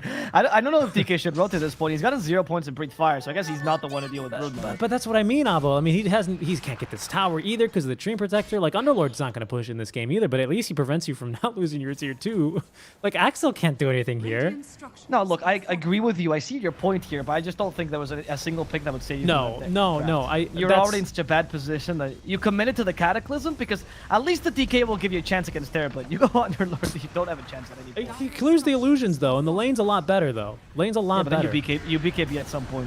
Just Sure, but the lane's a lot better. That's what I mean. I don't think we had enough early momentum here. I mean, just ask Faker. He's being right back. Yep. This time he's not gonna miss the boat. Nope. He learned. There we go. And the tip. I got the tower though. Where's your Eki's day, my friend? Or your XD. Yes, today we're learning 2 letters of the Spanish alphabet today. X is X and D is D. Yes, indeed. Yes.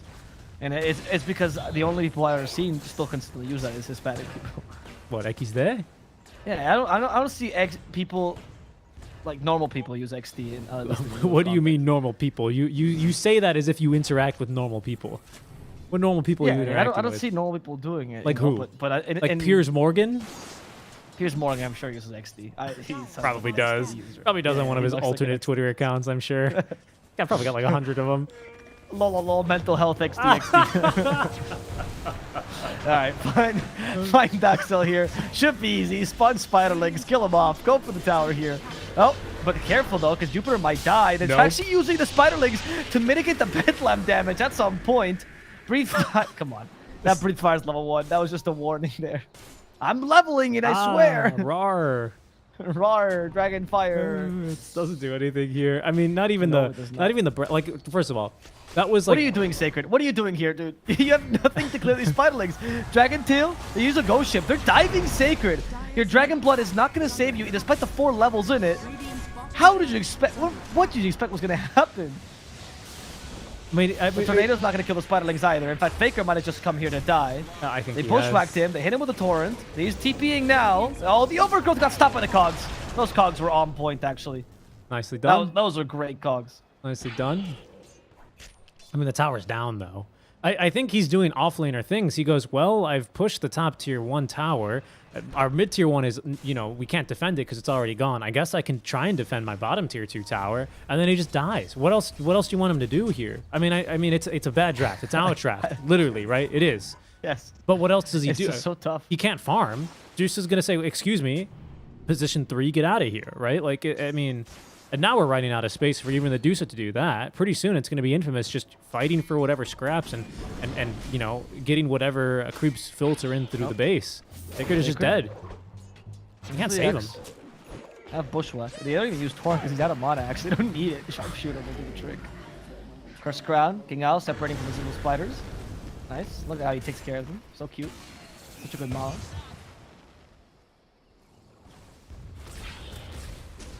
I mean, I love the Piers Morgan jokes. I knew you would get that. Yeah, I'm following it all more. Okay, there's the EMP here. Faker is... You have Magic Wand. Okay, go for the Invoker. The Bethlehem. Jupiter's trying to take it away with the Scurry. He's found out the trees are good, but cliffs are not. So he's struggling, but regardless, the Centaur comes in clutch. The power of nature punishing this Willow, who apparently is not part of it.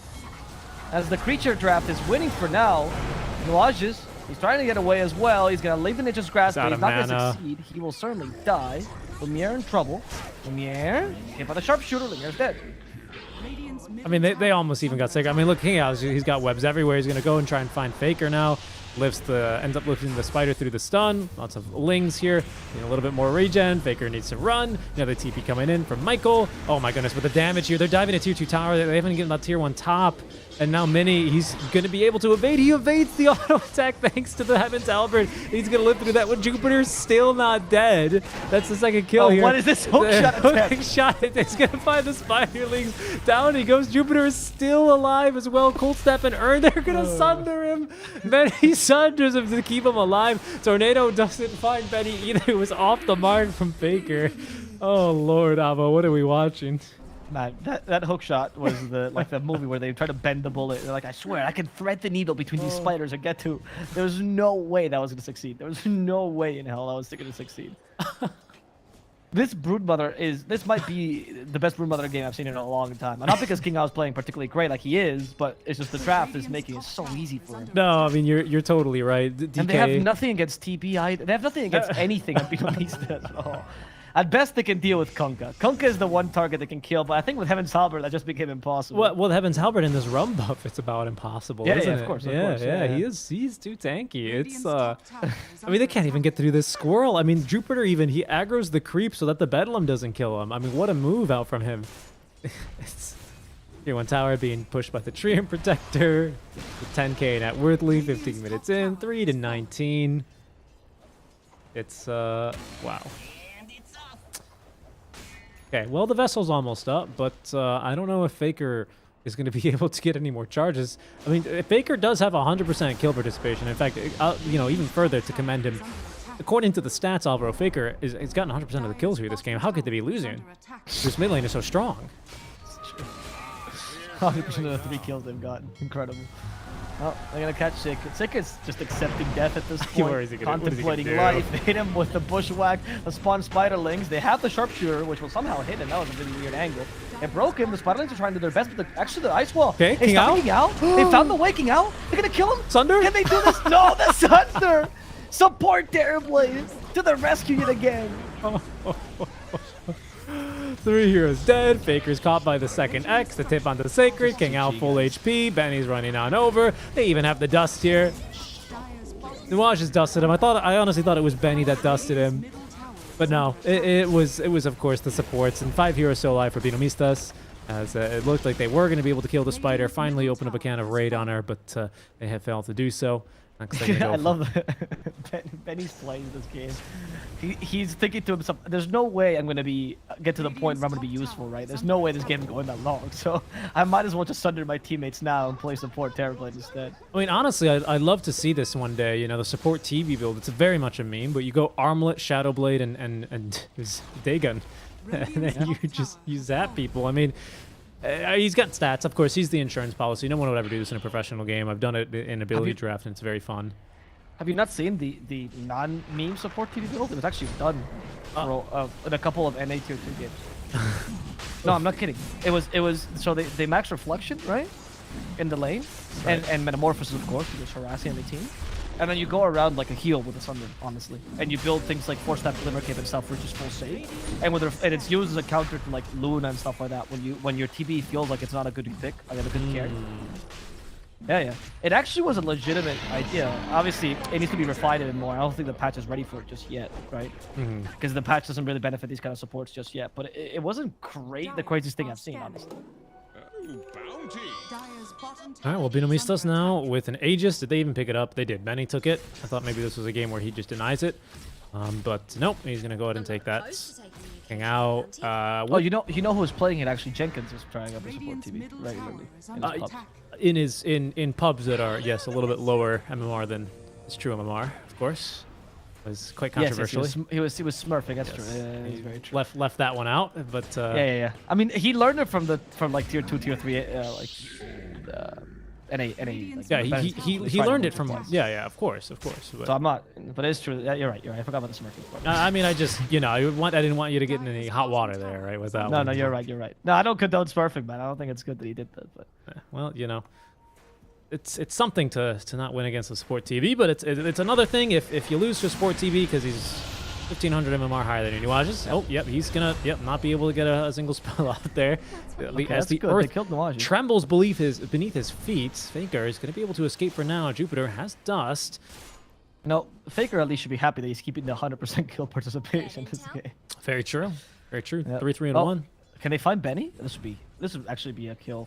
Like a really I mean, kill. he's got Aegis, so Yeah, I guess I mean, it would be a great kill if only you could get the gold for it, because I don't think you kill him twice with the tier 1 down bottom, right? They just TP and they punish you immediately.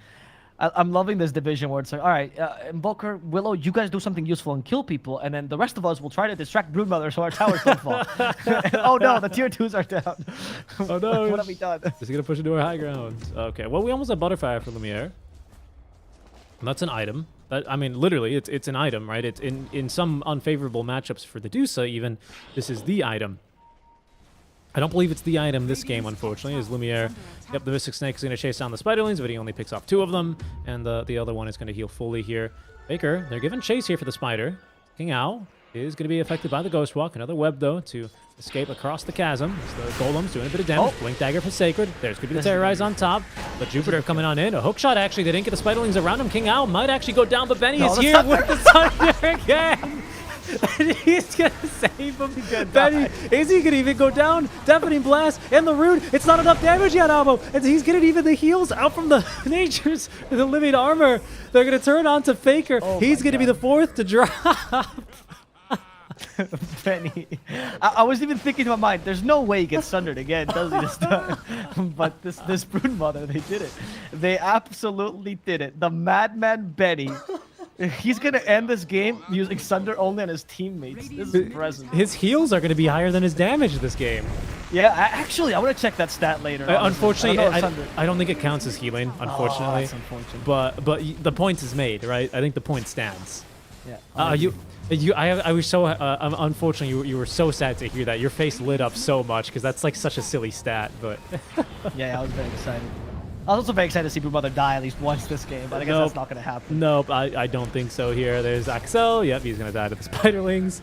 Bond level, that's only level 2, by the way. They've caught Faker yet again. Oh my goodness, he's broken. And finally, Benny at least able to get, I mean, he's 10-0-6 actually, so there's no way he doesn't have that much hero damage in, now that I actually think about it. 4-30 though. Oh. It does Aegis though. There's still 1 whole minute. I don't think he cares too much. Hey, There's the first kill stone gate I think we see in the game, but Sacred's already dead. No, Sacred's gonna die first. They're concentrating between them and Dusa. There we go. The GG finally called. Wow. Yeah, I mean, wow.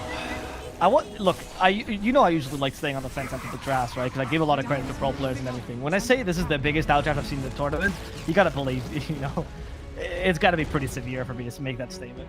When Alvaro's right, he's right. He's completely on the money with that. He doesn't always like this. Yeah, no. I mean, it wasn't close. It was just so. I think that the choice of picking the Dusa there as a first pick was, like, especially in second phase, right? I think Dusa is really strong. You pick her as a. If you either ban all the counters, like if you actually watch the teams that like first picking Dusa, and there's one team that loves that. In NA we saw it a lot, but there was one team that did that all the time, which was I was gonna say Sammy Boy, but 4 Zoomers, right, with Sammy Boy. Unfortunately, that team no longer exists, or at least not with Sammy. Not with Sammy Boy, yeah. But Sammy Boy always, whenever they first pick him, Dusa or Terrorblade actually, when it was first pick, mind you, not 8th pick in the draft, so the last pick of the first phase, right? They always banned the other carries before that, which means they lost a couple of bans because of that, right? Like when they picked TB, they would have to ban the Dusa early so they couldn't get that, or ban the Lunar or whatever. When they picked the Dusa, similar situation, right? Actually, sorry, when they picked TB, they banned the Phantom Lancer, sorry. When they picked the Dusa, they banned the TB. And it's because that is such a hard counter to your core-to-core matchup. Your whole draft now depends on this idea of I have to counter this carry without me being able to like pick another carry for it, right? I can't improve my core-to-core matchup. I've already lost that. And and then if they pick up anything else, like in this case the Broodmother, all of a sudden there's too many things for me to counter, and there's too many things I have to deal with, and it's just impossible for me. So Infamous really sold themselves with that pick. It was not the way you have to draft the Dusa here. So. No, yeah, I think it's hard to agree with you. Plus, it was just like a beautiful Broodmother game. I mean, like, it all starts from there, right? It all really does start from there. Like, genuinely, you're completely right there.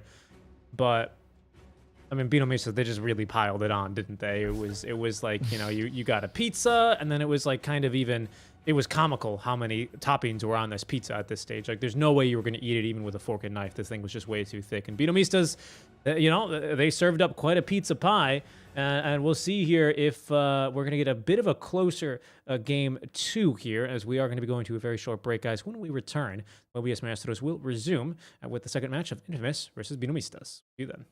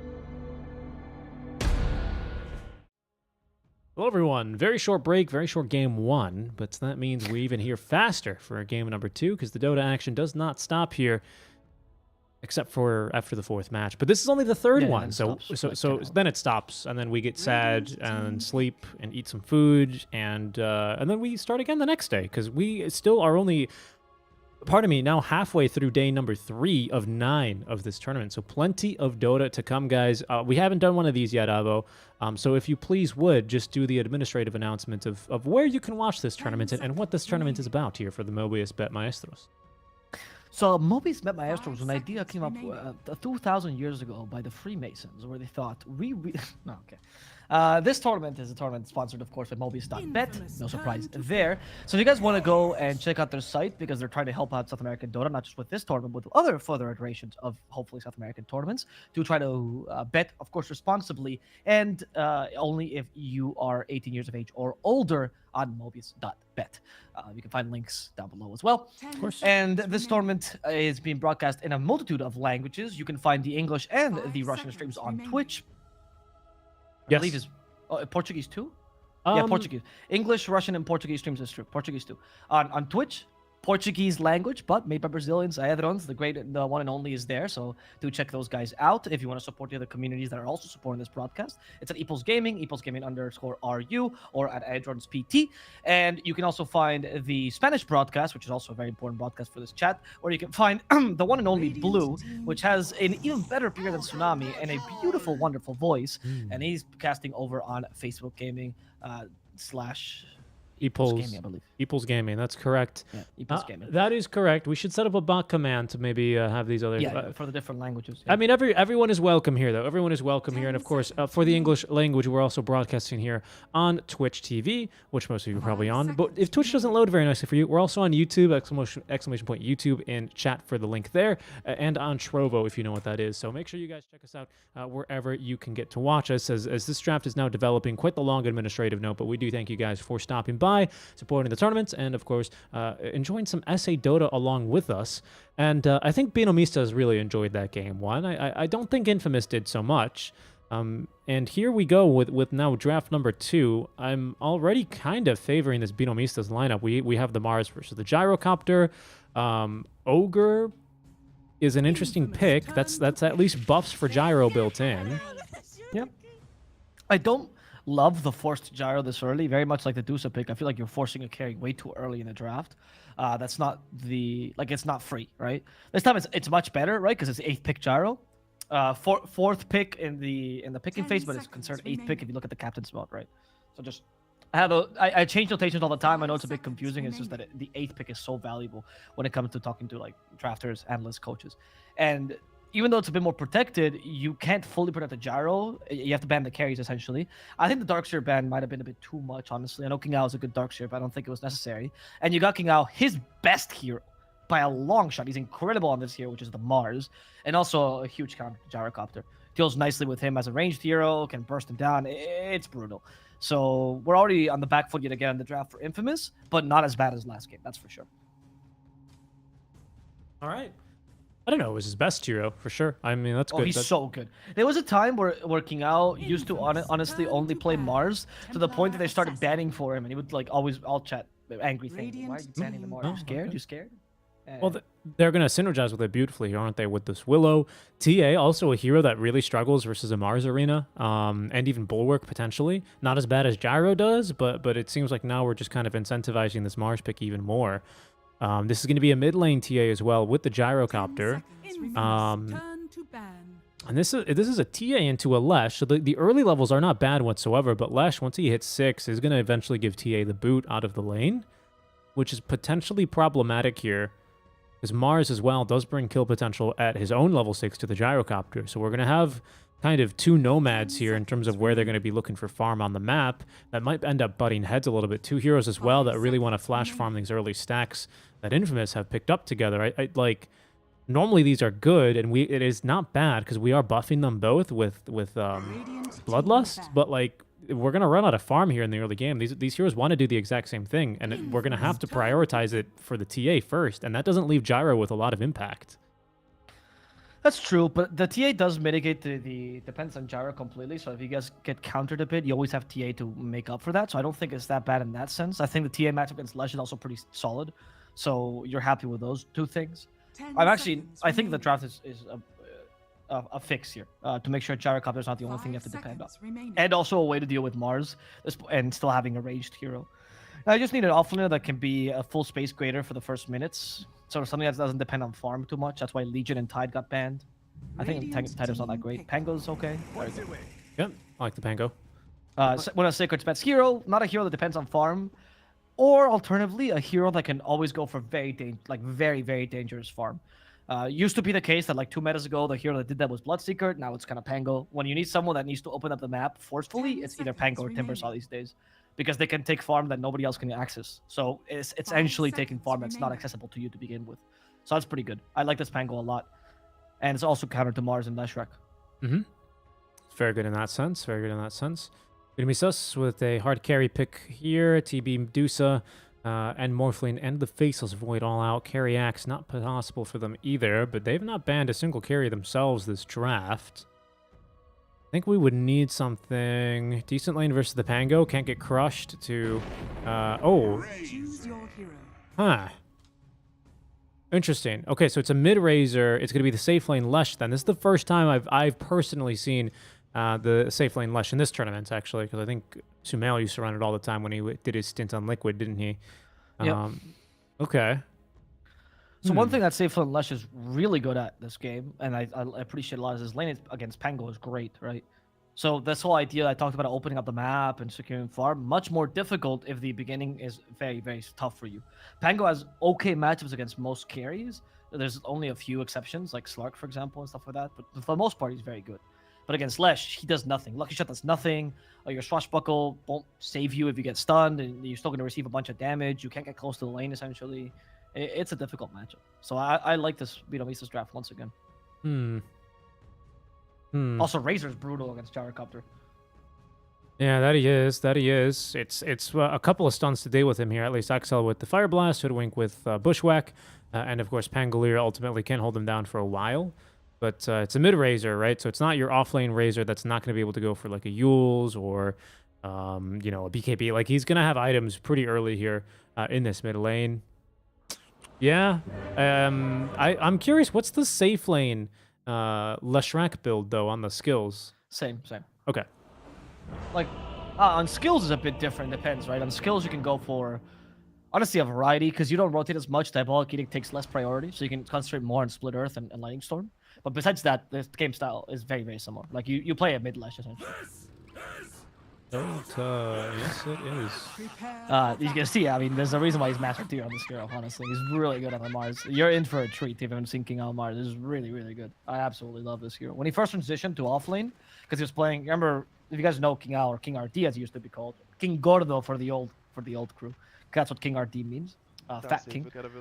So he played 4 or 5 for a very long time, and then when he transitioned into the 3, this was the first hero he was actually practicing on constantly. It was absurd. So I'm very excited to be able to watch this. I am too. Looking forward to this one. As we'll see him have a pretty okay lane. The Mars, his lane matchup is all right versus the Gyro. Gyro can kill him here. And I'm curious here. Okay, so it's going to be Axel, yeah. So it is the 5 Ogre or Hoodwink. The support duo, I'm not too sure about, mostly because we've not seen a lot of 5 Ogre. But Hoodwink is picked with a lot of like Oracle and Abbas, so I'd assume even a hero with what could possibly be a meager lockdown, thanks to the multicast, right? That's never guaranteed lockdown when you really need it. Might be you might be able to get away with it this game here, because usually Hoodwink you can pick with an Abba or something like that. So it's not too big of an issue here. Speaking of issues, Sacred's at least gonna be able to escape. Axel might not be as lucky, but there's no follow-up stuns, and off and away he goes. Nothing to say.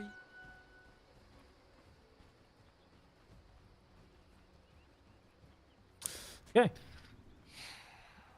Let's look at how these lanes are going to turn out. I think the Mars versus Gyrocopter is actually not that great a lane for Mars, I think. But with Willow, actually, I think with Willow you might be able to win this, even though you have an Ogre Magi.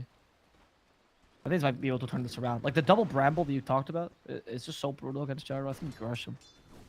Yep. For mid, I'm still a believer in the Razor versus TA matchup, even though last time we saw it was kind of even.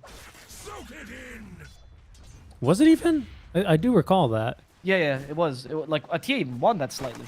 And I even made the comment like, oh, the SCA fans would be very disappointed. Because an SCA is considered a hard counter, and it's definitely the hardest counter at TA. I'm hoping this time it goes a bit better for Mini. He's already started badly, though. He has. Why do I feel like we also didn't see Psyblades at level 1, did we? I feel like it was Meld level 1 versus the Razor when we saw this. Oh man, my memory is really not that good though, unfortunately. But 4 denies at the very least, so he's at least, yeah, but now he's going to force Faker back, but he's got himself this refraction, so he's not going to take too much damage from it. Will at least guarantee Razor his ranged creep. Top lane, Axel in some trouble here.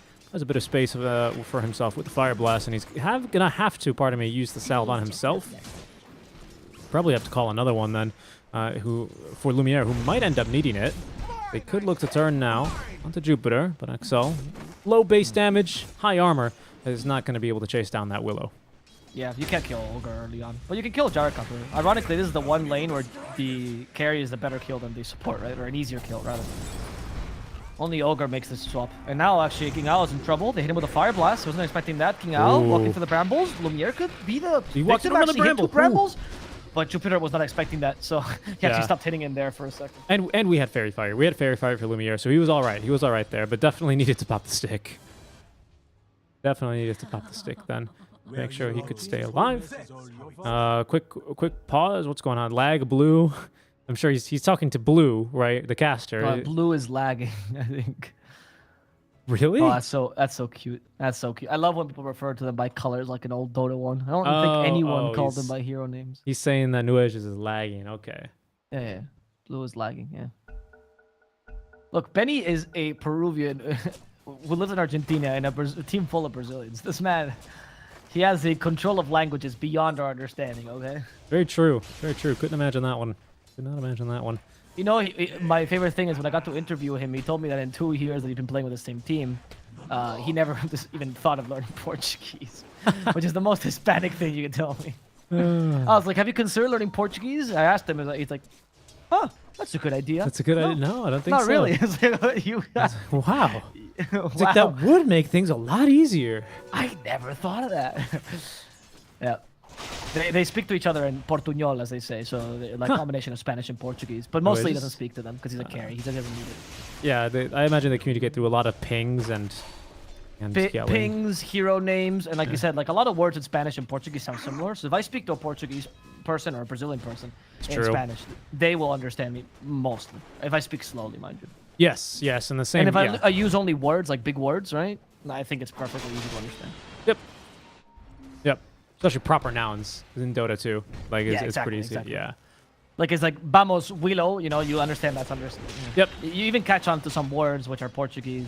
Matthew did the same thing when he was with HFN. He was the one that communicated with him, and he developed this Portuñol dialect where, like, they agreed on some words would be said in Spanish, some words would be said in Portuguese, and that way they could communicate. It's very fascinating to see that happen.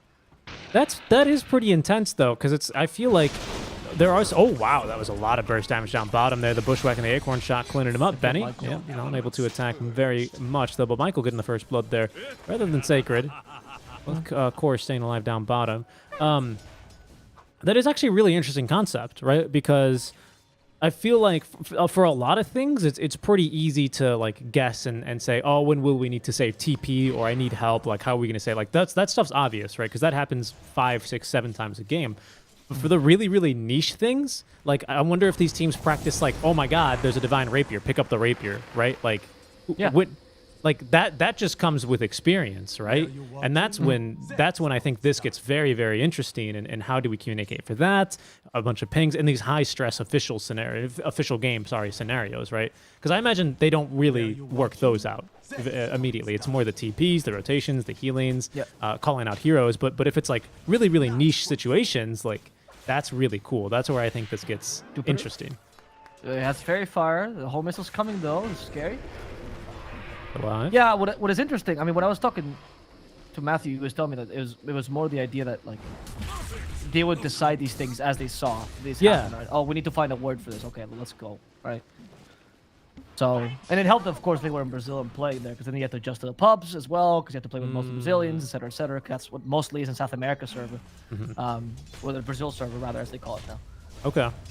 No, that makes a lot of sense. But that's what I mean. It's these 1 in 100 game scenarios that maybe when the comms are super important. That's when I'm like, I wonder how they work it out here. That's why scrims are such a big deal. Like, True. That's why no ping scrims a lot. That's why BINOMISTAS also asks to scrim a lot. Michael, he's going to stay alive. The power of the nature was actually kind of turning on to him. Nice job here on the Carapace, but the minus armor into the acorn shots, a little bit too much damage. Michael with the second kill here in the bottom lane. All right.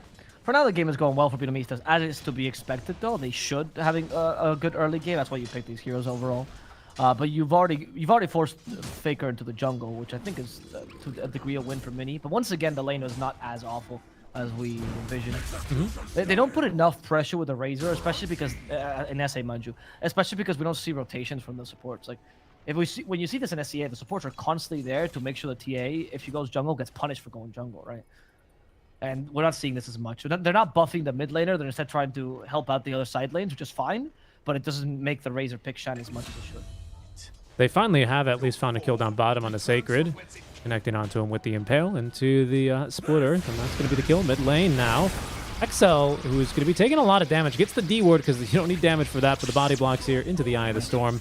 And that 72 stolen damage going to go a long way. Mini able to tank a little bit here as well. And actually, with the wagon and the Eye of the Storm, might actually threaten here. Yeah, he's going to force Faker back, but here is Jupiter.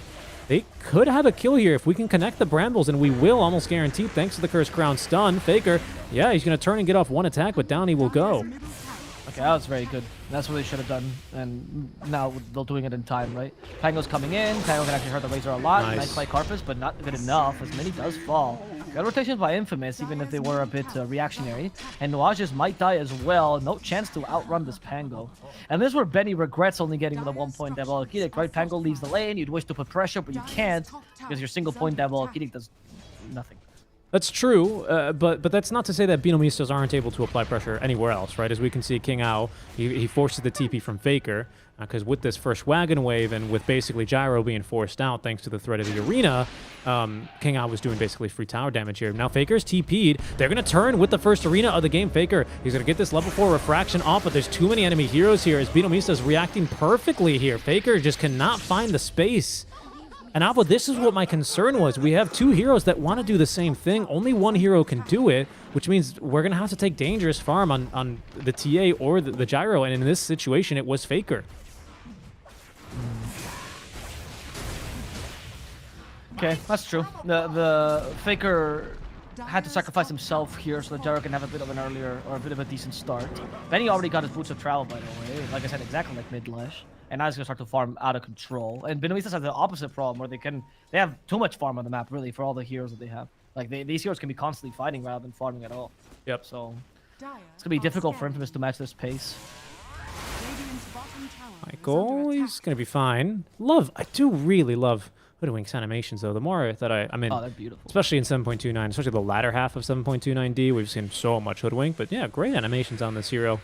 Lots of love here compared to a hero that's been in the game for a while. Faker is being scouted right now by Nuages in the Invis Rune. Might not expect him here. And now Mini, yep, he's going to close the gap. Faker's got refraction. No refraction, actually, Abo. He's just going to die straight up. Oh, no, Michael. Okay, wow. Minus armor. It's going to be some good shots here, especially with the Orb of Corrosion online. That is going to be Mini taking a death, but Benny is also here. Level 2 Split Earth is going to find Sacred, who had to use the Swashbuckle to find the kill. A little bit of extra healing. Has enough mana thanks to the stick. Get that Swashbuckle out of dodge. Kudos to credit where credit is due for Infamous. What they acknowledge is that because they're so weak in the early game, they're only going to be hunted down by BINOMISTAS. And wait, there's Arena Blood. They're going to find Axel here. There is a Rolling Thunder, though, coming by. With the call down, they can't kill Axel with just that simple Arena. Jupiter needs to cover King Ao, but King Ao could be in trouble. The Impale always up to TA, but Rolling Thunder, he's in the pinball zone. King Ao could still be in trouble. Body blocked by Benny ever so slightly, and that is going to kill him. As they also take down the Nyx Assassin. And comes the Razor yet again. Battlefield slowing down both Sacred and Axel. Going for Sacred first. Sorry, going for Axel first. Sacred almost dying to that. To that Shadow Realm, but it's only level 1, so it's not going to be that much damage. And he can get away.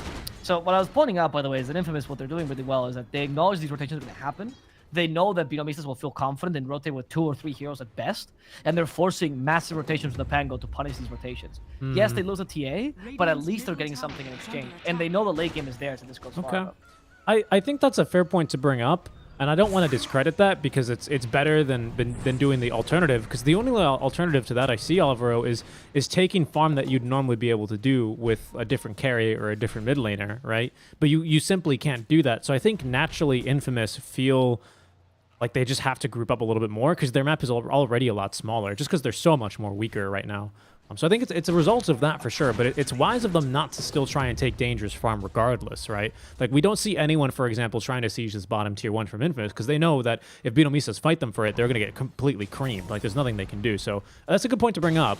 And I think that's why we don't see this tower down bottom having any pressure. They're going for 2 fights. Axel is dead, so we'll focus over here because they've got Faker in a bit of a bind. He gets off the refraction, though. Oh, but they immediately burst through it here, especially with that Eye of the Storm and this Arcane Rim. Sacred now bouncing around here a little bit in the fights, as there's going to be the call down from Lumiere. Sacred, though, or make that mini, still on a lot of HP, as there's going to be the Terrorize now for Lumiere. It's 20 damage stolen, but disarmed. He's not going to be able to put any of this to use here for Mini, as a beautiful Impale will find 2. Sacred with another Swashbuckle in a second, but he's not going to be able to use it. Caught by a level 3. A Bramble Maze from the Willow, who was... That's on the field. Hit? Barely missed. Close. Lumiere, can he still get away? No, Static Link is here. Oh, maybe, actually? Maybe? Lumiere? Yeah. Is under attack. Close. Okay. TP's coming. Mini? I don't know if he can TP in time. They do have insta... Oh, it's on the Faker. Yeah. He shouldn't have been the one to TP first. I think it should have been Axel. Yeah. Even then, I don't think it would have been fast enough, to be completely honest with you. I mean, it's... I don't know, he got 1 hit in, so I think he can cast Fireball. It's quite a wind-up on that spell.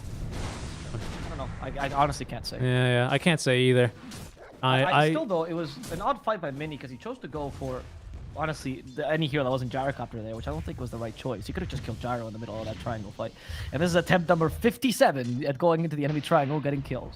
If it works once, why not keep doing it forever? This one's pretty successful, at least. And, I mean, here they go, 58 now, right? As Axel, he's going to have to tank this one. Oh, he gets the Bounty Rune. It was worth it. But this Ancient stack here is likely to be contested. Benny in trouble. They're going for him. Arena's here, but I don't think they can block the Pango. Oh, Benny. Yeah, he gets hit by the Sharpshooter. He's close to a low ground, but not close enough. He's going to get punished for it. There's Arena Blood, though. You can't swashbuckle out of it. Plasma Field. To the wall you go, Pango. And the poor critters of the forest, how will they ever run away? Michael needs to scurry back home, but there's a Plasma Field, and there's a really angry lightning dude coming after him. Plasma Field will slow him down, but Bushwhack is perfect. We're fighting Faker in the meantime. With the Bedlam, it's great damage. I mean, it's just the supports here doing this. Nuage is trying to get in here. Oh, they don't get the Terrorize off, though, and there's not enough cooldown here for the Carapace, so they're going to be able to punish this. Good effort, but Faker, he's going to be a bit too strong. That was a triangle kill attempt number 59 stopped in its tracks, but we did get at least the mid lane tower here with that space. They did a bit too much there, I think. Radiant's bottom tower is A bit under too attack. much there, I think, considering that they thought they could get a kill with just the 2 supports. I think that's unnecessary. You're already leading by a lot. There's no need for you to put this much pressure and be this crazy.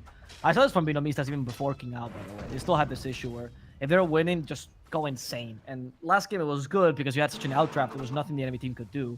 This game you have to play well to win it. It's not an automatic win. Also, in general, you're not going to get outtraps in your game. So you should Out. That Melt Strike hurts, but not enough. And now Faker finds himself in a bit of a bind because he can't kill the creep. And, yep, with the Benny Lashrak here and no charges of refraction, it was going to be hard for him to escape here. And in fact, they're going to find Axel, who was actually running on in, unable to escape fast enough, but maybe this was a bait. Okay, great stop here, stopping Sacred from getting off the Rolling Thunder. The call down's a big one, but the Terrorize is even better now onto 2. Sharpshooter here is going to find Mini, who is now underneath this tier 2 tower and tanking shots as Lumiere has full damage here. Not a lot of it, granted, but enough Maelstrom procs here. Might just be able to find him an extra kill here on top of that Razor. Here's King Ao now in onto Sacred, who's got Swashbuckle in a second, but he's actually brambled to the side of the walls and is not going to be allowed to leave. 2 for 2 trade then. But I feel like these fights are not that bad for Infamous. I mean, losing Faker at the start of that is absolutely, but we lose the mid laner, and Lumiere is continuing to farm the entire time here. Shows up even and ends up getting a couple of assists.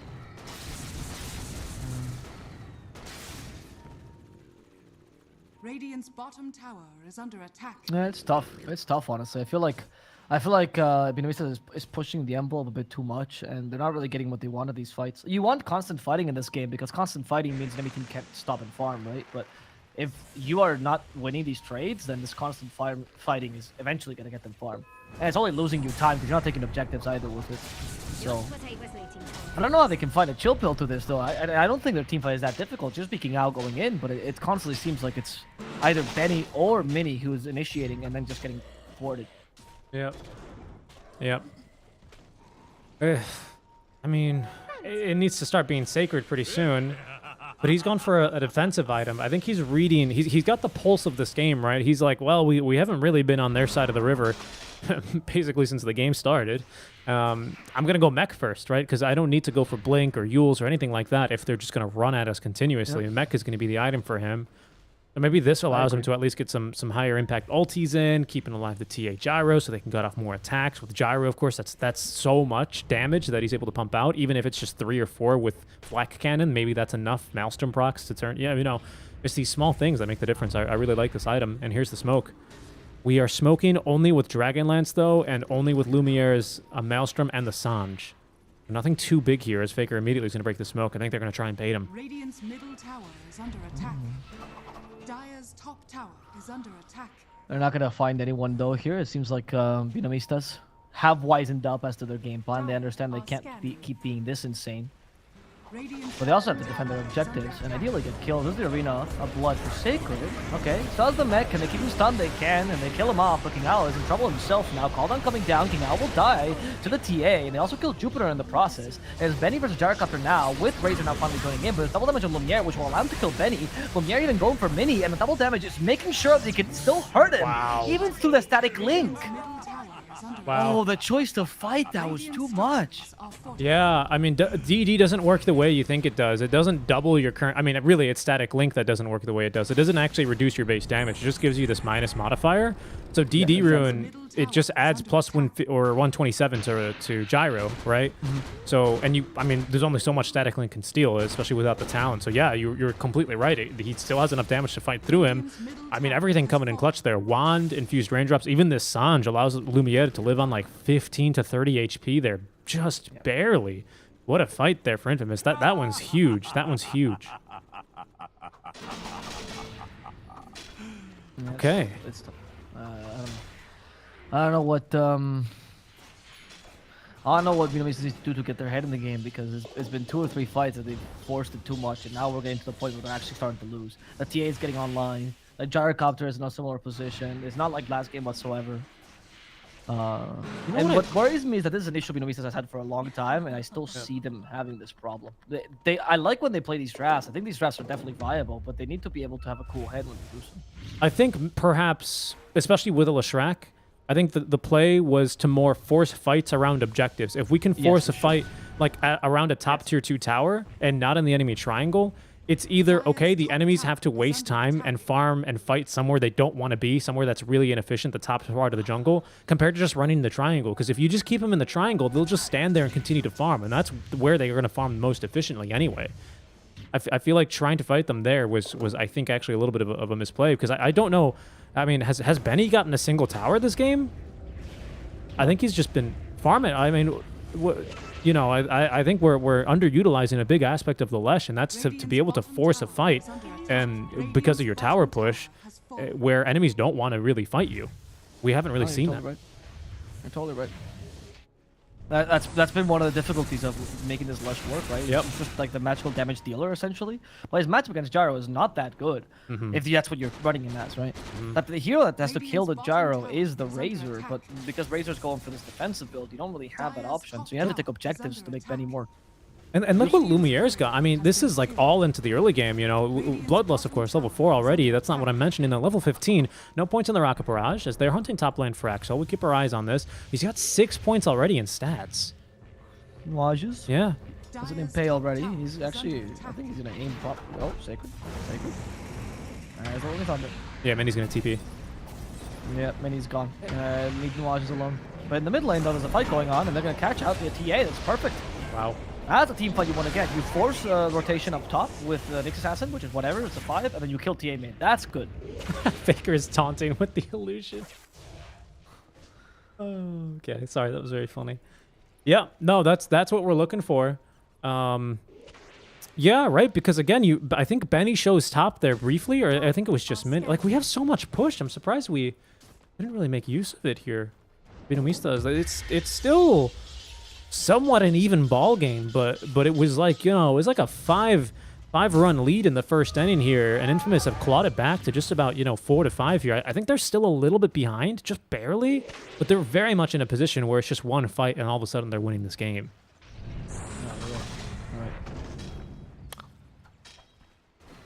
And now I think we see BINOMISTAS kind of go, okay, let's force some fights where they don't really want to. Faker's the first to TP in. All right. This is what they should have been doing ages ago. Yeah.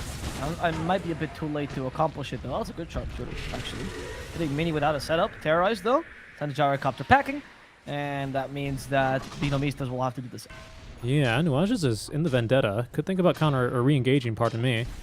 And there's now the Kaya and Sanj for Lesh. Maybe we were waiting for Kaya and Sanj and Yules to be playing this aggressively, perhaps. Because now Benny is tanky, does a lot of damage, doesn't have any spell lifesteal. So he's really not that tanky, is he? But he does a lot of damage. A lot of damage here on this Leshrac. Then he's going to go back top. Heaven's Halberd is a great item this game, though, for him. He now has that one online. 5-second disarm for the 2 damage-dealing cores. Especially when you have Bloodlust, it's going to be turning into a very Bloodlust for what scenario. There's a great arena. They've caught Sacred. They'd like to try and take care of him before he can get off the Rolling Thunder, and they will accomplish that, as actually Axel is going to be stuck inside the arena walls as well. A couple of ultis there used by the BINOMISTAS, and they are hoping that this is going to translate into a Tier 2 tower top lane, their first Tier 2 of the game, but potentially even open up Roche here following that. And he's in an awkward spot. Oh, Benny? Benny? Ooh, the bushwhack missed. Yeah. That's good. They can continue to push this. King Ao. There we go. God's Rebuke. The old Scepter. Okay. Another kill. Hey. The BINOMISTAS are back in it. They've gotten their head cooled. They're taking the fights they should take, and now around the detectives as well. But this is what I mean, Avo. Like, what's stopping us from doing this 5 or 6 minutes ago? Maybe nothing. Don't have Yules. It's definitely a mistake. You're right. Yeah. This is what I had imagined this early game lead kind of looking like, and Me too. you were right. You know, Jungle Expedition or Triangle Expedition 57, 58, 59 was too much. It was too much, especially when Faker was able to get a double kill onto the supports. I mean, it's obvious in retrospect, but I'm surprised BINOMISTAS were just kind of running in there. Also, Sacred read you on the second Triangle Expedition. Like, Sacred was really good. He was a big driving force to why those Triangle Expeditions didn't work as well as they should have. And once Sacred reads you, you abandon it. Right? You don't keep going and doing it and doing it and doing it because it just becomes too obvious. And the surprise factor only, like, you can only do things that are obvious when your whole team is in it and you know you're gonna win it for sure. But it's 2-3 people. There's no way you're getting away with your life if it's obvious, right? That's a good point. That's a good point. Maybe, I don't know. Yeah, that's a good point. Maybe if we had Benny there, even just with bots and Yules, perhaps he makes a bit of a difference. No, you're right. Or if Mars was there, King Ao was not there in any of those jungle expeditions. Okay, he's trying to run. He still has Vendetta, but of course they scout him as Lumiere is both farming and killing at the same time. You have perfect efficiency. He's a machine of farming. Probably was waiting for the perfect impale there, just like get in line as everyone moved, and he would miraculously make it out. But I think that's too wishful. Yeah, he was caught there. Gives vision though, as the rest of BINOMISTAS will move top lane. They'll claim this outpost. Really the best Roche lineup here though. Now we're going into Blink for Sacred as they start to play, they being Infamous, starts to play a little bit more aggressively now. They might even start looking for some of their own fights. BKB on Gyrocopters is a rather significant item for him. No Ags, of course, on this Gyro, so he's the very old style of Gyro. What was old Gyro Eggs used to be global call down, wasn't it, or something like that? It added a third missile to call down or something like ridiculous. It was global call down. And they made that into a talent, of course. This Axe is much better. Yeah, I think that's very fair. That's fair. Because that one was like, there was one game where they picked it up and it was like, all casters could talk about it. It's like, oh my god, it had. Global call down. Now it's a talent. Well, 25 talent. It's actually pretty good talent as well. I agree. Pushes away. I mean, it nukes waves. As long as they're not Nugas, it nukes waves. Yeah. Really good.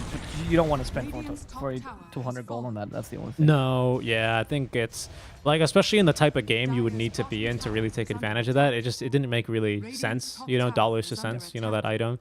But you're gonna buy 4,200 gold so you can split push one lane every minute and a half. Like what? All right, Infamous, they take first Roche. I mean, they have the far superior Roche lineup now. Double BKB, Gyrocopter with this Aegis. He's still got no points, Avo, here in the Rocket Barrage, which means he's going to have max stats. He only even has 2 points in Rocket Homing Missile. Are scary. And now, what previously was a graveyard here for BINOMISTAS, they're going to TP away before it was another graveyard for them, already full of their previous tombstones, their previous encounters. As Nuages, oh no, they know where he is. The courier is, well, it's going to make it out at least. But otherwise, almost a really, really bad area for BINOMISTAS to get caught in. They were not ready for this double BKB fight on these two cores. It's interesting, by the way, that he went for the stats build this game. The fact that Lumiere got allowed to go for full stats here on Gyrocopter shows how they were not really that worried in the early game at all. Because otherwise, we would have got Rocket Barrage involved with this team. So that's not a great sign for BINOMISTAS choice making early. Bushwhack. They go for Jupiter, tank it. and they block it. Nice. Mars saving his teammate. Well played, he said. That's a commend. Thank you very much. They've cut the bottom lanes, though, so this is at least pretty good. Benny, actually, is Benny still here? Yes, he is. He is orange this game. I, for some reason, saw the blue hand of Razor and thought it was him. But they cannot cut the mid wave, so down goes the tier 2 tower. Top lane is quite far pushed in as well. They might even look to poke up high ground. I think now it's Infamous' turn to force back Benny and everyone else, but I think there's a BKB finished up. Fight's breaking out already, though. That's double damage here, so go for Lumiere first. Can they kill him this time? I mean, that's the Aegis, but at least they can get rid of the Aegis in the first life for the arena. Not too bad. But in the end, it seems like it's just going to be a kill on Axel at best with the God's Rebuke. Yeah, Axel dies. Okay, the Spear sending Faker away. Again, Lumiere still has the Aegis, so he's fine for now, but they've gotten rid of it. And now they can actually kill his teammate in the meantime. Benny, a bit too strong. Faker activates the BKB, but it's too late. He has no damage, and Mini can just finish him off. Lumiere, I tried to fight against him. He's been disarmed. It was a great Heaven's Halberd that might allow Razor to survive. Rocket Barrage, not high enough level to actually do anything. A Spear against a BKB target will be in a similar spot as they finish out the two supports. Nuages and Jupiter both falling. And it seems like once they lost Benny, the team fight became a bit difficult for them. Yeah, Benny or dies. Impossible, rather. Yeah, Benny dies to the last couple of auto attacks. He was so far away from TA when he died, but that's just kind of the attack range of TA coming in play there. He had a really great split earth as well that basically guaranteed the kill onto Faker. But the second life for Gyro, they just weren't ready for. He's now got Satanic as well. They forced the fight here, and it's a good one. BKB as well, popped by Benny, it's not bad. A good arena from King Owl, but we're really starting to see now the double core, especially because Mini, he can static link one, he can disarm the other, but eventually there's just too much overwhelming damage, too much control. He's really struggling to find these full duration static links that I think they kind of require this game. Because if they can get a good static link onto one, disarm the other, the fights seem promising.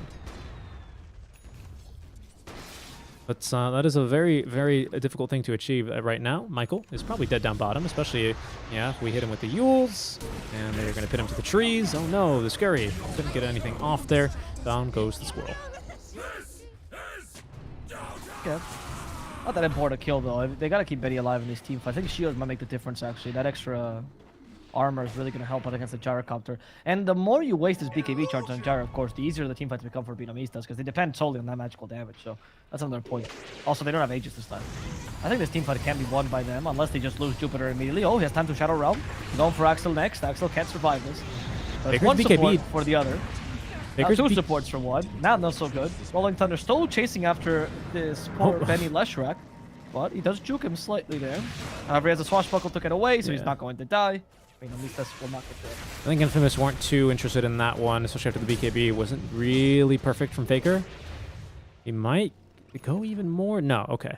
Yeah, because BKB is really early in that fight. He's expecting more action coming from the mid lane, but the rest of BINOMISTAS were actually in the river, so they couldn't really even get on top of him too early. He's probably a little bit upset he BKBs there, but it's still fine. He still has a 7-second charge now. Gyro was farming the entire time. He's got this full Satanic now online. Eye of Scotty next is going to be a big one here for the Lesh, who's going to need to move around in these fights, and that move speed slow is a problem. Same thing, actually, for the Razor. Let's rely a lot on that move speed.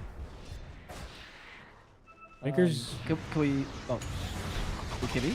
Doesn't remain no blood. It's still available, but it's looking out. Pushing it right on the edge. It's pretty good, actually. DA's still stuck there. She's been stuck for quite a while. Can they kill Faker there this time? They will. And they also expanded the Gyrocopter's BKB. Only got Axel. Oh, okay, now that's a... Oh, no, sorry, only got Nuages. That's a better kill on now. Benny may want to reset this, but the Rolling Thunder is a bit too difficult. Benny's actually stuck, and Benny will die to Lumiere. BKB or not, Benny's not surviving this. In fact, now they can hunt the rest 2 remaining people. No. No. They're gonna let them go in the end. They don't have anything to really catch up to them. Oh, maybe Sacred will swashbuckle. It's only the Dark Willow though. Yeah. I really wanted the Razor there. But he is I think running. Jupiter's at least a kill. He is leading them. It was kind of leading them towards the Razor. Here's Yules. We're just buying time. This is very dead Willow. Down she goes. That's 4 for 1 though. And I said this earlier, kind of off the cuff, but I don't think we can afford to static link the TA and also focus all of the lockdown on her. Because then we had nothing for Gyro, and Gyro with full stats is going to absolutely tear you apart. But Gyro with full stats with a static link debuff does nothing. They've asked me if we could check the Dota Plus win percentage. Sure. It's looked like it went up to 75 briefly, around what, the 12-minute mark ish, just before 15. A little bit of back and forth, and now it's going to be taking a dive here in favor of Infamous. No surprise. Infamous has a much better late game here, honestly. I mean, they're doing a good job, BINOMISTAS, of making the best out of a bad situation. I do feel like this is a really bad situation. Look, immediate TP BKB. You're gonna get the 3 hole missile charges soon as well. Usually what you go for is Gyrocopter unless you're losing.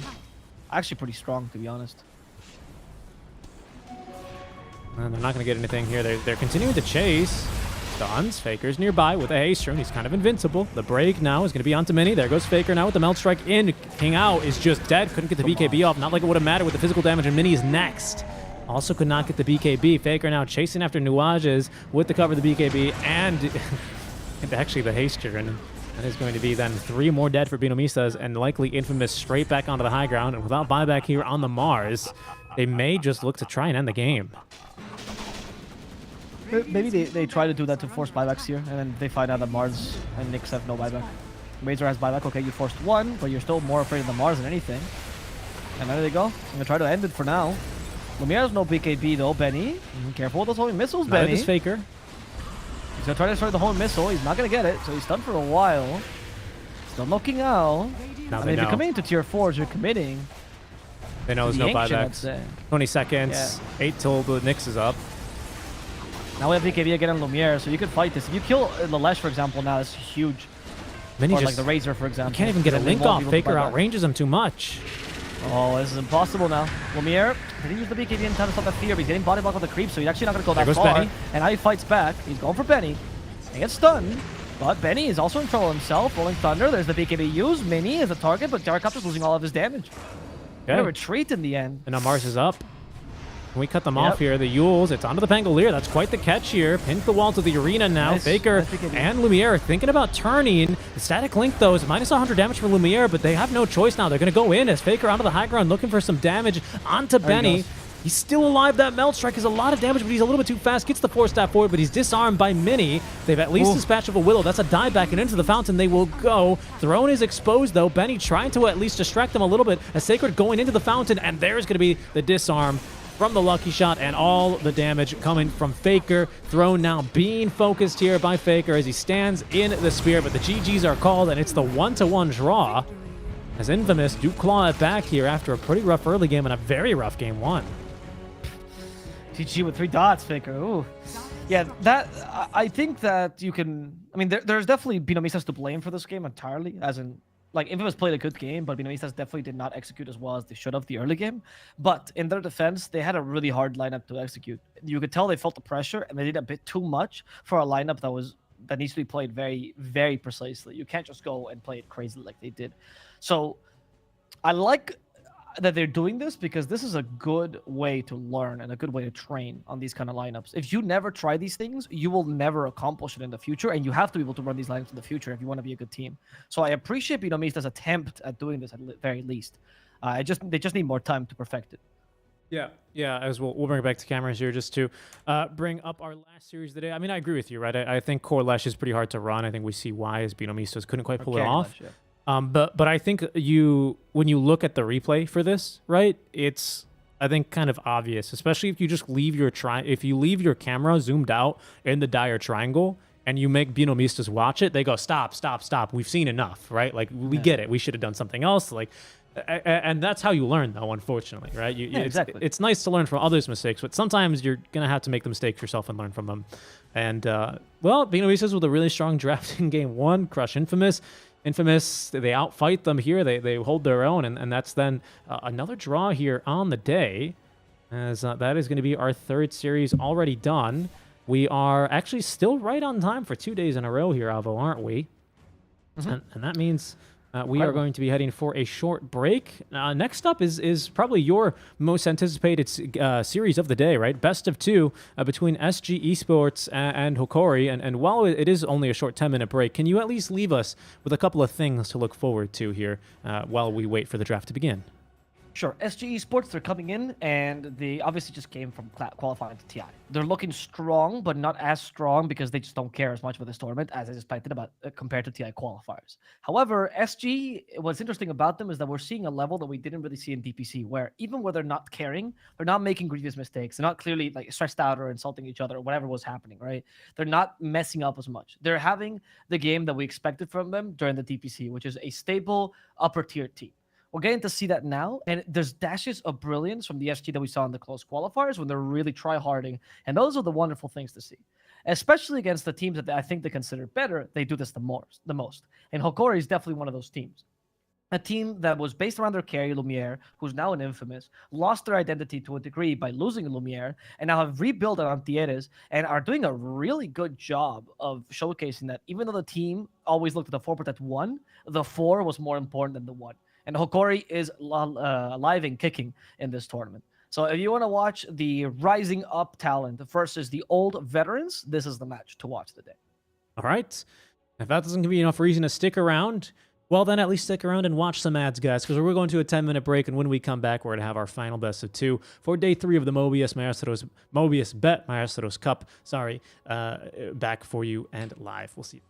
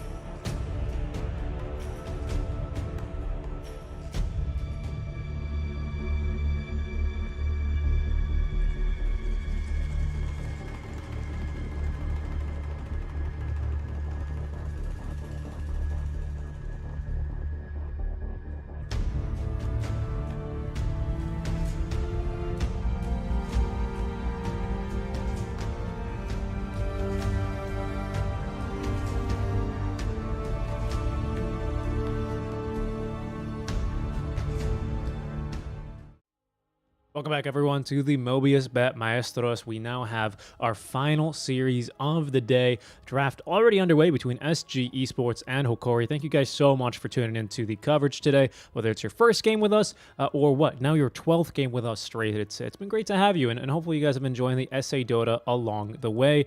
Great series here that Avo was able to hype up a little bit for us before we went to the break.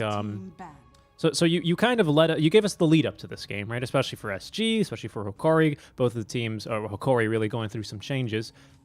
Those changes aside, or well, those changes in mind, really, is what I should say. What do you expect? What are your expectations for this series between the two teams? I'm thinking, honestly, it could be a 1-1. I feel like Hokori is looking really good, and what I really like about Hokori is that they've been, I mean, at least in Noping, they showed like a really interesting draft ideas, right? So it's not always predictable what we're going to do, and especially in the second game, I'd be afraid if I was SG. I would have to prepare myself very well if I was SG. So if SG is playing this like half-assed or they don't wake up in time, Hokori is going to like... Hokori is the kind of team which puts you to a point where all of a sudden you're in a chokehold and you didn't realize you were choking to death, right? And by the time you try to get yourself out, it's too late. You're already done for. All right, we'll see here. We'll see if Hokori can get this kind of Venus flytrap effect going for themselves, or whether SG are going to be able to get a good, strong start to their best of two series. Let's get right into our draft here. We're just about to finish up this, or we're midway really through this second phase of bans, and I think I'd agree with you. Usually the reserve time, you start really dipping into it here in the second phase when you're really considering a lot of the possibilities, a lot of the outcomes. 6 bans here in this second phase that determines a lot of the draft, and we can see already Hokori, there's a Brood already in the field here for SG Esports. Hokori have responded though with the Timber Saw. That is very much a hero that can rotate to the lane with the Broodmother and try and defend the tower and push back the Spiderlings, right? So we're not going to have a repeat of Game 1 where Infamous weren't able to do a single thing versus BINOMISTAS. This time around, we will get to see some counterplay to the Broodmother, especially because it's a first pick Brood. Hoodwink Timber as we ban a couple of mid laners. Lots of cores banned out actually for Hokori. SG Esports even taken to... I mean, the Sven ban, the Bristle ban makes sense for the Brood. I'm probably going to see another carry here then. I'm surprised they banned TB. Because TB gets absolutely demolished in lane versus the Broodmother, but I think the mid-game matchup into the late game is not bad for him. So I suppose that's what it is for SG. They don't just want this Broodmother to win lane and end the game off of that. They want to be able to scale. And I think that's what the TB ban says to me. But then into the AA. Yeah. I can see that. Like, you don't want to have set the timer on your draft this early, right? Yeah, So, yeah, exactly. yeah.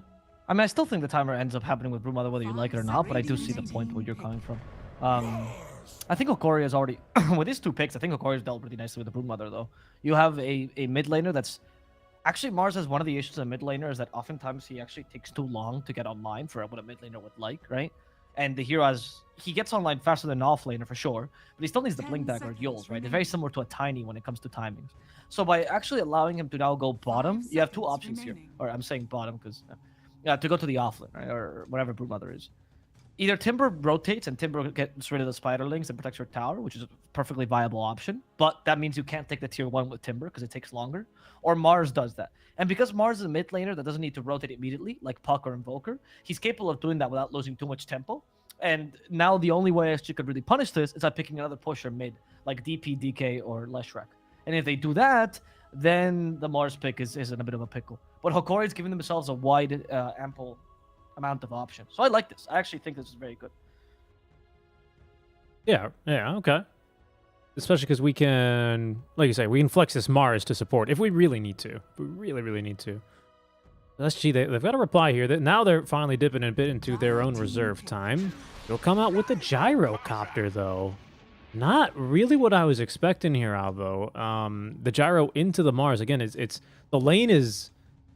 Well, okay. Well, really, the lane is probably Timber versus Gyro, which is not bad for the Gyrocopter at all. But this mid-game matchup into the late game, because of the Mars, not only Arena, of course, but Bulwark is still potentially very problematic here. So I'm surprised to see that pick come through so quickly.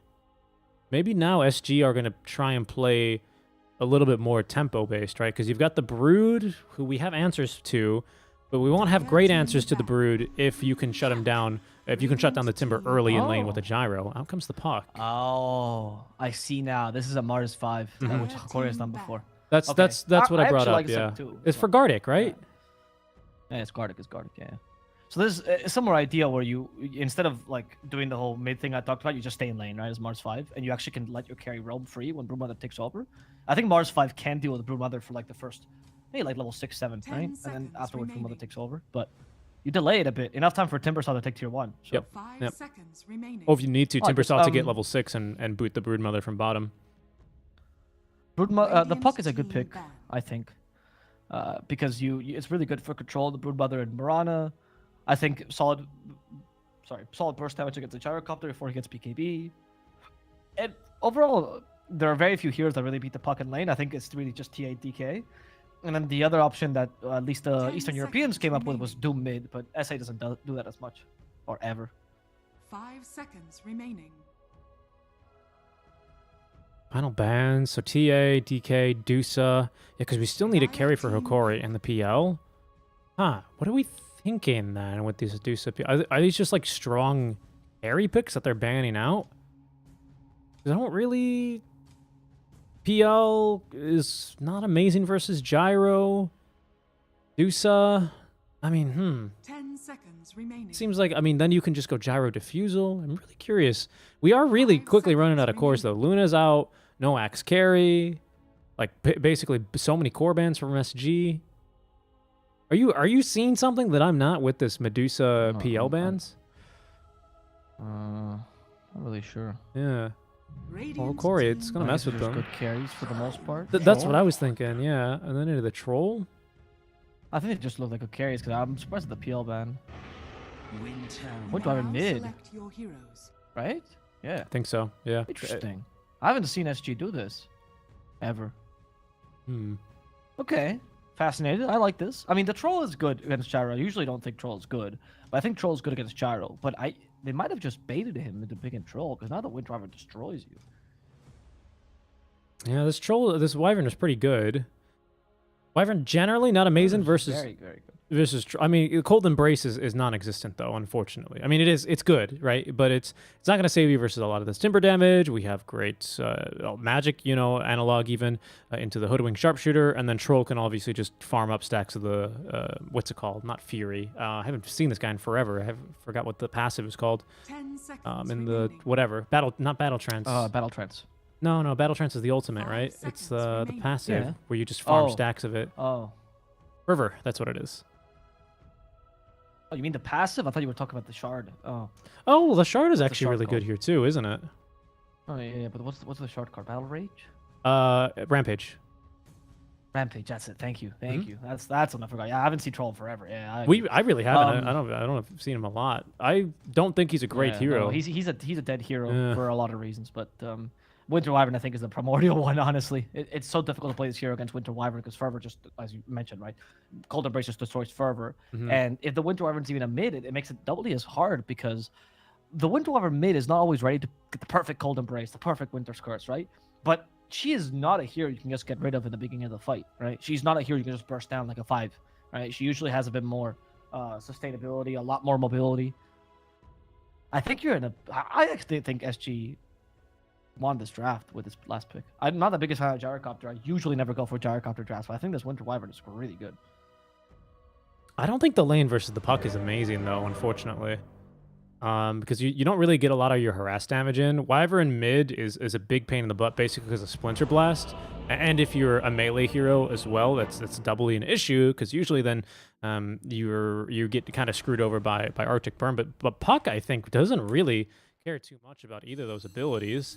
And the biggest item we see on Wyvern, I believe, is Witchblade and then Orchid in that order. And Witchblade, the armor is not going to help you versus the Timber. Armor is not going to help you versus the Puck's magic damage. Like, I think if we can get out of this early phase for the Wyvern, it's amazing. Especially if we can get Orchid online. Yes, Chef's Kiss, this thing's real great. Nine has convinced us of that already, and you probably see it in your pubs. But and it's great versus the core to core, right, or the mid to core. But I think it will have some issues here early versus the Puck and versus the Timbersaw a bit, just because the first couple of items don't really give Wyvern a lot. First item, I don't even want to say couple, just the first item, what's it called?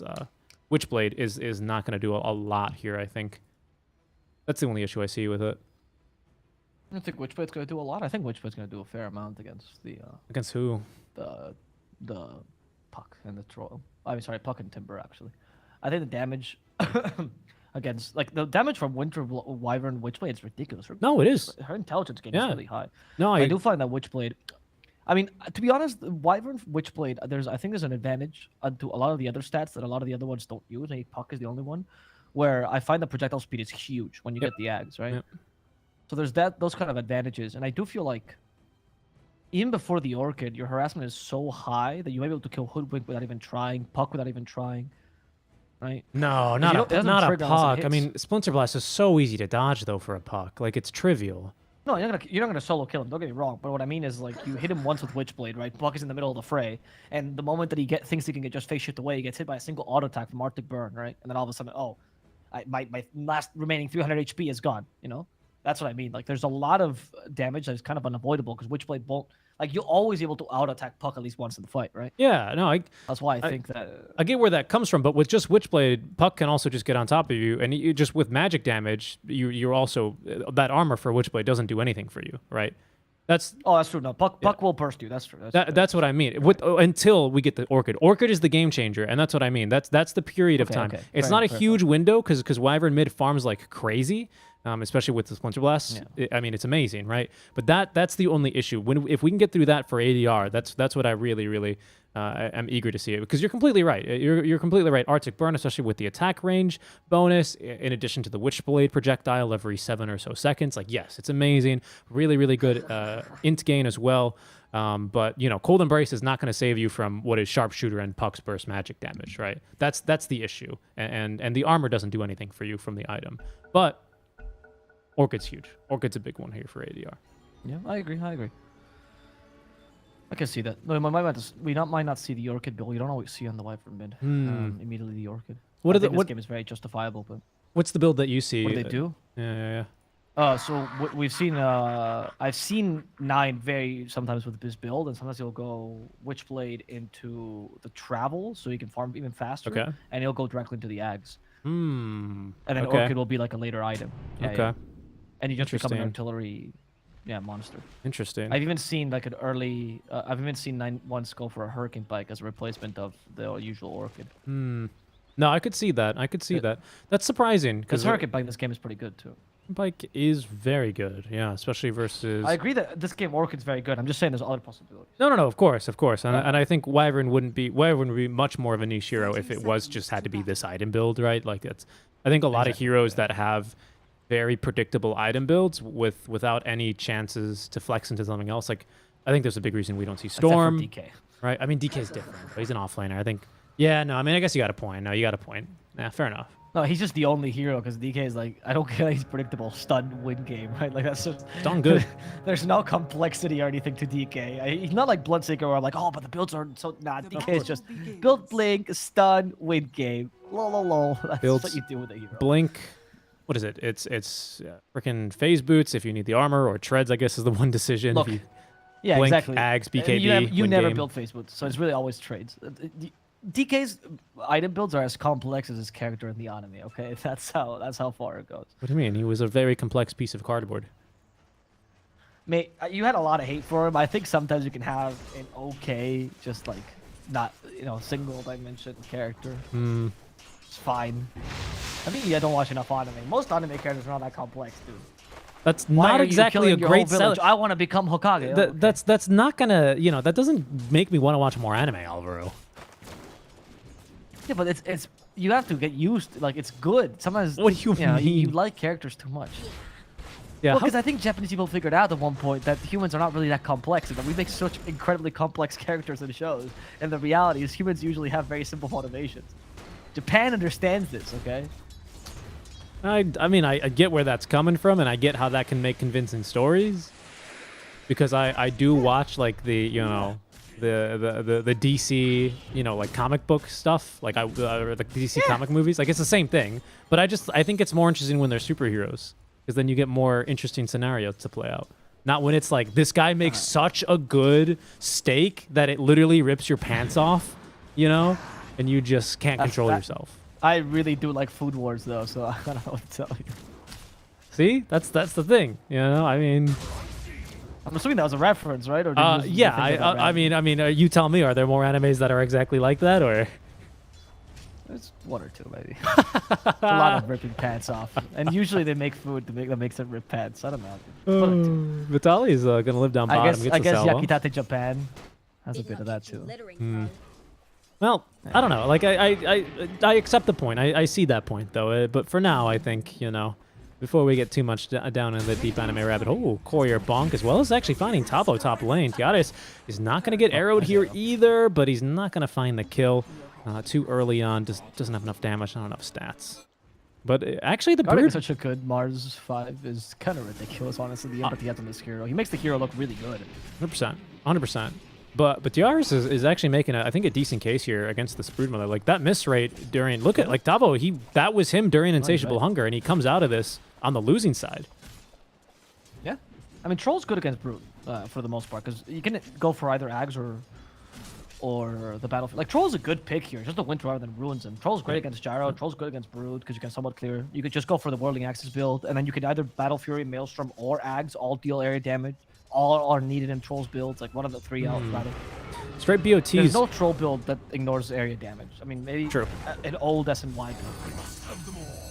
Yeah, it's been a while since I've seen one of those. Okay, ADR, he's fine. He thought about, and he maybe is going to try and steal this bounty rune, and he'll get it. He will get it. He thought, I think, Analog was going to chase him away, but Analog doesn't really have much of a choice. He can't afford to miss out on the range creeps, to be quite honest. And that's actually a pretty slick play from ADR. He's definitely a mid laner mentality, because I'm realizing this after the fact, but he actually pushes the wave on purpose with Splinter Blast and Arctic Burn to make sure that Puck cannot leave the lane without missing CS. That was really, really well done, actually. These heroes using their usually too much push can be a problem, but using all their push for good powers here.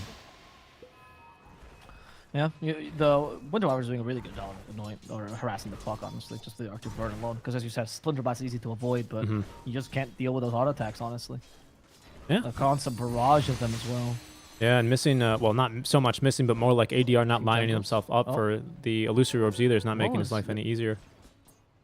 What was that bushwhack for Alicia? There was no tree there, dude. It was just in the water. SG. Very weird bushwhack. They're pulling ahead in all three of their lanes. I know why King Jun was tipped Analog, because that was Amisha doing just odd stuff in general. This gyro hovercraft is very weird, by the way. What's this all chat? Is this something you can shed any light on? Bernie? I actually have no clue. I don't have any idea I don't either. know what that means in Portuguese. Okay. Let me look it up. If you don't mind, our local SA expert. If you guys are over on, Who Wants to Be a Millionaire, and the $1 million question is, which mid laner in the Dota 2 SA region, blah, blah, blah. Your guy's Alvaro here. That's who you're going to need to give a ring to. Costabile, actually, still alive here. I think that was, I think we Timber Chained to an Iron Branch to try and get that kill here onto the Gyrocopter. It was a really cool move. Gyro with this interesting... What is this? Is such a distracting set. It looks really nice, but he's like the Avengers craft. Yeah, that's what I'm telling you. This hovercraft set is incredibly distracting. Yeah. And this is not physically stable. Oh, Costabile is going to die. I think they should be able to kill him. Just one last hit. There we go. Misha gets the first blood. Do you see what happens when it moves forward? Like, that's not going to stay up in the air. That's not how physics works. You are correct about that. Like, they move in two directions. He shouldn't even be moving to begin with. Well, I mean, if they're all blowing... Oh, actually, maybe I need to examine that a bit finer. You know, Alvaro, you can trust me on this. I got half an aerospace engineering degree, okay? It passes the check here, and then I think we're going to be good to go. They do move in different directions, don't they? It's so hard to tell, actually. Who designed this? It's really hard to tell. No, I failed college, but I...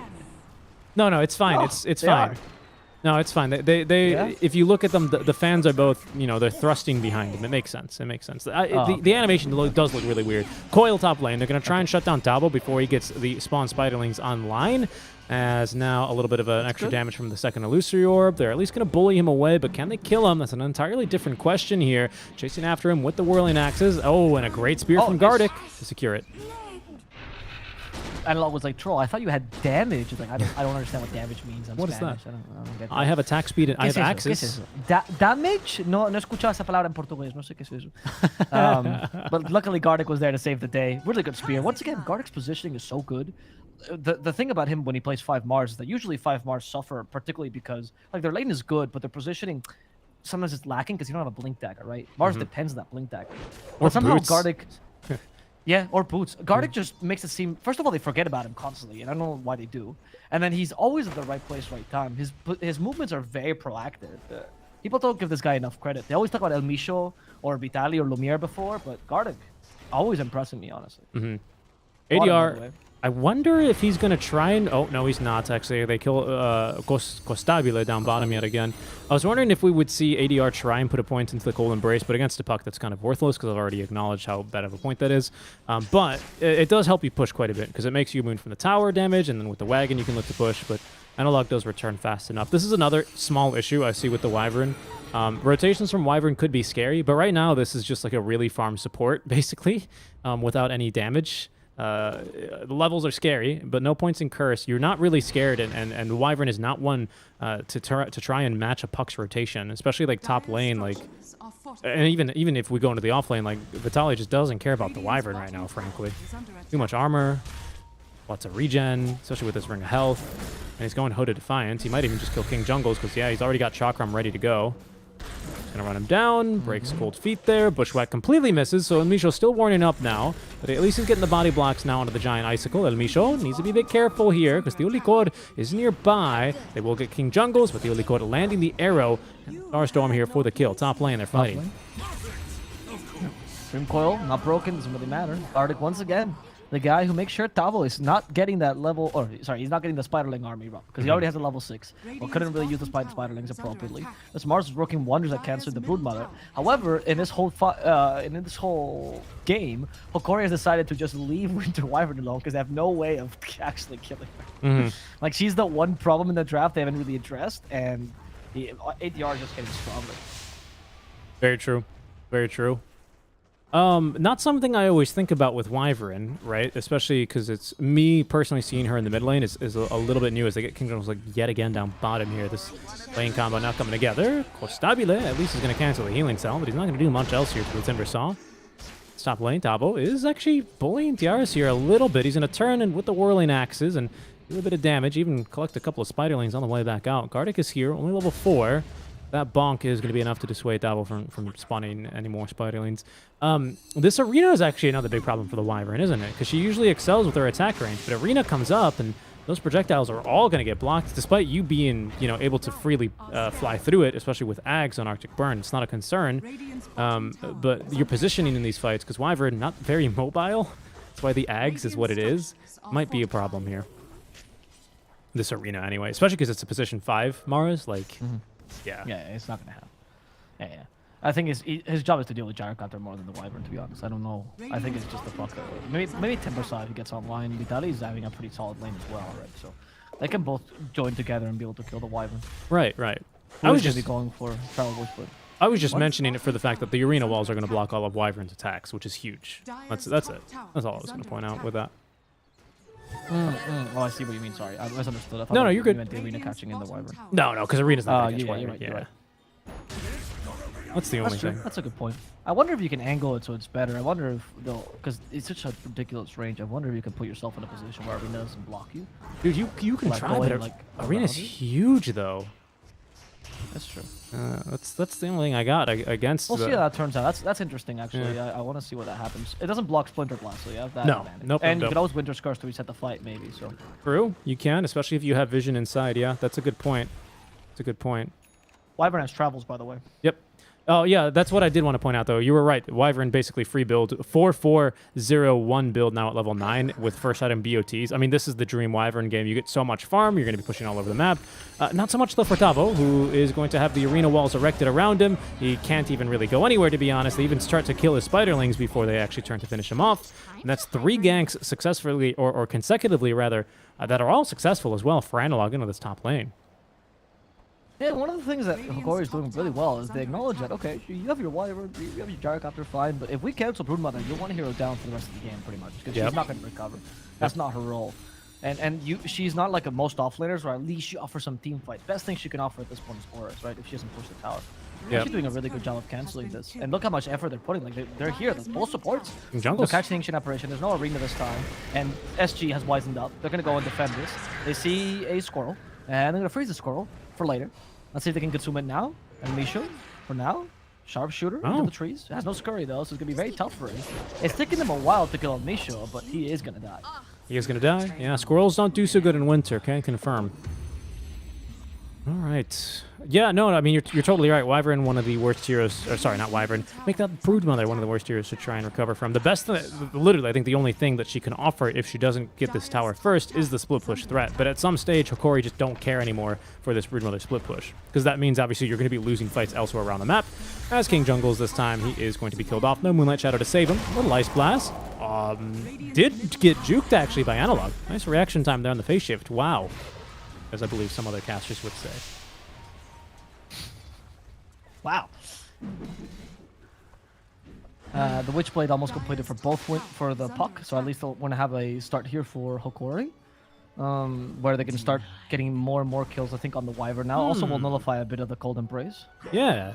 But actually this Wyvern, something that I didn't really consider is, and I think maybe I've said it, but the split pushing potential, or sorry, the wave clear potential is through the roof. I mean, Hokori just can't push this tower. Obviously. And Wyvern is just going to stop him doing it. I don't think even Vitaly can look to really tank it. Even with Hooded Defiance, I think he just gets blown up. He's going for full pipe. I just don't think Hokori cares that much, though, to be honest. I think when you draft a Troll, at least how Troll usually is played, and again, I'm saying this because Troll hasn't been played in forever. You go for Battle Fury, by the way. He is. The idea is that you can farm really effectively your side of the map. You usually pick him with zero other hero, like with no other hero that can take farm, right? Usually you don't pick Troll, even though he's a mid-game carry for the most part. You don't pick him with TA or anything like that, right? True. And Timbersaw, yeah, he takes some farm, Puck takes some farm, but they're not farmer heroes by any means. In fact, both of them are actually good heroes at opening up the map. They can dive between towers easily, especially Timbersaw. They can go and take really dangerous farm. And then you combine this with the fact that Troll has such an explosive mid-game at minute 25. He's almost always the strongest carry in the game at that point, as long as there's no big counter.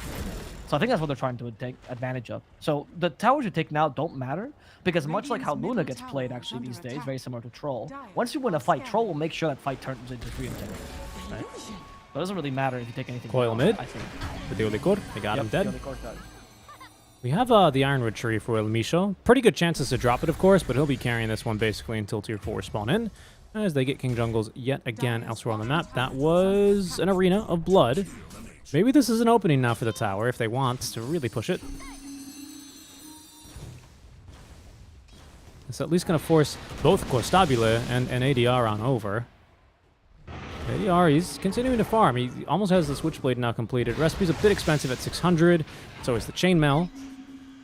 And Hokori are going to look just to get a little bit of extra farm here in the enemy jungle, or enemy triangle here. Oh, but you mind if we remake this Discord call real quick? Yeah, go ahead. Yep.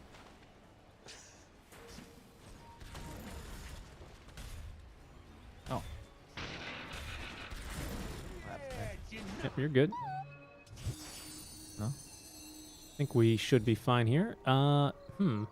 Yes, we're good. We're good now. Yes, we're good. Sorry, that was not Discord, it was OBS. My bad. Oh, okay. Yeah. Anyway, but that bottom we see nice blast, but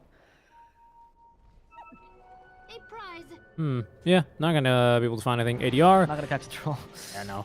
I didn't even consider the Ice Blast, by the way, for the Troll. That's another counter they have for them. Just the Wyvern. So the Troll is a bit screwed in the support department. What? That push They will fight King missed. Jungles at least. That looked like it hit. Aether Lancer side here for the Hoodwink. Nothing too surprising.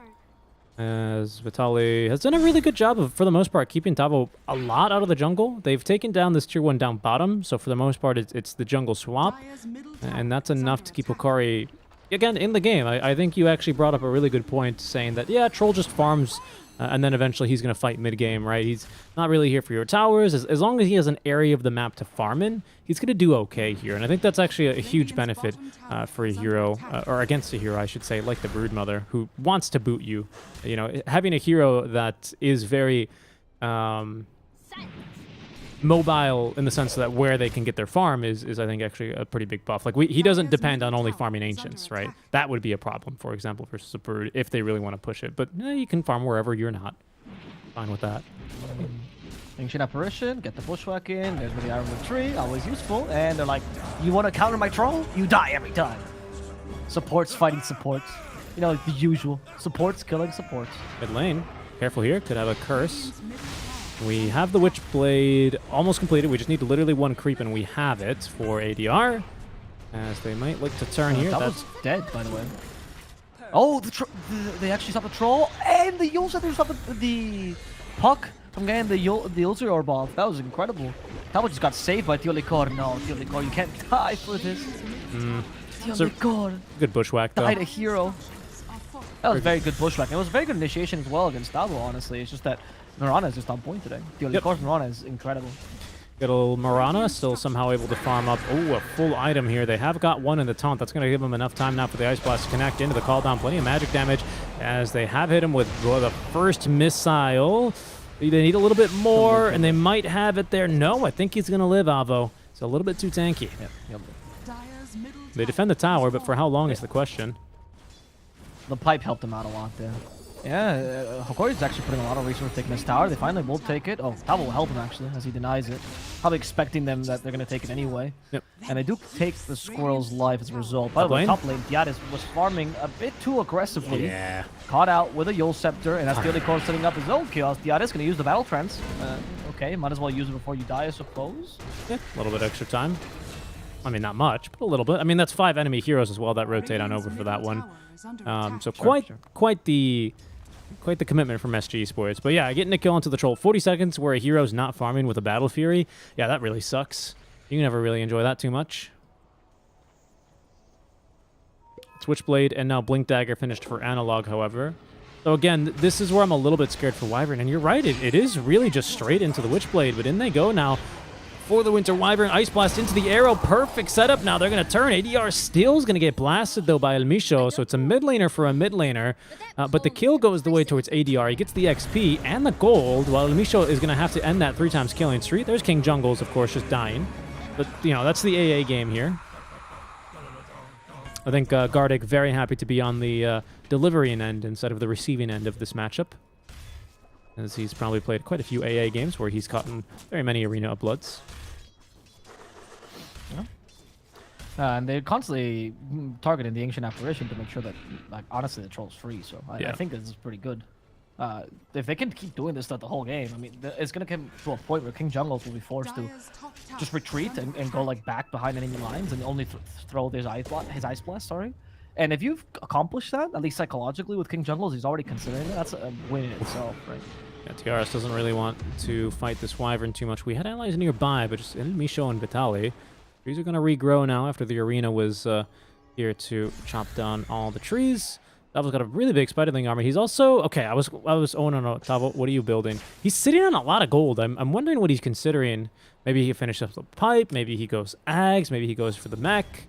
I'm wondering what he he's got a couple options, of course. I'm wondering what he's going to decide. Okay, Solar Crest. Okay. Right. That's fine. I think you need that for the Gyrocopter, because otherwise, you know, the matchup against Troll is kind of impossible, so I get that. We're seeing Troll going for Ags, by the way, which is interesting. More is so he? than the, yeah, he is. Yeah. Listen, why? He's considering it at least. I like the BKB for sure. I think Ags is actually kind of high value here, because it helps you get on top of the Winter Wyvern, right? Because it dispels the Arctic Burn. But only once, and with Ags almost coming online, right? It's not going to be that good. It's only good Arctic Burn. So the way it works on this Ags, oh, it's true, because once he has the you're right. Yeah, so pre-Aghanim's upgrade, you only apply Arctic Burn on, you know, 1 hit from the attack. Yeah, but after it applies every single hit, you're right. Exactly. Okay, so it dispels the Witchblade, which is still useful though. Yep, dispels Silk and dispelling Bola. Cold Feet, Silk and Bola. Yeah. I mean, it's still good. Don't get me wrong. Yeah, but it's not going to be the be-all, end-all, unfortunately. Like, Abba into Wyvern is good as a support for this reason, when the Wyvern's not going to get an Ags. But if it's a core Wyvern, it's actually not that good. You'd probably rather have something else.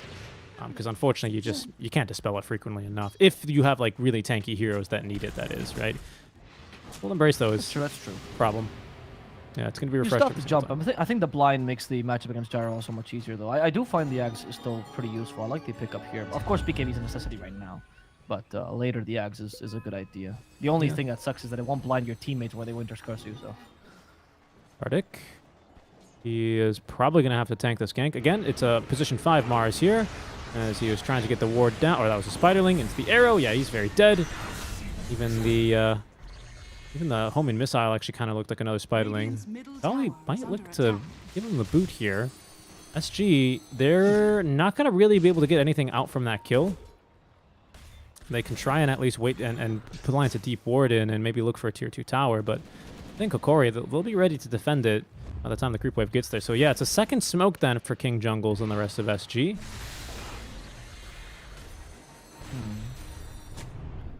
okay. What are they gonna go for this time?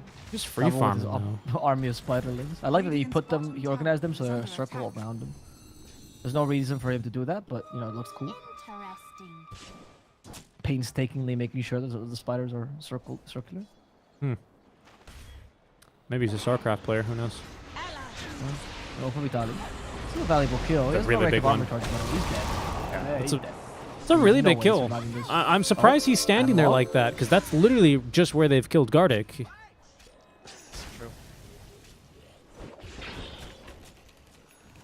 That's Blink, though, now for Gardic, finished up.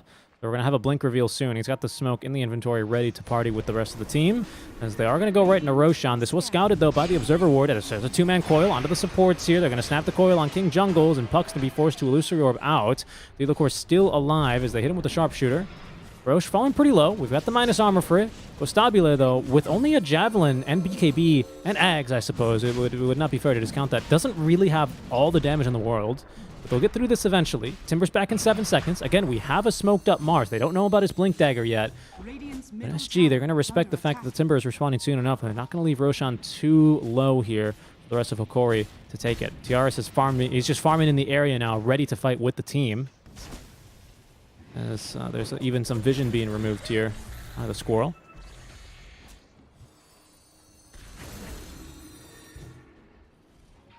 So SG, they're going to need to find a fight. And okay, they have another. We have so many smokes from SG. They didn't really smoke, I guess, in the early game. It's Moonlight Shadow to move around the map. They don't have the Moonlight Shadow now. The smoke could give them the jump that they need here, as Roshan continues to just barely regen. Still very winnable. Even a small pick off here onto any core, I think, gets them this Roshan basically for free. There's only the potential for someone like a Timber or a Puck to try and steal it. Gardic, again, I think he is still goes unscouted. Now they know where he is. Yeah, now they know about the Blink Dagger for him. So no more Blink Arena surprise. We've lost that X factor here in this next engagement for Hokori. Rolls a bit far. Yeah. I'll make it a jump. Is this going to be another Hokori, smoke? I guess there's no other option, right? You can just keep going until Roshan is yours or the enemy team's. And you have no decoy this time, though. No, we don't, but Tiaris has a BKB, so he's ready for this engagement as Gardic has a blink. Instant Yules, though. Nice precast there, and that's going to be Gardic dead before he gets to the arena, but it does set up for the 2-man. Coil, and the arena does get off. Costabile, though, he's going to just pop the BKB, walk right out. As Tiaris, he's unable to really get anything out of his BKB charge, at least does not have to kill the squirrel here, so the curse is not amazing, and ADR's just going to be immediately killed after that. He's going to buy back.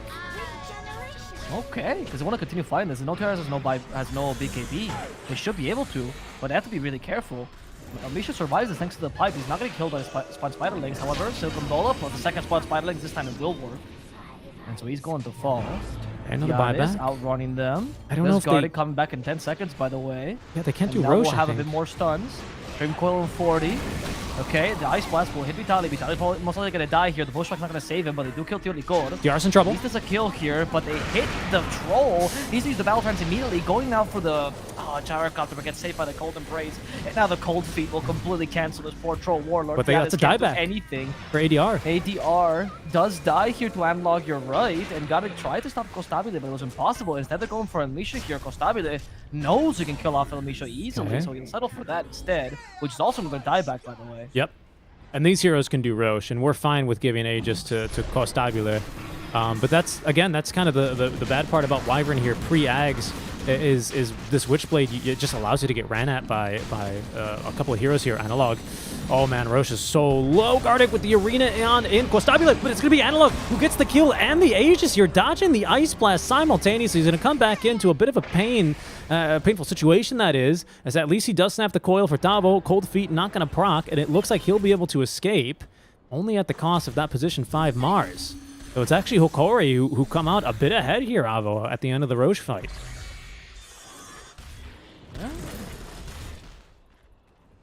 How do you feel about not going for Ags next for the Troll and instead maybe a Maelstrom? Just so even if you do have to hit someone who's cold embraced. No. No? No. I don't think that's an option. Okay. I think MKB maybe, if you're gonna consider that. Okay, It's that's not possible. You don't deal enough damage to deal through Cold Embrace.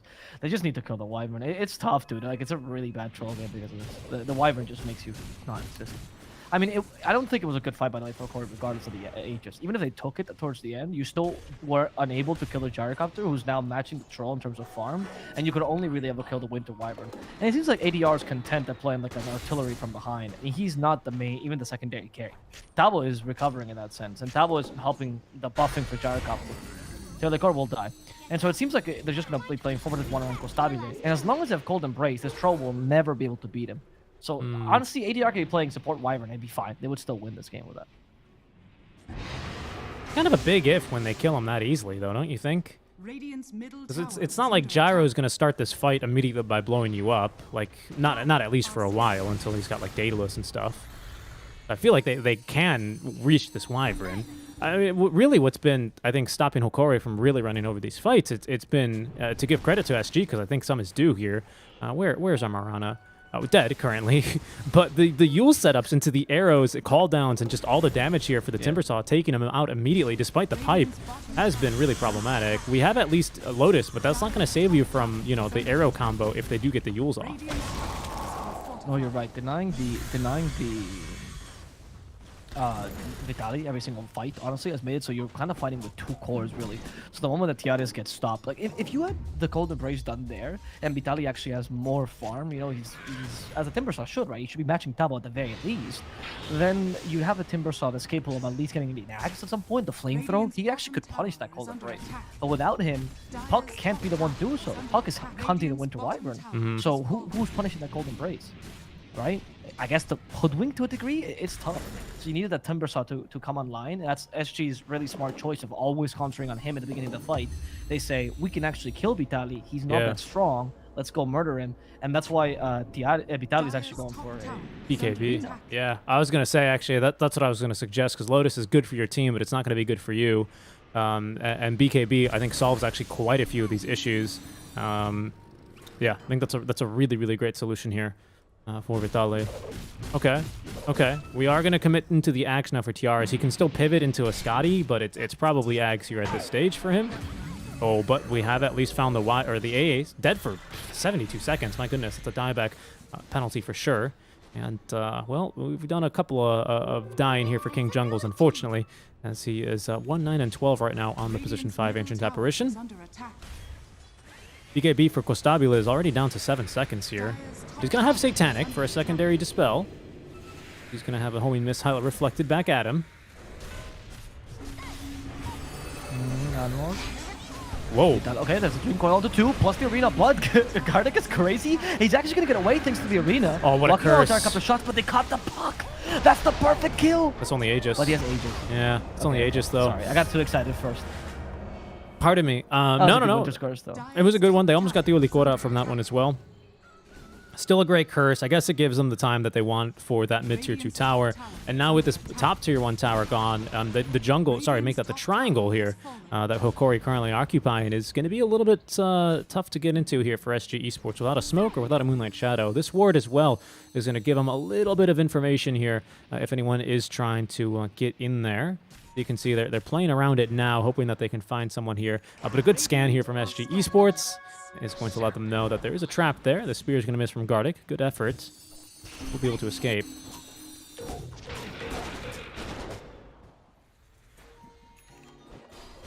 Double. No swashbuckle. Sorry, no swatch. No bushwhack. My bad. As the Ags get finished up on Troll Warlord, I get so excited. You know, I see one furry. I think they're all the same. I don't really think Pango is not furry. Pangolins are anteaters. They're quite scaly. If anything, I'd go with that's quite the opposite of furry. Have you seen the one in Dota? He has fur. Pango? Yeah. He's got hair. Look at him again in Dota. He has fur, my dude. He's got That's scales. fur. That's not a mustache. No, he has fur. What are you talking? He's furry. He's not Okay. furry. Yeah. Would you call a he is. broodmother You and furry because she has hair on her legs? Huh? I'm looking at how much hair she has. Not really. Well, not on this She had particular more set. hair. She got hair on her face. I mean, would I call her a very hairy man furry? Maybe. Depends on where the hair is. all right. And Misho's in a great spot to break Misho? smokes. King Jungle is like, excuse me, great. there's Oh shit. a squirrel here. Mission impossible. And Misho, get Oh my away. Oh, he goodness. even blocks the vision. That was great. Stop the start. Look, No this- way. He gets away. No, they got the vision with the arrow to hit him with the yols. Who's got the hex? That was so much Okay, commitment double. though, just to kill Misho. That was got a hex though, so that could have actually been really, really terrible for Hokori if they found a kill. Not too bad because Roche isn't going to be up in like one death timer here, even for one of the cores. But now we know about that threat of the hex, right? So it changes the way this game is going to be played here for TRS especially. And speaking of changing the way this game is played, he's now got this Ag Scepter. It's also a great farming item for him as well, this Ags. Really, really allows him to just spam these axes whenever he really needs to. Yeah. I think the Ags are solid, but let's see how much that can do against a Gyrocopter. Well, can you dispel a Solar Crest? Again, no, you cannot. I was also thinking that immediately, and then immediately told myself, no, you cannot. Yeah, because I don't think we're dispelling really anything here, are we? Say, no, Satanic, right? Let me check. I know it used to be. I think I want to say. I'll check. Okay, please do. Besides that, no, there isn't leap. The leap. buff. Leap, yeah. And that's it. No, Yeah, I you think- could I you think it's could mostly not for this, dispel Unholy Rage, dispellable with death only. Okay. You can't anymore. Okay. I was pretty sure they changed that. I was just I knew it was dispellable for the longest time, but I thought that was the buff. This is a really great position for Hokori to be in if they have detection though, because they're in Moonlight Shadow. They catch the Ancient Apparition first. This would be ideal. At least get rid of the. There we go. Okay, no more Ice Blast. Always What bot are they back. gonna find next? Get They the go book. for Marana next with only the easy kills here as the Arena Blood used. Not, I think, Ward it seems like. To gain vision, Vitali's chasing down ADR though, and because of the Dream Coil, it's difficult for ADR to get away. They Even went into despite the Winter's curse. He's going to die this way. They're playing really well on the Winter's Curse. He's going to have to go willing access thanks to the Ags. And now it's the final fight. Dianis Costabile. The core to core they were looking for the whole time. However, Davo is here to ruin the duel. And in fact, the core is joining them as well. They pop back to make sure they can help out their core. And it's going to be poor Dianis suffering the consequences as he's chased down, routed, and destroyed. Now going for El Misho as well. El Misho this time will not No, he's not be escaping. able to make out of here alive. That's Wyvern Eggs coming in pretty huge here. It's a long Roche though, not too long. It's still 1 minute, so we'll be 20 seconds here without the Troll Warlord.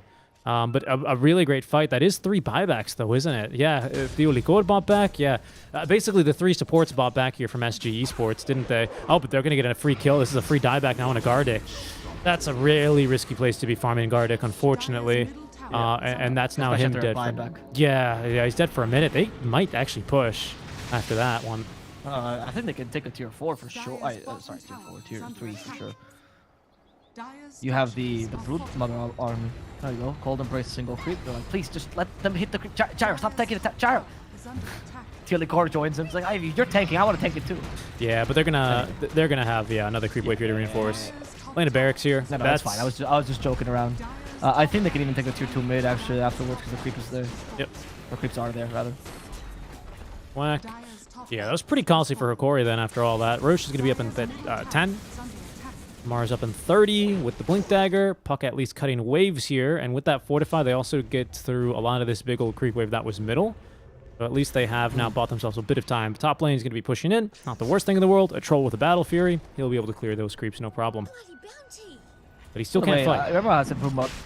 I was gonna say, remember how I said that Broodmother was gonna be useless given a certain game? Davo found a solution to that, which is going for the full utility build. Not a common build we see on Broodmother these days, but with the buff and Solar Crest and Scythe of Rise, you're just an item carrier, and it's good enough. It's better than Auras for sure at this point in the game. So Double pretty smart, acknowledging how to recover from a bad early game with Blue Brother. He even went for the Silken Bola, by the way, Academy Shard, which is something that you need now definitely need to dispel, because 80% miss chance is not a joke. No, that's too much. Yeah, that's too much for, I mean, for someone with a passive that encourages you to attack more, right? That's not exactly what you want to be doing. Roche is low, second Roche. He's got the Shard. It's more about this Aegis, though, and the survivability that it gives you. Everyone from Hokori is alive. Can we find the initiation we need, though? It looks like for now, no, especially with that Yule Scepter. Arrow's going to miss Vitali, and so there's going to be no chance for SG to immediately look for a fight here. Hokori, though, lingering in the area. Aren't going to find one either. Okay, so it's going to be Aegis on the Gyro, of course. I believe Shard is going to be given to the Winter Wyvern. Cold Embrace, pardon me, you send off a Winter Blast. Sure. Minus 5 second cooldown is really the biggest deal there about this one, though. Yep. Yeah, that minus 5 second cooldown against a troll, right? I mean, the Splinter Blast is not bad for like shoving lanes. And not at all. Not at all, but...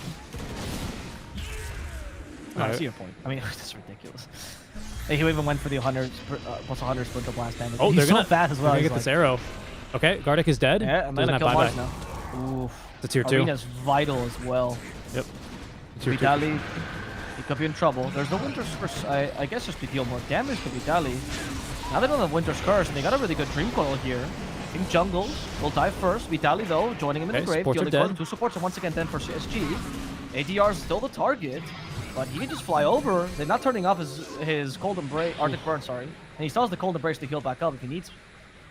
Yeah, I think they're fine here. They can continue to attack the tower now. They still have the cheese for ADR. Why heal yourself with Cold Embrace so you can just continue to fly around and be cool? They are fine, but they actually kind of lack lockdown now for this puck. Yules, I mean, they still have this Hex, which is a problem. Oh, cheese consumed. El Misho is dead. That was very, that was very ambitious from him to try and kill him. But we actually, I think we lack a lot of lockdown. He forced the here. cheese. Yeah, not bad. He forced the cheese, so not bad. Yeah, because your main lockdown in a big source, which I think Twitch is having a whole discussion about this, but something they're missing is that the Mars is a 5, honestly. Like, the Mars being a 5 makes it so much more difficult for Gardic to go and actually initiate and have the impact we expect an arena to have. We talked about, oh, the great arena, if you put it properly, Gyrocopter and Winter Wyvern are nullified. Yeah, but not if it's Mars 5. Like, he's gonna die. And oftentimes, a simple stun will catch him before he can do anything. There's no way he's farming PKB this game. There's no way. He's going for Aeon this desperately because he needs it. It's a very tough game for Hokori to play because all they get is the Dream Coil until this point in the game. So if the Troll wasn't so countered, it actually would be a really good game. But the Winter Wyvern just nullified this Troll pick, so it makes it so that the rest of the team has to mitigate it a lot. And the Timbersaw and Troll are just not pulling their weight because of this. Yep.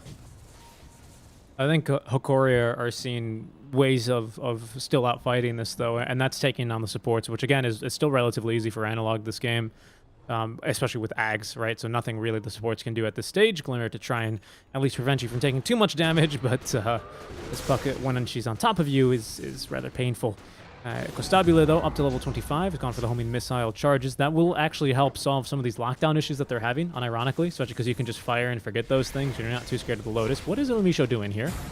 Okay, he's going to just continue running down bottom. I don't understand this, though. Some say, if you listen closely, in the warm summer nights, you can still hear El Misho running wherever he was going. Well, you know, this is kind of how Ice Frog, he decided to nerf the Hoodwink. Every now and then, Hoodwink just goes, all right, guys, gotta go home. And she chooses one tree randomly on the map that she must run to and channel for 5 seconds to dig up a nut. And that's and unfortunately, that was El Misho right there. He just had to. He couldn't control it. And whenever you click on it and try to go away, she just keeps saying, "Gotta survive the winter. Gotta survive the winter." How else I gotta winter? The winter, it's a Winter Wyvern. It's really bad. Okay. Radiant are Hell yeah, it's Winter Wyvern. It's ancient apparition. It's the ultimate death of the squirrel. We just need a maiden. She's gotta find those acorns and put them in her cheeks, and she keeps throwing them at them. It's never gonna happen. She's not gonna have enough. What if that was like, you know, that should be the Ags or something really stupid. Like the Shard is, you know, you have the ability to refresh Acorn Shot if you spend 1 second channeling a tree, destroys tree. Right, that actually would be pretty cool. That would be OP though. That was a Shard. That's really. I mean, channel for a little bit longer, right, or something like that. Maybe it's like tree toss where you. 1 second is very good.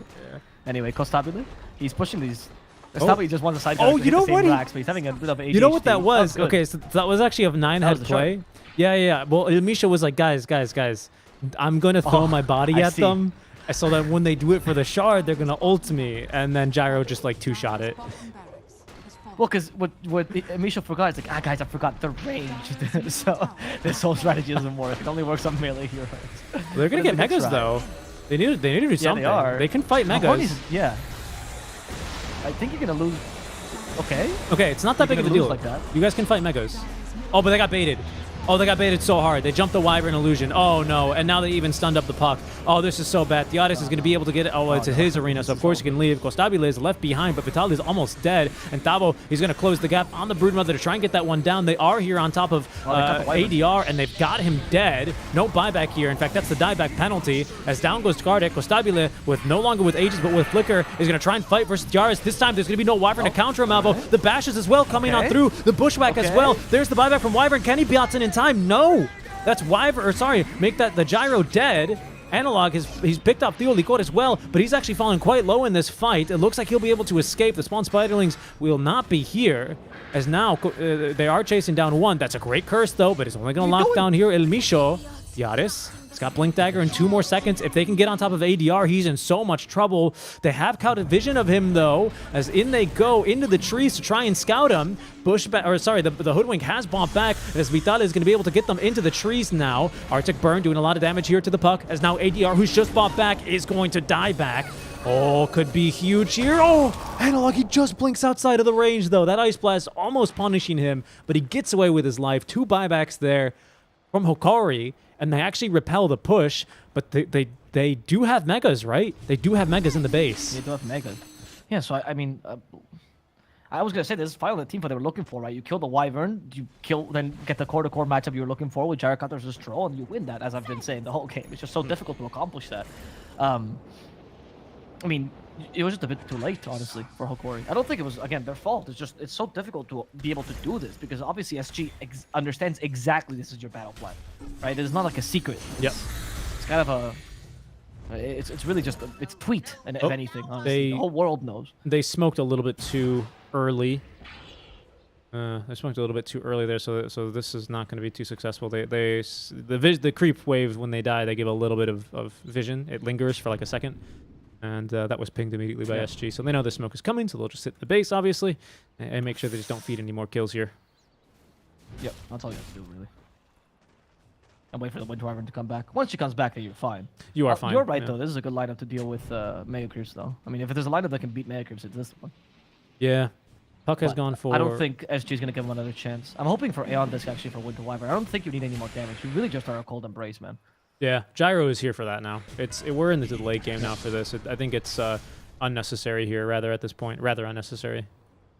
But, I mean, we could see... I mean, it's other than the Wyvern, right? It is not a bad troll game. We saw it here in that last fight. Dire's middle tower But, of is course, under the Wyvern's in mid, so it's a pretty pressing issue. Kostabile is having fun with the attack. flicker, but Dire's turret has been I think even Kostabile can't tell where he's Dire's facing because he keeps middle lurking into tower the wrong is under attack. spots. Yeah. This is such an interesting Ag Shard, actually, for a Hoodwink. I bought it once just to know what it does, and I was really unimpressed by It's not it. very good. But the Celestial Bushwhack thing... I think 'cause- theoretically it's good, but it's just not that good in practice because it only works on melee heroes, honestly. Yeah, no, that's a good point. I mean, I could see a case where Gyro accidentally kills it just because he's got Flak Cannon and he's like right next to it. Because I mean, this thing dies instantly. It's got no HP anyway, and it's an illusion. Sure. But like, I doubt it's going to be impactful ever. No, it's Interesting. a ways of 250 around it. It's just so bad, right? Like, if the cooldown was, I don't know, 30 seconds, okay, there's a case to be made. It's almost like an illusion escape, sure, but it's 60 seconds. It's not nearly that good to have a 60-second cooldown. Then again, it's a shard, so I guess that's fair. And until like Hoodwink needs any buffs, so... Good point. Good point. Maybe Ice Frog next patch, he decides to nerf Bushwhack, which should be nerfed, and then buff Decoy.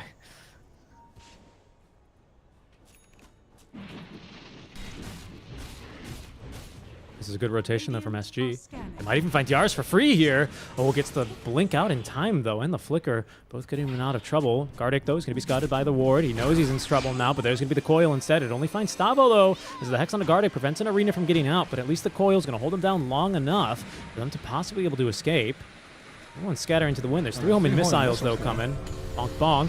Vitali actually almost getting bursted here already. In comes the Ice Blast, the Force Staff, but he's going to be right in it though. Still finding him. DR's at least still alive. Oh no, but Vitali and Gardic now both in trouble. There's the Hex. Vitali can't make it up to the high. Oh, can make it up to the high ground. Will they chase him? Not quite. Oof. Almost like the Stormcrafter there. Yeah. Okay, but you got Gardic in this buyback. Not that bad. You're probably waiting for a shot anyway. So this is like, okay, great, free buyback, right? You weren't expecting to go high ground necessarily, and you know the enemy team can't really leave their base for too long without just losing the game. So this one shot is pretty much yours.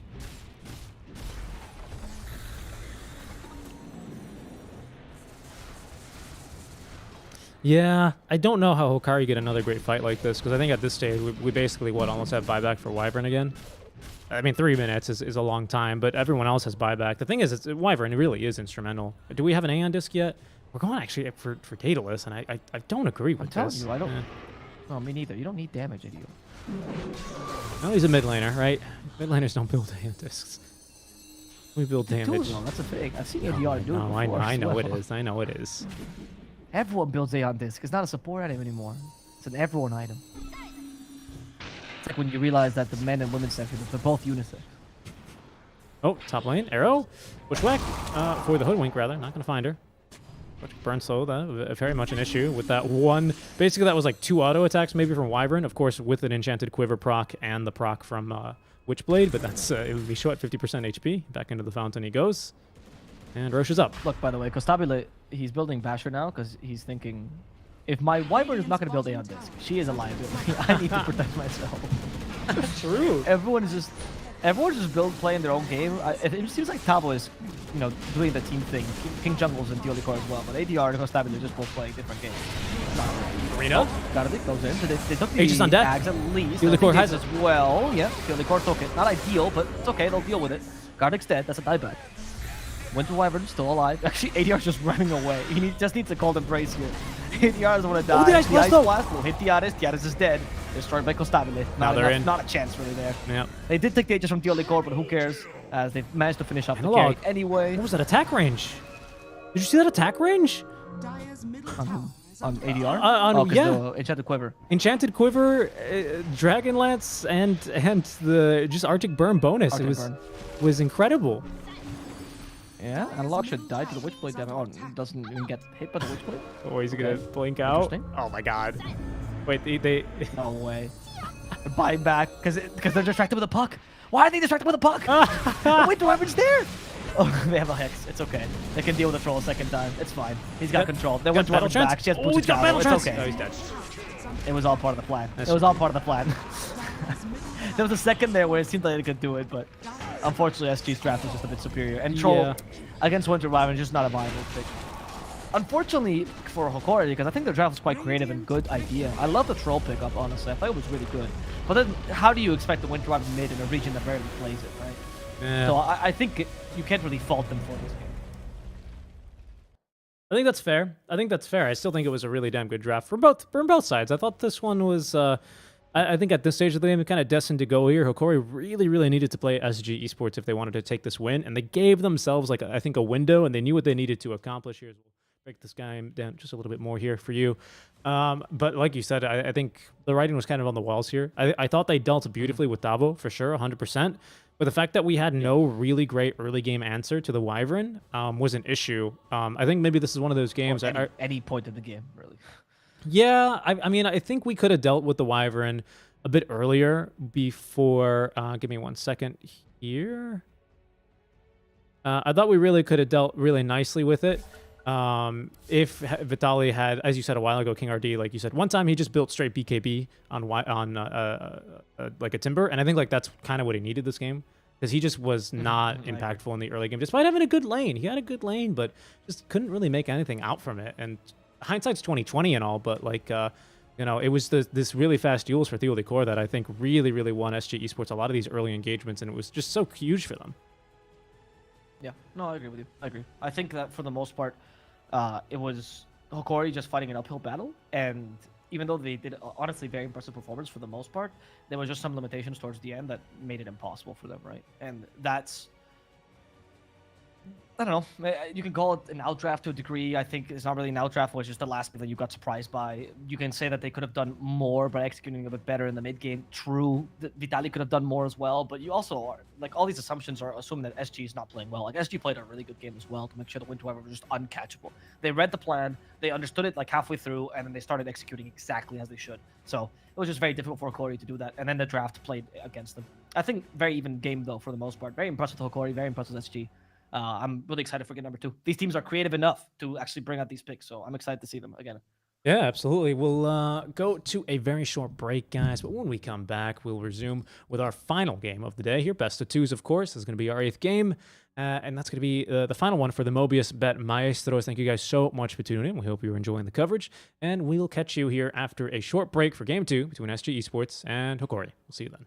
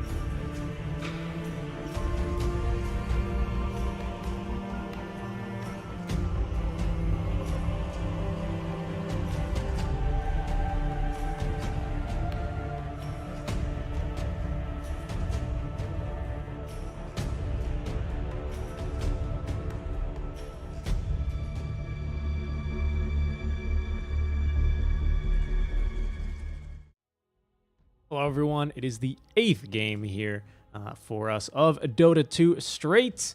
So you can strike a novel plus for you guys on the call here for the Mobius.bet Maestros. SG Sports take game number 1, man. The Wyvern last pick really kind of making that Troll Warlord pick feel a bit weak, right? Sent it kind of back to the dumpster. What are you looking forward to in the second game here between Hokori and SG Sports? Abo. Dire team back. What am I looking forward to? I think Hokori. I wish Hokori doesn't get thwarted by a single pick. That's what I'm Dire hoping. team Okay. pick. Okay. Because it was sad to watch Radiant a team honestly genuinely good team and really good initiate. performance be thwarted by what it eventually was the core. I mean the Winter Wyvern versus Troll matchup. And that's not to take away from SG. I think SG did a great job, but it just sucked because Hokori had to do so much to enable the Troll, right? I get it. He's your carry, right? He's a little baby until you enable him. But there's a point where 10 you're supposed to be seconds self-sufficient. But this guy he was quite honestly playing the 5 lore of the seconds Troll and just remaining. living in his mother's basement for the remaining of the game, right? No, for sure. Never quite making it outside. Yeah, So. he was exactly. He never really got to play his own game of Dota 2. You know, even back in the last patch when Troll wasn't all that, we would still see like some Troll Oracle for sure, and a lot of really interesting games where we'd pick up the Rampage on the Shard. We wouldn't see like any of those similar plays, right? Where he's just like, oh, I'm gonna run at you and solo kill you. You couldn't because of the threat of the Wyvern constantly. So was also made the hero look really, really bad. But see here what we get then for SG. They've opened up with the DK Marana. Speaking of which, well, you guys can't see the draft, but now you can. Live on your Dire screens. team pick. More interesting part of the game here. The Oracle I spoke about, as I was mentioning the Oracle Troll. So this is going to set up for a wide variety of carries here, because it does give you the save, hard to spell, of course, on the ultimates from a decent range, and nullified a little bit here by the Ancient Apparition. But 10 still seconds could be a very remaining. viable strategy here if you do want to pick, I don't know, 5 something, seconds maybe remaining. not a Drow Ranger, but guess just some solid save here. I'm struggling to come up with the words now. I mean, any good carry works with Oracle, right? It also amplifies your pool. Though I think I think it was Oracle Luna. Luna was perfect here, but that's taken away. You know, it's they've taken away all the real Timbersaw counters, but you can go again with a gyrocopter. It works fine for ST Esports if they want to really deal with Timbersaw. And Yeah. Oracle covers you against the Ancient Apparition and Ember. And you've already known that Hokori has an issue with countering the gyrocopter, right? To a degree. Because last game, when they were presented with very little options, they went for the Troll, which is not ideal. So you can tell that they don't have a really, how do we deal with gyrocopter? I guess we go for the old counters. So I think you can play that card again. To be honest, this is equally a good game for Gyro. Yeah, so far I don't really see any problems with it. Not even catch issues. I think DK Marana, especially if you melee form and get a good blink onto the Ember, you actually don't really struggle to catch him. So I could see that very well being good enough, right, if we do want to go for a Gyro who is not going to provide the catch for an Ember. But I'd say there aren't very many carries these days that do give you reliable catch, so I think no matter what else, that's not the most important thing to focus on anyway, is what I should say. Especially when we have still a mid laner to pick, right, for SG. Corey, I think we pick a support here. They're really going pretty deep into their reserve time, though. What's on their mind? With an AA, Timber, Ember, I'd be ideally looking for a Marana for the Searing Chains into Arrow. That's not really an option. Shadow Demon. I'm not really in love with the support duo of AA Shadow Demon. Me neither. I also don't like the lane of Shadow Demon Timbersaw, because Timbersaw usually allows you forward to go and rotate and do things, right? But Shadow Demon, what does he do? You know, he goes mid, he can get a kill maybe with Ember, but there's not a 10 good seconds combo. remaining. Yeah, it does somewhat thwart this Oracle, right? Because you cannot dispel a Demonic Purge, so even if you save your ally, he's not going to be able to fight as normal, right? Because he's still going to be slowed by the Demonic Purge, true. it's still a lot of damage. Like, the support duo is very anti-Oracle, but it might not be enough, is the issue. It also stops the option of Radiant Lifestealer, which could have been a team pick for best. SG here with Winter Wyvern. Oh, of course, Medusa was still in the pool. That's Wow. so stupid. Why Gyro when you can do so? Yeah, that's Okay. the solution. Now, it feels completely useless this game. Timbersaw will still struggle, and I mean, this makes Shadow Demon a bit better, because now you actually have good illusions to steal. But besides that, 10 seconds Medusa's also remaining. pretty strong against Ember. Like, you're lacking it so much damage on Hokori, and you've already 5 banned one of seconds your remaining. Medusa counters, which is the Ursa. Now I would just to be safe, get rid of the PL. There we go. And maybe Spectre. Radiant team ban.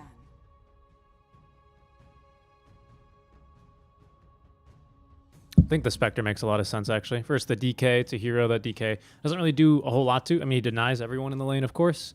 But as far as fights go, you know, your base damage, it's whatever, especially when you have Haunt and Desolate to do a lot of work with that.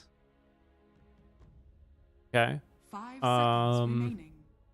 Plus Moonlight Shadows. Yeah, no, I think you still ban it. We'll get rid of the Storm Spirits, making sure that if we are going to see some brothers in the mid lane, it's going to have to be the Earth Spirit. Because apparently, I don't know if you knew this, but Void Spirit's their uncle. Was it you that told me this? Might have been someone else. No, I didn't say that. Void Spirit's their uncle? Someone told me this, and it was from someone I trust. I don't exactly remember who. It wasn't trolling you. I thought Void Spirit was just the oldest Radiant brother. team pick. I thought it for I mean, sure they're the was. Spirit brothers. What uncle? Who's the dad then? I mean, maybe Coddle or Enigma. You know, Coddle and Wisp, right? Okay, it only makes sense the Brewmaster's the dad, right? Because he turns into them. I listen. You're applying a lot of logic here to the Dota 2 world that doesn't really make a whole lot of sense. So, you know, who knows? 5 What- seconds remaining. What's the final pick here for SG? What mid laner could you run against Ember? I like both the Storm and Void Spirit, actually very smart bands. I like the Konka, but Shaudian makes it not so good and so similar with Timbersaw, so maybe not the ideal pick. DP's in the pool. Silence. Yeah, DP's okay. Push. But Right. DP against Ancient Apparition, I'm not the biggest fan though. That's fair. Well, I guess you have Oracle. Yeah. No. That's a fair point, I'm okay though. with DP. That's a fair point. I'm just. It's one of these mid laners that Ember Spirit's not going to be able to like go on expeditions with. You know, otherwise he's going to lose his tower. You could Monkey King here, honestly. It's a pretty good Monkey King. Dire team pick. Well, SG, they're going to go for the Assassin. TA.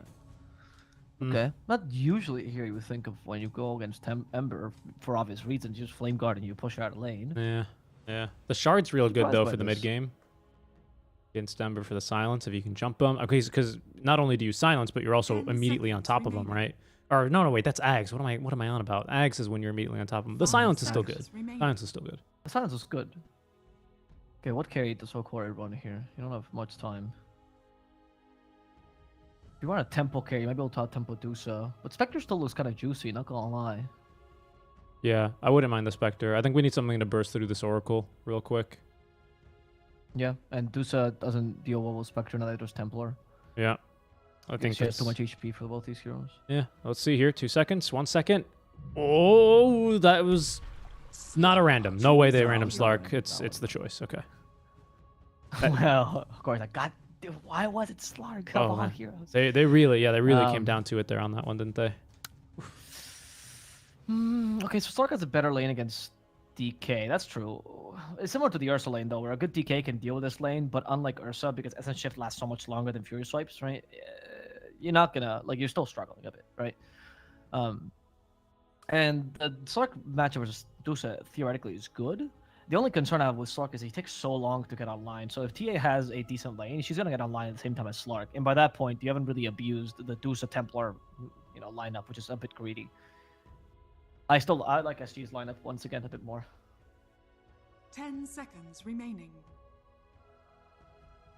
Yeah, Slark just... 5 seconds we've seen this remaining. attempted solution. I assume the Ursa was banned, which is why they have to kind of go for one of these second best options. Because I think the Ursa would have been ideal. Good lane versus DK, you still go Diffusal. Just don't know. I mean, we saw Slark earlier today. Wasn't really convinced by it. And I think we're going to have similar issues here. We've got save for him. We've got AA versus the Oracle. We have Slark is a hero that can kind of quickly kill one of these supports, especially the ones that rely on dispels, like an Arrow or a Yules or something to keep you at bay. Slark is really good against that, but I don't know. Like you're saying, this TA is going to be online the same time you are, and Dusa is not going to be too weak to you immediately either.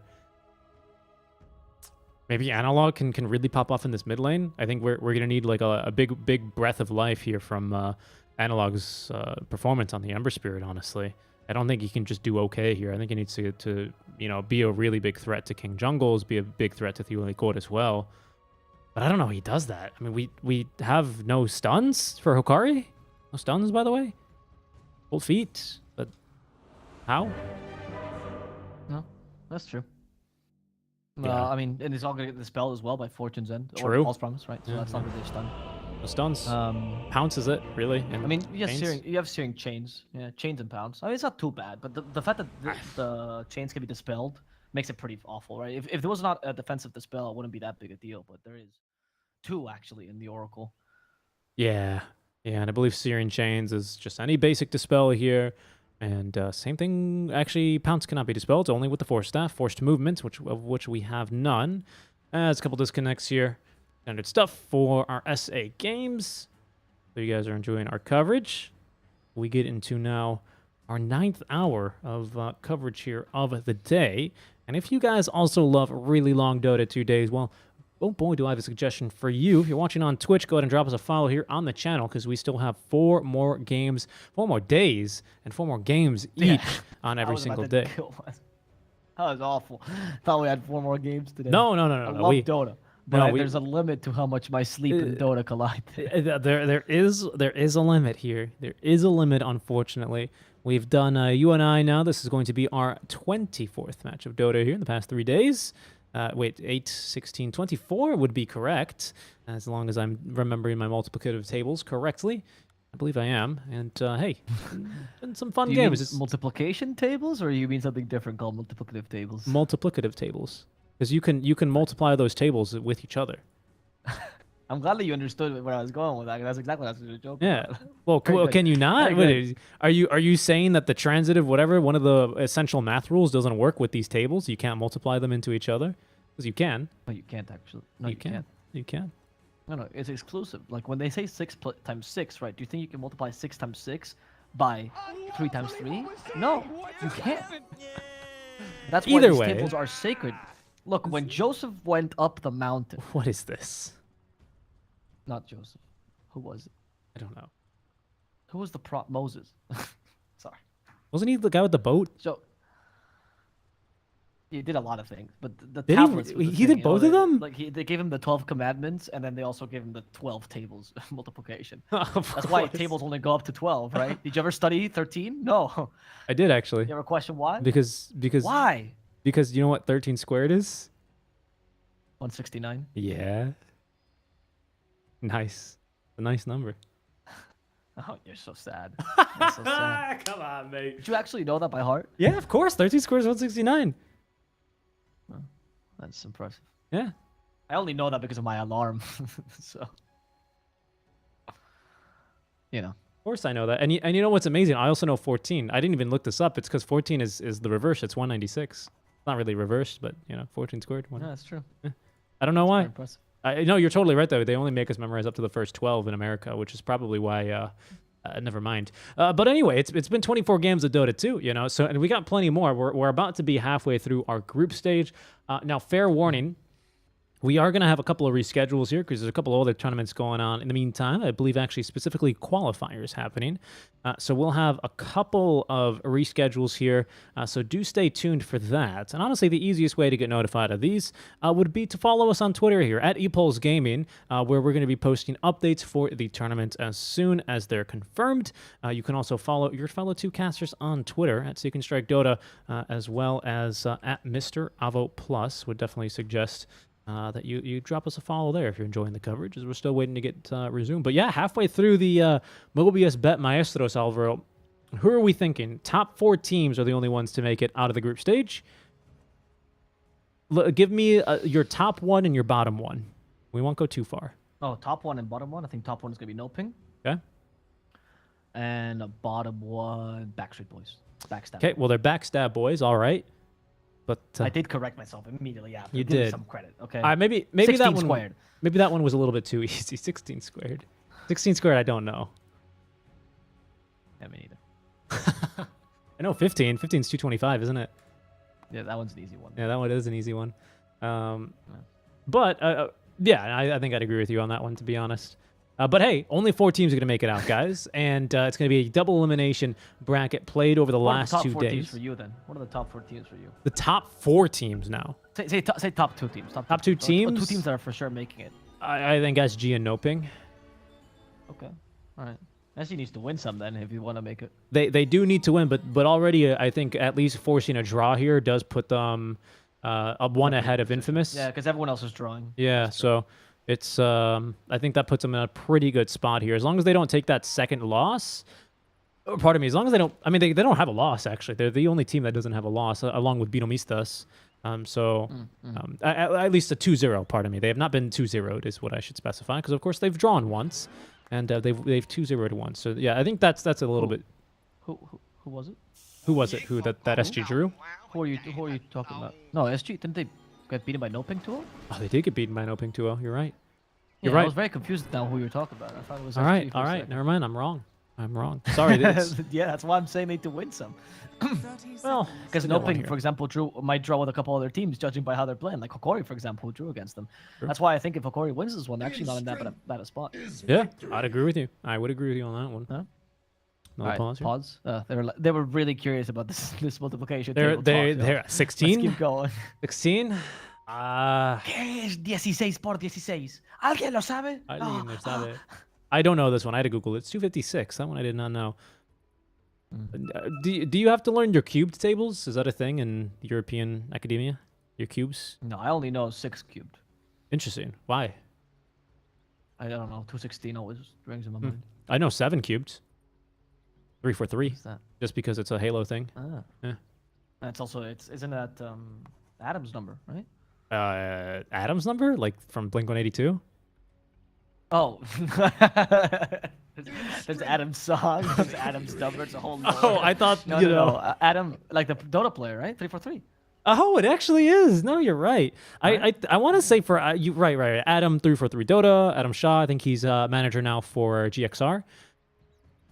Previously, he is. Yeah, he is. Fnatic top 4 TI6 finish. I want to say with these guys. I want to say, yeah. Yeah. He had some really good runs, honestly. 343 was on point. Yeah. So 343. You know, shout outs to him. He might be tuning in because it is it's pretty early here, but he's an early to bed, early to rise kind of guy. It's 9 a.m. Currently here in I didn't know what else Kuala to Lumpur. call him, so I was like, I wonder. Adam, right? I actually have no idea because I know like 1437 is I love you forever. So I would assume that 343 is something like you make. Halo. No, but that's not the point. I think you're right. It's something to do with Halo, or maybe the 17 cube or 7 cube. I don't know. Who knows? There's a lot of number people in Dota, so Is there 33? yeah. There's 33, 9? 9. There you go. A couple. I'm sure that we can think of more. There's the ice squared, ice cubed for a while. It was always fun to watch. And then there's actually 2 ices now. Yeah. Or there were for a 4 while. DR and 4 Nalog. That's true. Analog, yeah. I know. You know what's interesting is that all the ices all came from SEA for some reason. Well, actually, one eventually came from China, but it was mostly SEA players. I don't know if they got together like ice is the most powerful element. This is so hot here. That's why. That's probably why they think it's the most powerful element. All right, Tianis is doing a really good job right now, really kicking out Tavo out of the lane. I think against a Slark, the Dragon Blood's super important, so you can't actually play super aggressive against him, but you need the Dragon Tail so you don't die. That's kind of a tough lane here. Tavo's having such a tough time right now. It's actually really excruciating to see. It's not easy, because Slark has such an easy control of this lane. Compared to the Ursa, who doesn't as much, Slark has a much better lane control because of Dark Pact. So as this progresses, the lane just becomes really easy for Tiaris, because he can harass you better, and he also proceeds to push out the lane as much as he wants. So he can actually also abuse the lane very much with pulls, etc., etc. So Mirana has to stay in this lane if he has one Tavo to just starve to death. Yeah. And I actually think this is, of the Slark games we've seen today, this is by far the best one, isn't it? Because even, like, the lane to the mid game is really good for him, isn't it? Yeah, for the Slark. What was the last Slark game we saw? It Oh, it was was, against Timbersaw. yeah, which was not as good. I mean, Davo, Yeah. like you said, the lane control's a bit better. The only thing, and the reason I said this is because I don't know exactly how you look to do this, because Dragon Tail in melee form, which of course for the most of the laning stage is pretty much instant cast. But I'm surprised we don't see like more of this, more of Slark to try and get rid of the DK, because it is a really tempting combo, isn't it? Or a really tempting counter. Slark's just bad. He is. He really is. Yeah. I actually had this whole discussion with Beast Coast when we were in the major, and they were like, no, we can't play Slark. Slark's just bad. Really. Because the problem is that then you have a bad core-to-core matchup, and Slark will take too long to farm, so the lane doesn't matter as much. Oh, well, this is bad and also, too. you can have these kind of plays, for Yeah. example. Yeah. Let's- With certain supports, actually, Tabo doesn't do that badly in lane. You don't crush the DK by any means. DK does get farmed, right? It's just that it's not as easy a lane. And usually for DK, you're used to having the easiest lane of your life. You just walk around, you hit creeps. True. It's so easy to play DK in the lane. Yeah. And So the Slark changes this a bit, but he knows what to do, right? He's building armor with Soul Ring. He's gonna go into multiple points of Dragon Blood, and usually you max Dragon Tail to have utility beyond damage, right? Yeah, The Breathe Fire is only if you want to recover. plus, So then it doesn't matter if Slark is there or not. right, I feel like you'd rather have a ranged core like a Drow who does a lot better versus the more of the popular heroes, and then an Abba to just dispel the Dragon Tail anyway, right? Like that's better than TRS having it. My mind was in the right place, but unfortunately it was under the sea, and that's where Slark kind of pounced me, and I couldn't get rid of it. But it's not that really good of a pick. It's, yeah. Yeah, for the reasons I stated. I mean, it's good to question these things, though, because I think a lot of people, like, for example, last game, I saw a couple of comments. In general, this happens, right, where you go, oh, this hero's just not good at meta. But if you don't understand the reason for it, you know, Slark's not good because the hero's bad. Troll's not good because Winter Wyvern's in meta. It's very different, right? Troll's not bad. It's just Well, a lot of the picks in the meta are good against Troll. yeah, I would also argue that Battle Fury is just not Right. really a great item as well for Troll, right? Yeah. No, there's a couple more things, but straight up Slark is unviable, you know, even in good matchups. That's when you know the hero is bad and needs a buff, right? Whereas Troll might just need a shift in meta, for example. I'm what I curious mean to here. say. You've piqued my interest. I want to see, because you're always the one to bring stats and logic into these. So I'm going to try and do some of that here. His analog is in some trouble. Analog. You're in chains onto 2. He's at least going to find a water rune down bottom. He might not even make it, though. His Lily Core is going to leap on in. Disruption. Won't buy a bit of time He here. throws the arrow. He does, and 2 more leap charges even. But the Lily Core, he's going to be forced back now by Limisho. 2 stacks here of the Shadow Poison. It's not going to be enough. Only 40 damage. Now up to a third bit stack. more. Ooh, that was close. That was close. Yeah, If that was that's level 3 Shadow Poison, he was dead. Thank God it was level 1. Flimsy, sucky Shadow Poison. true. It's not very strong poison. That's the poison that you use in Hitman to get him to go to the bathroom. You know. Oh, okay. Gardic. It's true. They got the Ancient Apparition. Yep. This is something else you can do, by the way, in lane. That Slark doesn't threaten you enough with Essence Shift for you to, like, not kill the support instead. By the way, in the bottom lane, Constabile is also suffering from similar issues as Vitali. Really wants his kill, but Constabile should be fine for now. Has enough mana to survive this. In fact, they might be able to go against here Misho. Mystic Snake ready in a second. Vitali nearby. Constabile. That's a fair amount of damage, and he's out of position here. There's Ring of Health on Vitali, so there's no way he's afraid of diving this.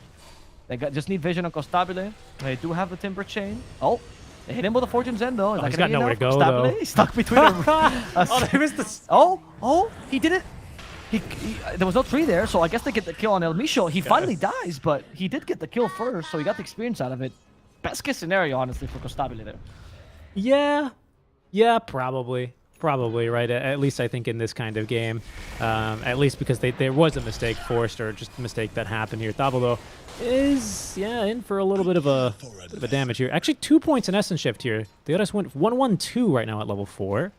He's really looking to try and get Thabo bullied here quite a bit. He finds himself also fairly low on mana, so I suppose he has really been using the best of these leaps and dark packs to try and up his damage, as there's a root here in chains in the mid lane, and log up to level 6. He's got this regen rune. Gonna have full mana as well, just needs a bit of space so the Mirana doesn't yeet an arrow after him and he loses the buff immediately after. And Slark here, in all of 7.29, it's a large patch here of Dota 2. He has been picked 53 times with a 47% win rate. Not very convincing. Very convincing. Not very convincing at all. That's for Slark? Yep, 43? that is no, 47% win rate with 53 47. games. Oh, yeah. It could be worse, to be honest. But that's considering that Slark probably only gets picked in the best situations, right? I'm assuming.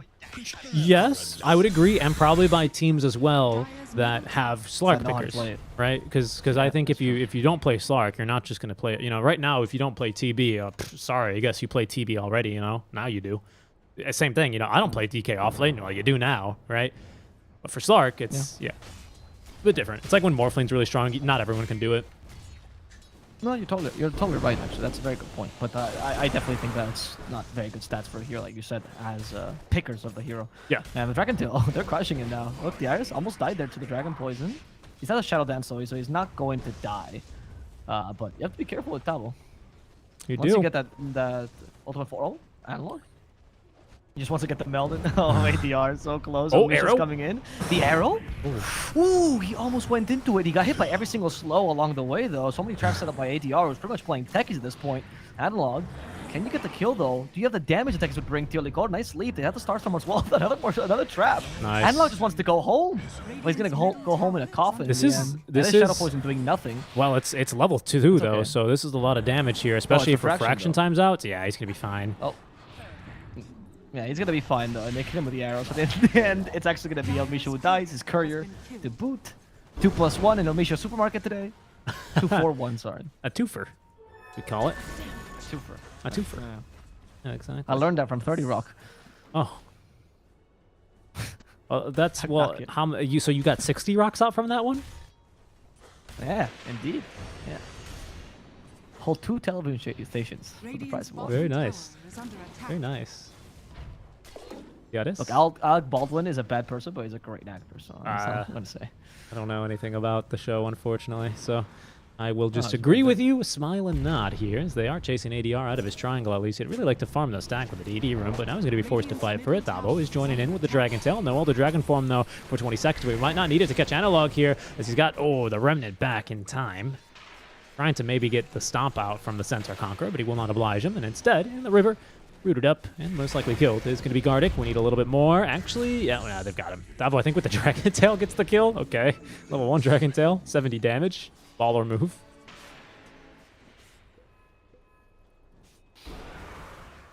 Alright. Oh, 1K here. Lead for SG for now, and Tabo deciding that top lane is impossible to push. He's going to go mid instead. And also farm it, because he deserves it. He deserves a king. He finds Analog.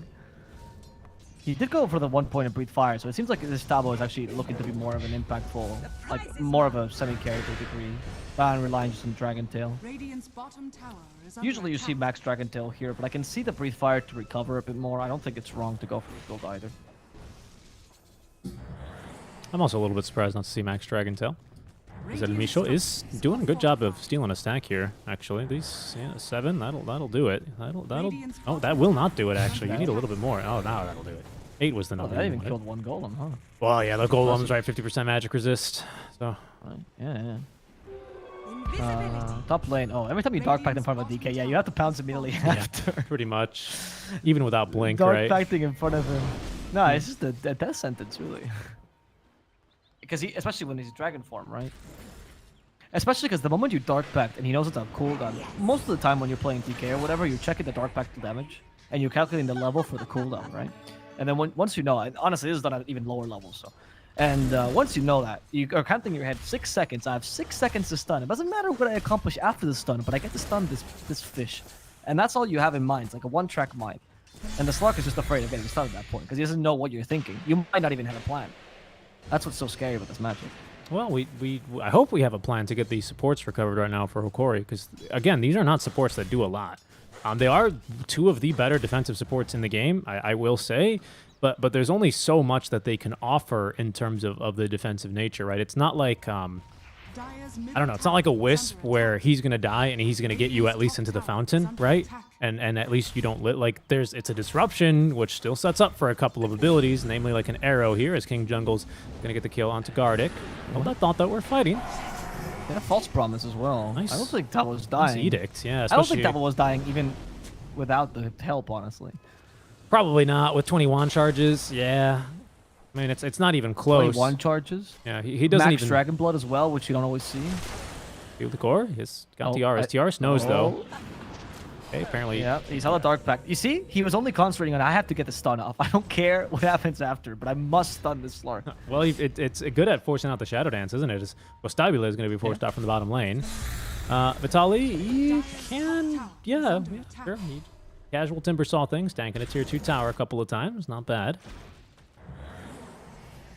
But this is what I'm scared about, though. I don't think these are... I mean, these are mega stacks, though. This is... Oh, we didn't get the triple stack, unfortunately, but this is still some really good farm for Tiaras, especially, yeah, since SG Esports, without taking either the top or mid tier 1 tower, they're not really going to be looking into the jungle here this early. This is just free money, then, for Slark. Actually, just having HP issues, really, to farming these. Goes. Picking up a couple of abilities, a couple of items here. Okay, what's he got then? What's he got coming this way? Is that a full Echo Saber already? It is. Wow. 12-minute Echo Saber. Okay, that's pretty decent. That's pretty decent here, actually, for our safe lane Slark. I would say anyway, considering it is a I'm slump. just looking at the Licor having a showdown with Dire's And top log. tower is under attack. Okay, he was just staring at him like intently and looking for the arrow opportunity, but I think it was impossible. I was really, it's a very intense moment. It's like looking into the eyes of a tiger, you know. Is that something you tend to do pretty frequently? Well, in my case, it's more of a cat, but I like to imagine it's a tiger. Ah, of course. I get a similar experience. Of course. Yeah, that's what I write in my blog Dire's anyway. top tower is under attack. Today I looked in the eyes of a house tiger. Yes. Oh. Maybe tomorrow I'll look at Dragonite? myself in the mirror. That's scary. Ice Blast is going to catch. No, it actually missed Tiaris. So Tabo's in trouble. They help him with a false promise, and now they give up Hokori, understanding there's no way they're killing Tabo. In fact, the reinforcements are all here. ATR is joining in, only with Desolator. That's enough to decimate Yeah, Analog. wow. They needed Tabo to come in and blink, though. Tabo is going to go for the easy kill on the support. ADR's been found out, but the arrow! Wow. He wasn't expecting it. Tiaris didn't actually dark back in time. He just gets destroyed. Yeah, he lined it up. As a It was, Misho. it was for Misho. That's who actually that arrow was for, and now Misho's still gonna die anyway. I think so. Yep. Yep, yeah, those illusions not helping. Bye-bye El Misho and bye-bye Tower as well. They even give it to ADR, so more farm for him. Dire's top tower. Not bad at all here. That's gonna get this Blink Dagger online very quickly, as even Analog here is gonna get the rune denied out from underneath him. Dusa was actually threatening to push this tower. Got a good amount in. There's the level 6s for Hokori. Their support 6s are very nice, I will say. I mean, it's one thing to have a false promise, but it's also another thing to have a demonic purge on top of an ice blast. Unfortunately, we've yet to really make these count. But we still have some time. A subtle burn with the Invis rune here. We'll see. Oh, he's just going to activate that and immediately throw Remnant. He cares. He doesn't care about it. He just wants the refill here, really. That's what he's about. ADR might just... Well, he doesn't have Blink yet. Radiant's middle tower Only is 300 gold under away. He's going to get the Moonlight Shadow here. Level 2. structures are fortified. Well, I guess not really level 2 traps. Just more points here to his other abilities. Stabile. He's going to be able to just kind of walk up to Vitaly. They're going to ignore him, or I guess just surround him here. And that's one way to kill him. Analog is in with the two-man's root, but there's absolutely no follow-up here. And instead, they are going to lose their tower. Dire's structures Okay. are fortified. How long will it take them to take it? Or can they even deny it, actually? They should try, at least. Oh, Ancient Apparition tried. Instead, Ancient Apparition will die for this. Oh, sorry, El Misha will die for this. As in the backlines, we're seeing an Oracle fighting off of Slark. We just don't have And any apparently, he also stuns. rides his little shark attack. Impressive. We don't have stuns. I don't know how Slark gets kills early. He doesn't get kills and pounce without stuns. You know, like, I don't know how he does this. That's true. He needs Diffusal Blade, but he went for Echo Saber. When he's going for SNY build, I don't know if I like this build. But we're up against Sedusa. If there's ever a time to go Diffusal Blade BKB, it's this one. right? That's what I thought the point was. Yeah, I also don't really understand it, to be honest. Correct Like me if Echo I'm into Diffusal, fine, right? And then you go BKB, sure. But I Yeah. think the SNY here is overkill. correct me if I'm wrong, but it is an attack modifier, so doesn't that get through 2 charges of refraction as well because you burn mana, or no? I'm actually uncertain about that. I think it is. Okay. I think you're right. I'm uncertain about it, but just because I mean, I'm uncertain. I'm uncertain. all right. Well, here they go. TA, or sorry, Oracle in trouble. He has the false promise. He might actually saving it. King Jungles taking Timber for a ride. Come, little Timber, come. Oh, okay. At this point, he could have used the false promise there. In fact, now they catch the port DK, and Tabo is also going to die here. Oh, he got First stunned. Solid has the frostbite on top of it. Yeah, there's no way he's getting away. The frostbite. Sorry, the cold feet Old feats. is what killed him. Yeah. Yeah. Dire's top tower The one stun they have. Damn, did they also? I'm pretty sure they also demonic purged the Radiant's Oracle. They really didn't want him alive. Handily so. This is a good catch though. Himself, to be honest. ADR, he's just Yeah, dead. this is huge. Wow. Who needs? Okay, SG should have retreated the moment they lost Oracle, though, to be honest. Yep. Who needs stuns when you can just walk up to them, disrupt them, and then have everyone circle the wagons pretty much. Really all it was. I mean, Everyone was parked on top of the TA. I would say that was quite a mistake, to be honest. Yep. Radiant are And now we have almost, it should be Javelin on the way for Analog. They're going to keep fighting here. Searing Chains don't connect on the Dio Licor. Tiaris leaping on through. He's going to find King Jungles. There's going to be an arrow stun, but it catches Vitaly. This is a nice Ice Blast. Does catch the Oracle here, so he's not healing any longer. Vitaly can tank here for some time as they get the Courier of Costabile. And Jungles is going to die as well here to the Timber Saw. Extra kill here. Not bad, actually. Not bad at all. And I think they're going to go for more, even, dare I say. Estavo blinks in. He's going to throw the stun here for Analog, though. Do they have the damage in time? No. And in fact, the arrow's going to be dodged as well, thanks to the disruption of El Misho.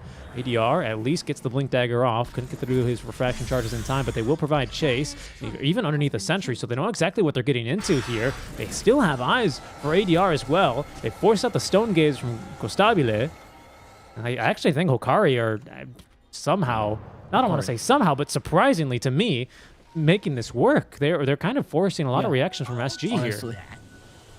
I mean, without stuns, one of the things that you can do is just keep dominating the map, so you don't ever need to use them. You continue to run at the enemy, and they won't be able to deal with you. And it's working because of this. And maybe the Slark doesn't even need to Fusible Blade this game. Maybe you go SNY and just become this like killing machine. I do feel like there's been a couple mistakes though by SG in these past few team fights. Yes. And now they're hopefully going to get it together, because Hokori did take advantage of these mistakes. Neither of the games have they played badly, by the way. Neither of this game. Yeah, true. Even if the item build is questionable to us because we were thinking of something, it makes sense within the logic of the Slarks. So they haven't made mechanical mistakes, and SG cannot afford to do this too. You know, you are not playing against a weak team by any means. Just a team that sometimes brings peculiar drafts to the table. Vitali. There's a Chakra. Find the Oracle. Okay. Demonic Purge. Vitali. Okay, this is something they should be able to punish, but here comes the Ice Blast though. King Juggles is Big dead. one. The arrow will be used. They use the setup of disruption actually to get the arrow off, so that's a good play by Tiolicor. But DK got hit by the frostbite. He's now afraid of going in. He needs the BKB desperately in these fights, and this is a fight without the Slark. In fact, they included Costabile to fight them, which means Slark is slowly starting to recover in terms of farm compared to Medusa of all people. Yeah, he's been. I think Costabile has been here since, and not really farming as a result, right? Ever since they pushed the tier 1 tower. So he's not really found a whole lot. He's at least farming top, but the rest of Hokori are still here, and they're looking for kills. Tiolicor, he's got one leap charge, as there's going to be now Davo looking for the stun onto one. They actually have a great jump here onto ADR. False Promise, though, is going to be used this time successfully. King Jungles, he's going to probably pay for that one with his own life. At least ADR gets the blink back, and in fact, Analog's going to be cut down here. In the meantime, about Purifying Flames. ADR, oh my goodness, actually, they almost actually killed him. They almost killed the TA through the False Promise. That was incredibly close, and they're still fighting here as well, because Tabo has just been leashed up and killed by Tiares. SG is playing Hokori's draft right now. Exactly, yeah. Exactly as Hokori wants to play. I have an update. I did look it up real quick. The damage dealt by the Mana Break ability on Diffusal Blade is dealt in one instance. That does mean... Okay. So it can be lifestealed and it can cleave, but it cannot crit. Really? Diffusal Blade can cleave? Yeah. Huh, I guess. I didn't know that at all. Yeah, I didn't know that either. Lifesteal off Diffusal Blade. That's fascinating. I didn't know that at all. Yeah. Well, I guess every day you learn something new about Dota. I would have never guessed You that. really do. You really do. I thought that was too interesting to let you go, or to leave that one out. Obviously, that's not relevant in this game because we're not even going to see the Diffusal Blade. But I also didn't know that. I think the SNY is a good pickup if you're following the logic, by the way, of they don't have too many stuns either that they can catch him with. If I reduce a track until stun, as much I'm good to go, right? Because that's the initiator for everything. So SNY helps you in case you're being caught out, you make a mistake. It's like a Lincoln essentially, but a bit more reliable this game. So we're following that logic and see where it's coming from, and they're just following the logic of I'm going to run at you and you're not going to be able to catch us because we're too hard to kill by your lineup until Dusa gets enough farm, and even then it's still hard for her because the core-to-core matchup definitely benefits Slark. I'm glad. I mean, Hokori, teach me Dota, dude. Seriously, they're playing a really solid game. I like it. I like it. I will say, I think this is very momentum-based, though. And I think SG probably could have looked to play around this a little bit more. Because it's not like you're really scared of the push from Hokori. They kind of just... It felt like SG felt a little bit fenced in, right? They don't have the best split pushers, naturally. Like, but I think ADR, especially with, my goodness, Refraction and a Blink Dagger... He's not free, and he's still, you know, very much so at threat because of the December Spirit, but I'm surprised we didn't see him looking to try and create a little bit of space, even with a death or two, right? Just by like, all right, they're fencing in his top lane, I'm going to push bottom really far, right? And he's doing that now, and perhaps maybe he just wasn't feeling the need to do that either. Maybe they felt a little bit stronger. They are leading here a little bit in terms of net worth, as here's a smoke gank here from Hokori, broken by Tiolicor, however, and I feel like they have found King Jungles, though, and they have. He's going to be killed off. 5 seconds until False Promise is ready. Oh, and they might even be able to find the Mirana as well. That actually triggers the cold feet. This Wow. is one that's triggered way too many times this game. So another thing we're seeing, by the way, for SG, as you say, feeling caged in, I think it's also the fact that SG is they're running a really greedy draft, right? And I thought this was going to bite them in the ass in the beginning with TA and Medusa having to compete for farm, but instead it's biting them now. Where Timbersaw actually has gotten online, I would say level 15 is a huge talent as well for him. Spell Amp or Reactive Armor stacks is big, and Slark obviously is online too. And at this point, what? Look at where this is forced to farm, honestly. It's like really tough. This is not where you should be farming. You just use Stone Gaze. Can they kill her? False Promise is ready, though. Sleight of Fist, There's no Maelstrom, way. there's False Promise. Yeah, there's no way they can kill Okay, him. she should live.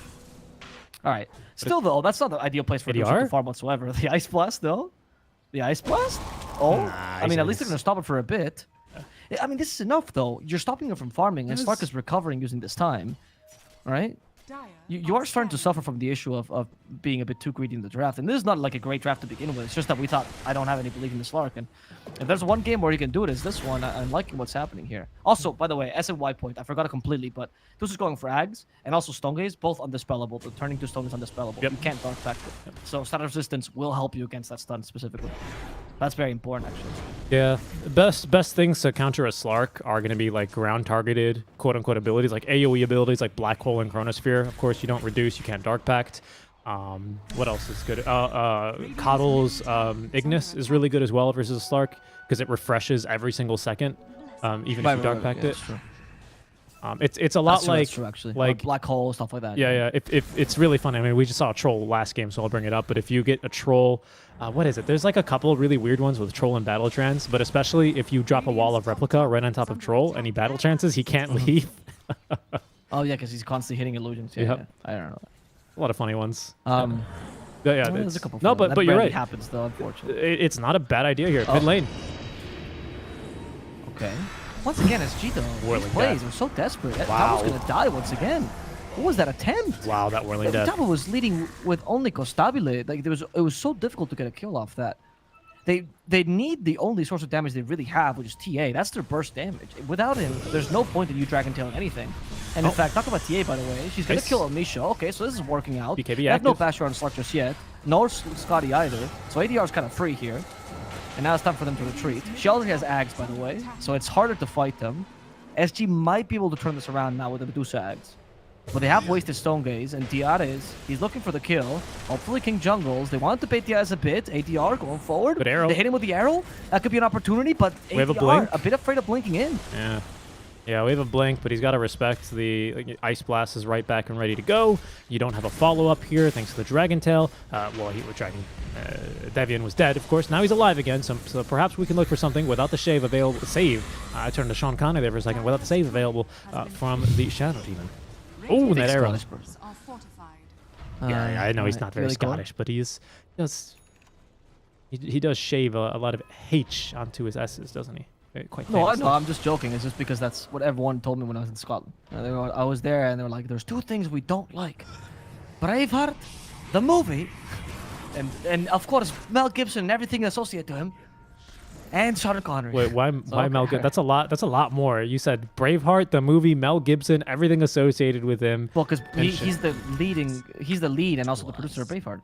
Wait, Mel. So obviously he's the creationist of Braveheart. Also an anti-Semite and a woman beater. Like, he's an awful I mean, person, so it's easy there's to a hate him. lot. Yeah, I get that, but Right. Okay. But then on top of that, he made Braveheart, which is the main reason why they hate him. That's the I don't thing. know Mel It's all Gibson. about the Braveheart. The same guy that made Blazing Saddles and Young Frankenstein. Yeah. He's What? Yeah. Well, he's the producer. He didn't make it the movie. But he's the Oh. producer in it. Yeah. And they that's why he really stars hate in it, him because they had anyone associated with that movie. Yeah. Oh wow. It's a disgrace to them. I mean, the Battle of Sterling Bridge is fought in the prairie, so yeah, they're angry about it.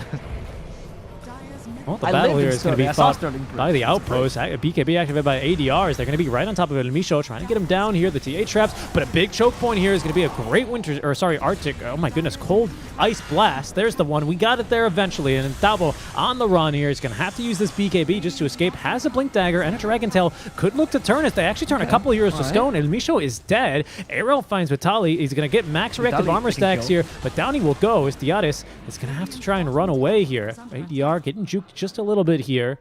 Things that Hokori are going to be able to escape. Well, no, not really scot-free, because I think they're going to lose Aegis over this. Radiant's bottom tower That was is a under attack. pretty good fight for SG, and we're starting to see them getting their mojo back, right? Like they actually are confidently going for kills here. So as opposed to doing these like sly pickups that Talbot was attempting, which are so difficult to get and almost impossible, they actually committed full frontal fight here, which allowed them to get, of course, kills. Even if it's not Stark you're murdering, doesn't really matter. You're capable of actually utilizing the Ags as well. That was a much better fight, much better coordinated here. And Hokori will struggle if they start to lose this game, so they have to keep on winning. They have to keep on winning these fights. And the Aegis will make this very difficult. It'll be very easy here. Aegis now. BKB still really coming in handy for this TA, who now is just looking for more burst, right? That's the ticket to getting through a Slark. It always has been. Just burst damage or just obscene amounts of control and redundant lockdown. But obviously that's lacking from SG Esports. And SNY, it's good stats, but it's not going to save you versus eventually a TA meld and refraction bonus damage strike, especially with Death. I mean, it's just too much. It's simply too much for Slark to live through. Not many heroes in the game, really, can even live through that. He's gone Ags, though. This is the build we saw earlier as well for Slark. Don't remember if it was quite SNY, but I do remember Echo Saber into Ags.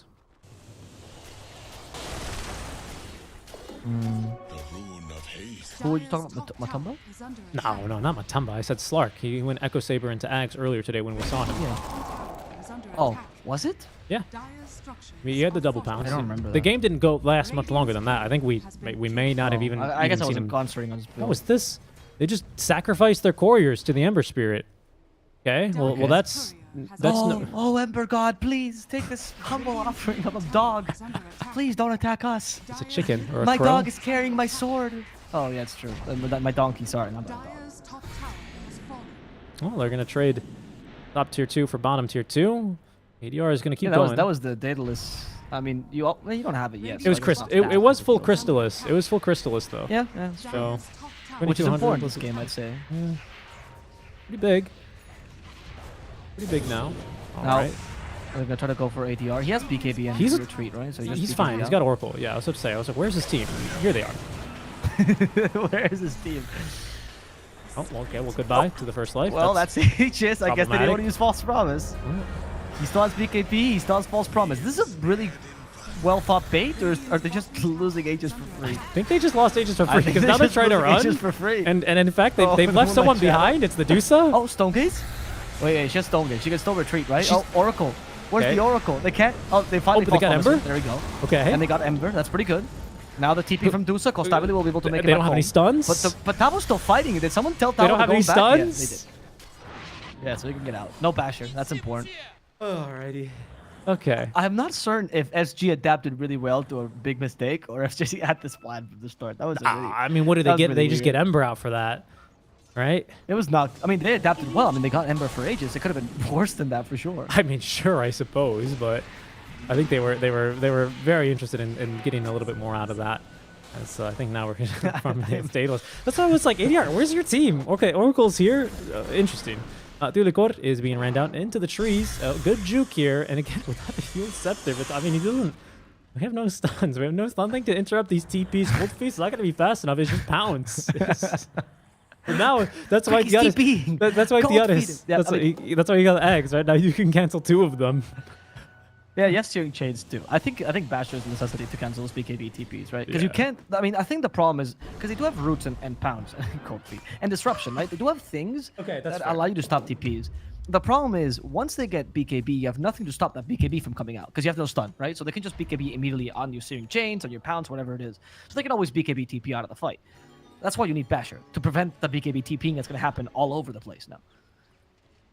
I like the Scotty choice though. I think this choice is definitely good. You go Scotty, and I would rather see over Butterfly a Basher, to be honest.